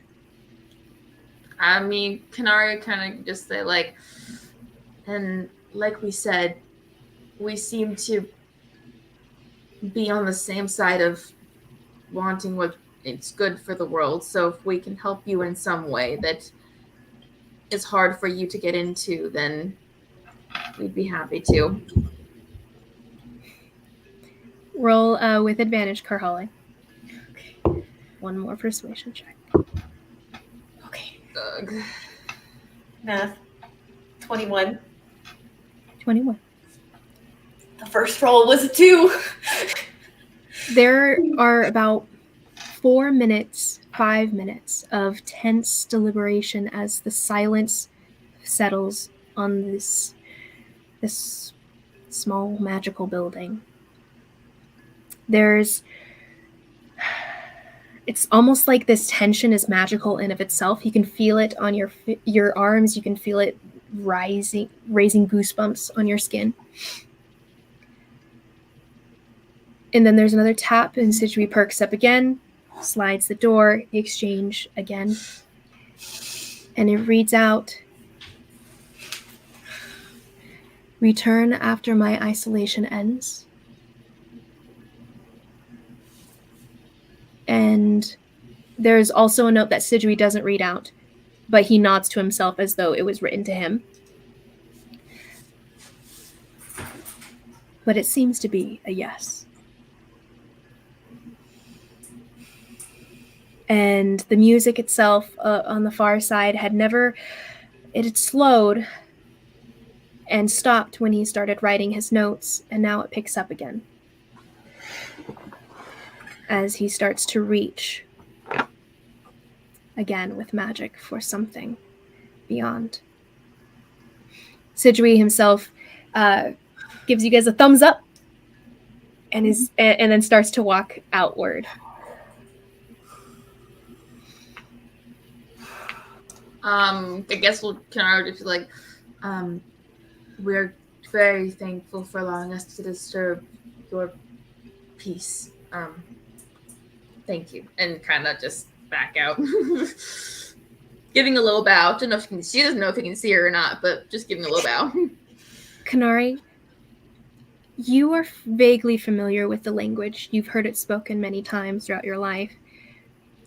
And you hear just a very quiet, very muted response that you recognize as, "You're welcome," as you guys turn and walk away. The first time you've heard this voice. In what language? For the rest of you guys don't recognize it, but you recognize it as a language that Jen Yin has spoken to you before, in saying thank you and you're welcome before. No, wait, hold on. Okay. Carry the 4, add the 2. All right. Kanara is not going to be rude enough to interrupt him, but once she leaves the room with whatever, I cannot remember these 3 guys' names to save my life. But one of the other Sidgui is the one who is hanging out with you guys and translating between the two. Jingyi is the one who went outside and was like, I don't want to be involved in this if they mess with Hongwan-jun, and he ends up freaking out. So you guys step outside as Sidgui, as you guys follow after Sidgui, and Jingyi's out there kind of like twiddling his thumbs, kicking his feet in the water, and there seems to be like little almost like koi fish that are jumping up in the water. And there's also like these like magical looking butterflies that have been crowding around him. And you even see 2 magical little butterflies carrying over what seems to be like a little teapot for Sidgui as he like gets it filled. And there's this like weird imagery of just like magical creatures kind of surrounding him in that moment. And he goes, "Oh, you guys are still alive. Did you guys want some tea?" And I would love some tea. There's little teacups that he passes out for everyone, and that seem to be brought over by other little magical butterflies, as they seem to be like the little helpers within this magical realm itself, as they bring over little teacups and little teapot full of steaming water apparently, and little tea leaves from another one, as little tea ceremony is set up for you guys. And Sidgui comes over and explains to you guys that Hongwan-jun does intend to take you guys up on your offer of help. We've been waiting here because he's been seeking out the blue spider, a woman known as Yu Jiwan. She goes under a pseudonym now. Lusitania Cien. I see you guys have had contact, interacted so far. Oh, he's course. looking for her. Of course. She's trying to kill us. So that's she cool. put a bounty on us. Jingyi is like, that's great for you guys. That sucks. We killed her pet. That really sucks. So her maiden pet. I don't know if you guys are familiar with Kushimbo, but yeah, we killed that guy. Jingyi's like, Sidgui, we haven't heard of such a thing, person. You've heard of Nide. Nide has been a continuing nuisance for our master We almost for some killed time. him. Well, the only It's reason unfortunate that you were not able. he's alive. The only reason he's alive is because, honestly, just because her life was more valuable to me than his death. Gesturing to Anala. We can appreciate that. Nide is a character that's caused much trouble for the surrounding countries, for this country, for some time. As far as we understand, he'd been a part of the issue with the Druid tribes, actually. We'd actually followed him from the west, more so recently. There had been an assassination on some of the Druids there that had been... The blame had been given to the... Sorry, it's flipped, actually. No, that's right. Yeah, the priest... Tellurian priest was killed by the Druids, that was trying... but he wasn't really killed by the Druids. He was killed by Nide, pretending to be one. Oh, that was He's been causing... I knew that couldn't have been true. Yeah, I'm surprised you knew that. Yeah, I remember that off the top of my head. Causing disruption between people groups as much as he can.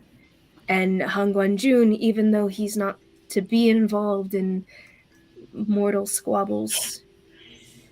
And there's a bit of pride when Jingyi's like, yeah, he'll still mess with those guys if they're messing with regular people like you guys, no offense. Yeah. He's cool like that, good. even if, our people say that he has to stay out of it or whatever. But In this case, though, I like him a lot. I really wanted to be my patron. It seems like Yujuan, the blue spider lady, she seems to be a little bit higher up than most Oni might be able to get a lot of the time, so he needs proof before he does anything to her. He needs proof before he attacks such a woman. Do we have any of those letters that we stole from her lair? Anything at all that connects her? You guys do have a repieced. That's true, actually. Enola probably has it on her. Mm-hmm. Yeah, I was she did put it together. She just hasn't been able to guys, translate it. I know Nemo was stealing some papers with that little girl, that little brat. She was great. I loved She was a brat, but most kids Put are. some respect on her name. No, Isabel loves her, but Kanari is not into little kids. Anyway, you have a book in a different language you don't understand, as well as the evidence that Enola's repieced together. As a side note, I mean, we have maybe proof. Enola wasn't able to read it, or she was able to read some of it. Was she able to read the letter, or no, not at all? She wasn't able to read the letter. No, not yet. She was able to ascertain that it had the evidence had something to do with a resurrection spell. Mm-hmm. Like no specifics. Mm-hmm. So, are you going to give it to them? Like show them? Mm-hmm. Yeah, I'll take it out and show it to them.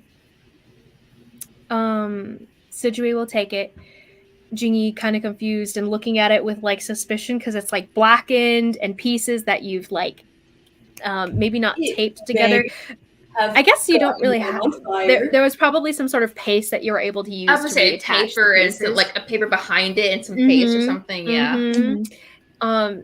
So that's what you did, and he's looking at it with like, what exactly are you handing to us right now? But Sijui immediately goes to actually reading it, and there's a furrowed brow and wide eyes. Honestly, what does it say? Can you tell us, please? This would do. And with that, we'll end here, and we'll take up next session. So we can not go too late like last time. I wanted to ask them about the language. Okay, it's fine. Oh, the language. Yeah. Wait, what language? Just make a note. Yeah. So make a note. We'll take up because I feel like this conversation will probably go for a while as you guys are interacting over the evidence. You're not wrong. Yeah, this is going to be a longer conveveling. Guys, this was a cool session. This was good. We actually did stuff. I'm proud of us. We did progress. We're leveling up. We're leveling up. Two levels. Level 7 and 8 here, so we can just kind of move along. Enola, by the way, as a background thing, guys, if you want to level up into wizard, she's found a book within the public library that she was going through, a hidden old Tellurian sorcery book, like 101 basics for young wizards that was not quite found and destroyed in the original raising of the arcane way back when and everything. So she's been going over the basics. So if you want to, if you want to take that level into wizard, you can, and we'll go with that from there. The level 1 and 2, but you will be forgoing. So depending on what you want to do, if you just want to do the 1 level for now and use that as your level 8 kind of thing, you can. If you want to do 2, you can. It's up to you. But you will forego evasion if you want to keep evasion. Evasion's a pretty cool ability, though. It is. And you'll forego your ability score improvement because it has to be all 8 levels in one class. Yeah. So your next ability score improvement would be level 4 of wizard if you keep on going up in wizard. Yeah. So you can decide on that. But yeah, so good job, guys. So great. Any questions that we should do before we go off of live? Yeah. What the heck, Liz? This is too much. Fun stuff, guys. Fun stuff. I've been waiting for this interaction. It's so great. As soon as we said we're going to call the guys, I was like, I bet they can read that sword. I bet they can read the sword. So proud. So proud. Gotta remember that. By the way, just as a side comment, that sword's name is just so cool. Shushiake, meaning like one who walks on the sunset clouds. I love it so much. So anyway, can you text me the name, like the oh yeah, sure thing. The part of spelling. it. Well, once we're off, do we want to go through the rest of the inventory I found? Because I found a lot, please. and I'm not. Oh, going yes, to yeah. use it. So let's no turn the live off so worries. people don't have to watch that. By people, I mean Here we me. go. Freedom.